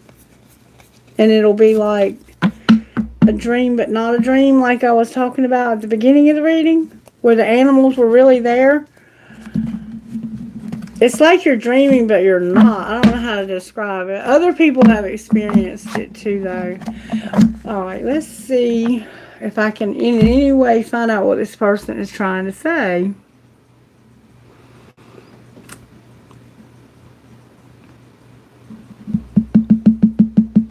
Let's see what will come out of this deck right here. It's about dreams. That's what the whole deck's about. What message are they trying to convey to Kailash in this dream state? This twin flame from work. It's a lot of cards. I can't hardly get my hands on that one.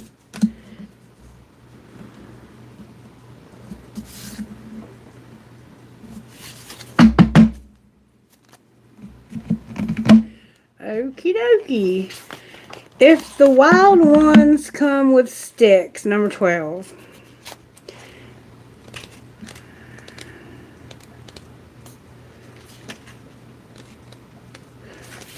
If the wild ones come with sticks. Sometimes we find ourselves behind enemy lines in our own heads.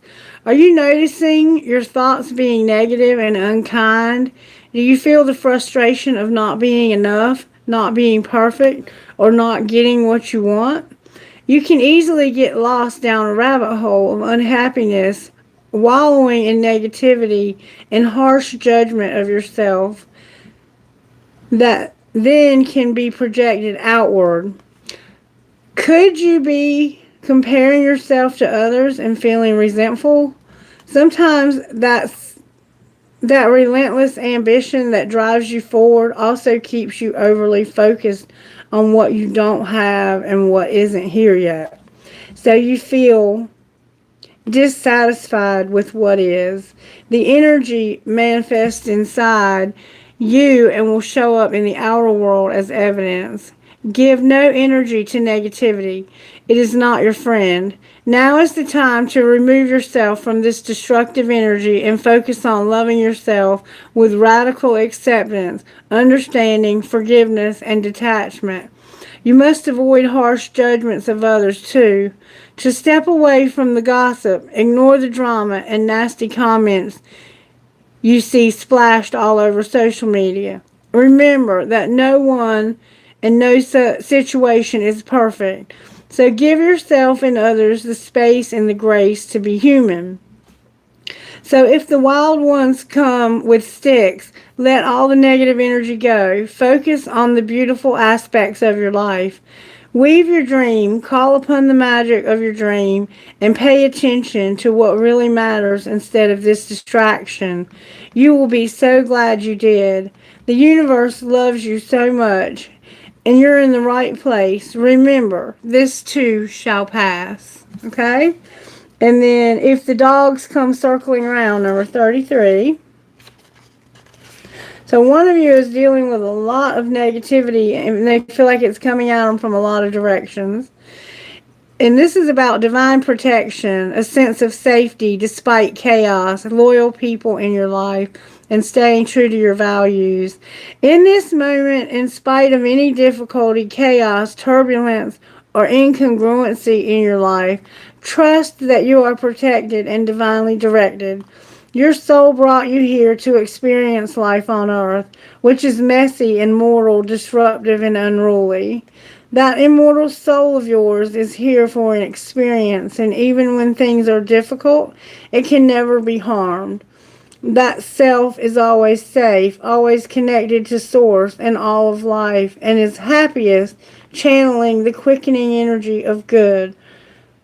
Are you, as are you, most people, it's your choice that will determine your personal experience of your circumstances. How will you respond to the life now? Can you be true to your values, to your dreams, even if not everyone else agrees? You are surrounded by so many loyal friends and well-wishers who want the best for you. Do not give your enemy to those who would destroy you. I'm sorry, your energy. Why did I say enemy? Including your own circle. I'm having trouble seeing. My disease affects my eyes very badly. Do not give your energy to those who would deny you, including your own critical voice that tells you are not enough. Don't have what it takes, are not perfect, etc. It keeps talking about not being enough. It's okay if you're not for everyone. Why would you even want to be? So if the dogs come circling around, it's time to stay close to those you love and who return that love.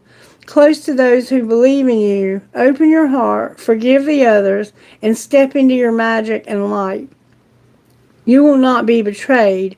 You are so loved and supported. That's all that matters. So you just need to know you're supported and loved. And somebody said they dreamt about a dog. And there's a dog on this card. And then you have if the river flows this way, number 4. This is about the importance of going with the flow, feeling the sense of being one with the currents of life, trusting you will never drown as your destiny wants you to go this way. The flow state is a way of surrendering and trusting the benevolent forces of life. It's surprising that we don't spend more time here, as it's an amazing creative place to be, magical and peaceful, yet brimming with potential. Flow is a state that is readily accessible through any activity that captures your effortless focus, such as meditation, dancing, painting, and even taking a shower. Right now, you're being invited and guided to go with the flow, to allow the currents of life to move you forward. You don't need to struggle, to plan or strategize, to resist or push. This is not about effort. This magical river knows where it's going and where you fit into its plan. Allowing and surrendering is what's called for now. No matter if the water becomes choppy or feels like it's carrying you away, you will not drown. This is one of the most creative and life enhancing times for you, and all you must do is allow. When your inspired ideas come to the surface, follow along. Whatever is calling for your attention, somebody's crying and I'm channeling your grief.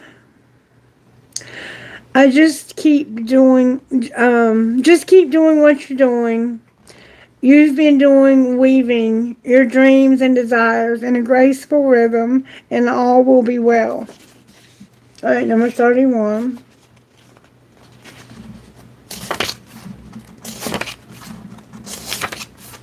I hate when that happens because I can't see. Okay, gratitude as the essential power of manifestation, the law of praise, saying thanks in advance of goodness. And we read this one the other day. It was talking in advance and not wait until you have what. Right now, you're being reminded of the quickening power of the law of praise, saying thank you before actually receiving those good things you desire in life is a magical, sacred act. You may have been taught to say grace over your food, blessing it and giving thanks for nourishing your body. Most people know to say thank you after receiving something, expressing gratitude for what they have already. This is a conditional gratitude. You need the result to be there and complete before you feel it. The true manifesting power of gratitude is the declaration in advance of your needs being met. You do not need to rely on anything being in order for the outer world before you to express appreciation for it. Say thank you in the abracadabra of life. It calls beauty and grace to you, reminding you of your humility. As part of life, you are a grain of sand on a beach, blessed to live this brief time on earth. Gratitude is the key to your question right now. Can you be thankful for whatever happens? Can you show appreciation for the highest good of all and not just for yourself? Can you see this adventure called life through the eyes of gratitude, humility, and kindness? Yes, be thankful for all now. All your loved ones, fresh air, the food on your plate. Be grateful for the divinity in you. Look around you. All things are sacred. Praise what you see and what you don't see yet. Miracles are waiting for you to call them to life. And you may have to be waiting a very long time.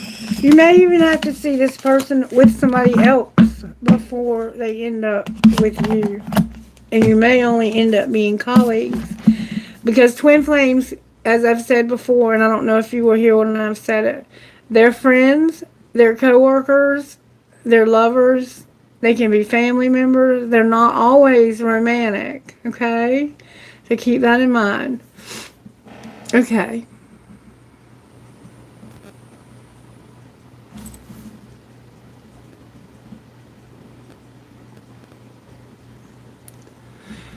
All right. Was DG gonna get a reading? Okay. What's coming for you in the fall? All right, Spirit, show me what's coming for DG in the fall. Okie dokie. What's coming for DG in the fall, Spirit? May I see, please?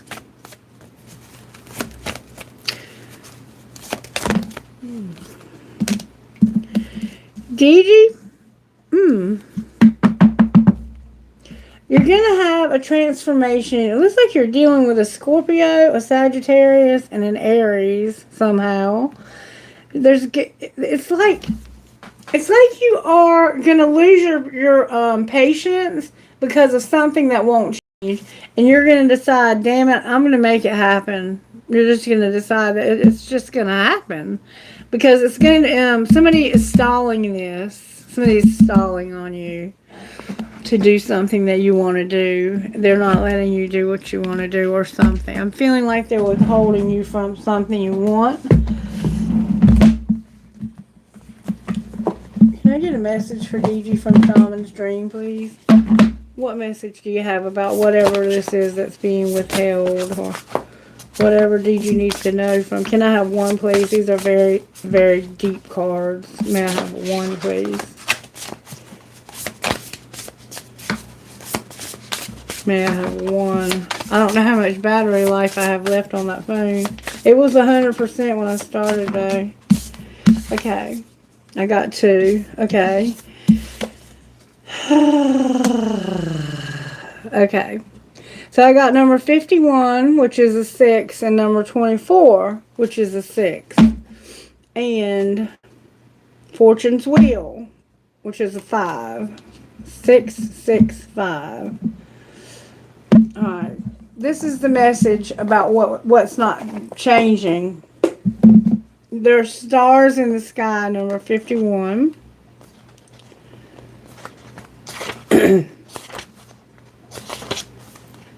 Limitless possibility, embracing opportunity. When you look up into the velvety dark blanket of the night sky, covering the vast expanse of space, can you count all the stars twinkling above? Can you imagine that you are only glimpsing a teeny sliver of what is actually there? There is a domain of limitless possibility, of the never-ending sea of potential that you yourself are made of and have now at your disposal. Your life right now is alive with possibility and needs your clear focus to hone in on what avenue of exploration most calls to you. It's time to choose and not be distracted by sheer magnitude of what may be. Be here now. Gather your thoughts and your most cherished dreams. Focus on the brightest star in your never-ending sky and take small steps, small movements towards calling this glistening potential into reality. If you can imagine this and hold that vision, you will summon all the celestial helpers and guides to aid you in bringing it into fruition. Keep your focus on the essence of potential rather than the form of it. The universe has its own ideas of how best to serve you and all of us at the same time. Trust this is a fact rather than theory, and you ought not act surprised when your dreams come true, for they surely will exactly how you need them to. To have the essence, okay, of what you would like to see manifest, but give the universe some wiggle room to do its magic, okay? And full moons are a very good time for manifesting, and this is a very powerful full moon. But this full moon is not about getting anything, it's about letting things go. It's time to get rid of the shit that's just not working anymore. It never has. We just keep holding on to it because we're so afraid we'll have nothing if we don't have that. The divine matrix, the intricate complexity of life. You might have been thinking and acting like you were the only one in the dream creating your life. The galactic mushroom arrives as a playful yet potent reminder that you need to get with your higher power. The universal laws are not for your benefit only. The law of attraction does not exist just to serve up your desired outcome. The matrix of consciousness, called Source or God, Spirit, or many other names, is intricately woven into life. There is so much complexity that the human mind cannot comprehend all the moving parts. It's impossible to see beyond what you already know. Just as the head of a mushroom is clearly visible above the soil, but not the living biome below. The thread-like mycelium of fungi from vast, intricate networks underground, connecting different life forms with one another in a kind of internet of the plant kingdom. Imagine the divine matrix serving the same way, connecting the individual consciousness with that of the divine.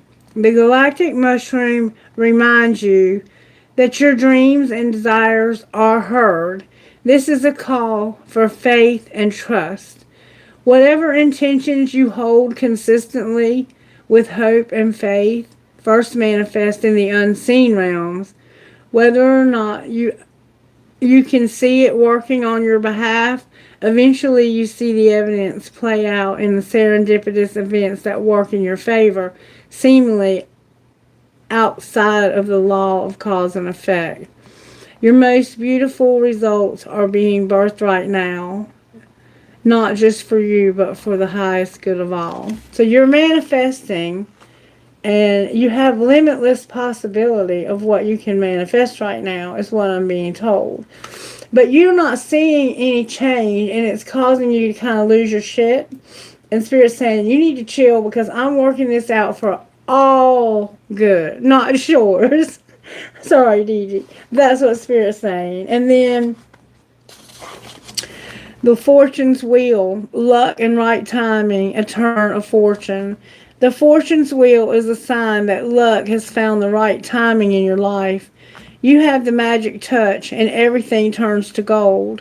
There is nothing you can do wrong. You only need to hold what you desire as your intention and it becomes true. Do not waste this power on trifling things. Dream big, for surely this opportune moment will pass. Such is the nature of fortune's wheel. Use the creative power of fortune's wheel for the benefit of others, and the gifts will be returned to you tenfold. Use it only for your own gain, and you will be left impoverished and with bitter taste of squandered opportunity. Fortune's wheel comes unannounced. Notice the early signs, the coincidental encounters, and the seemingly magical and synchronous events that herald its arrival. They call that email, that invitation, that call, that email, that invitation, that chance encounter was no accident. They all went choreographed by fortune. Do not wait any longer. Carpe diem. Recall your boldest and noblest longing and invite it into your life. This invitation is all that is required. You are being told that you can have whatever you desire right now. But you have to hold the intention and you have to not be selfish with what you're wanting. Okay? Desire something big and that will provide for others and not just yourself. And you're going to see something freaking amazing happen. I don't know what it's leading to, but it's leading to something beautiful. Can you give us a hint how it might affect DG's finances, Spirit? May I see, please? You're trapped, DG. You feel stuck in your current situation, but you do have options. Look for another job while keeping the one you have for now. Or look for another whatever while you keep what you have for now. Alright, outcome of being trapped, manifesting like this. That's why everything's in reverse. But you don't see that it's happening in the astro realm already. The things that you're holding, intentions that you will hold, even though you're not seeing them. Look what came out, DG. Your wealth is here. You are about to manifest a shit ton of wealth. But you have to hold that intention. You can't keep going back and forth in your mind about it. You are working towards real wealth and prosperity in your life. Keep investing in yourself and look into long-term career planning. And there's somebody or something you need to cut ties with, okay? You may need to leave your current position and look for something better. Ending a job or relationship doesn't mean burning bridges. Go with grace. And that was what the original reading kept saying when I did the zodiac signs, is that somebody was having to end a relationship with somebody they really cared about, they really loved, they had a lot of history with, And there was even a song that came out called Holding Her and Loving You. It's weird. Maybe you need to go back and watch that. What message do the doohickeys here have for I can't think of what they're called. I'm getting so tired. The hummingbirds.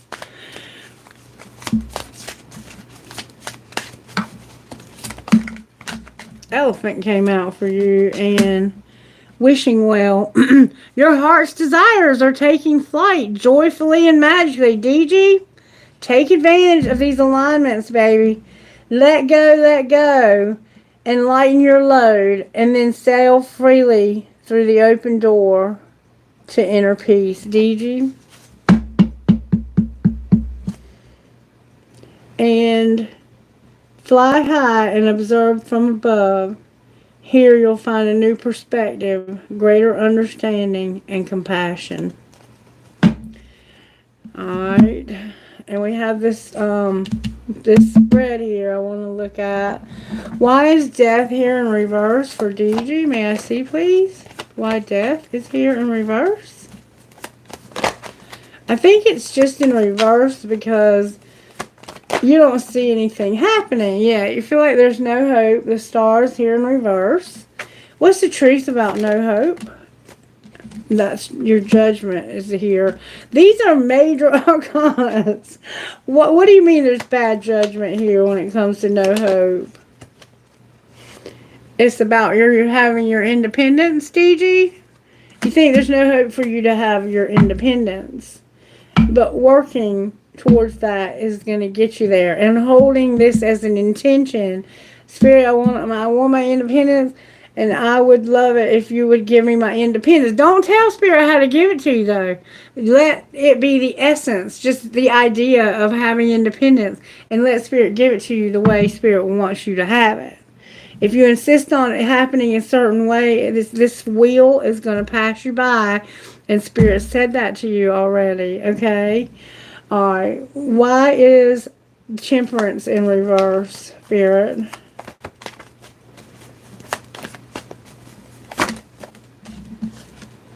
Because somebody's been waiting a long ass time. What are they waiting for?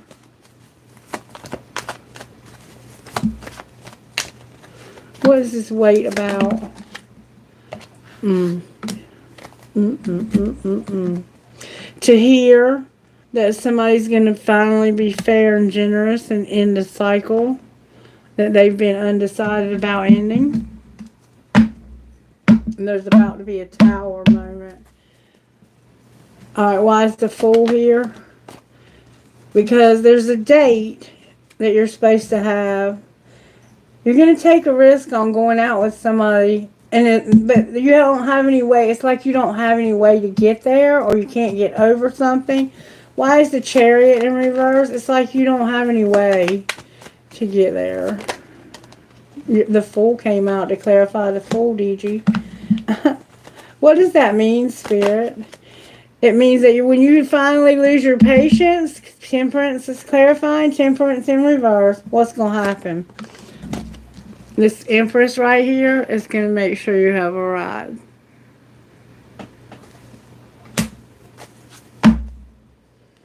And somehow there's a King of Pentacles involved also.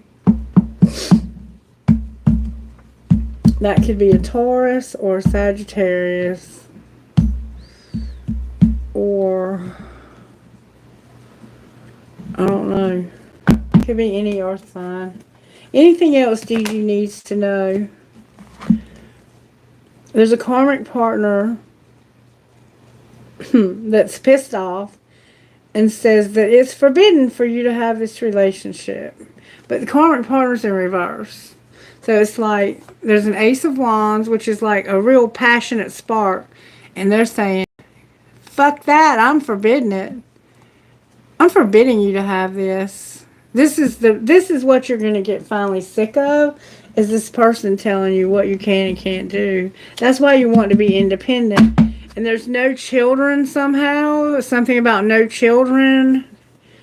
Somebody may not want children, or they have children that don't want you to be in their life.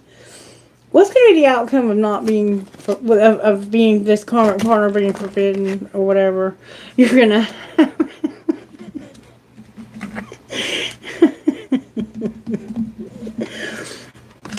There's going to be an Ace of Pentacles. Yeah, Sagittarius is here. She's showing out.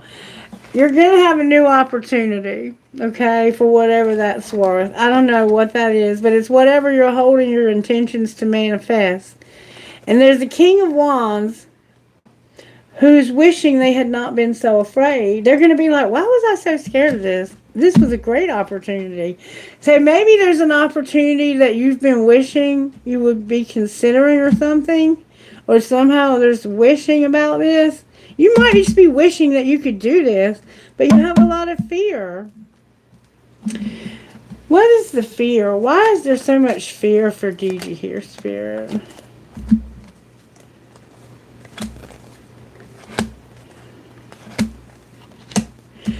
It looks like to me that there's been a past here where somebody got hurt and there was never any closure for that hurt. And you need to for this. It's like it's time for you to stand up to whoever's telling you this is forbidden and say, fuck you. What happens if they fight for this? Somebody will finally come out of hermit mode. Why are they soul searching so deeply? Because what's the tea? And a friend, a page of cups. This is the first time the teas come out all day long, Gigi. What's the tea for Gigi, Spirit? Uh-oh. Somebody's a boss daddy, stable, rich, a business owner, a CEO, and they have big dick energy.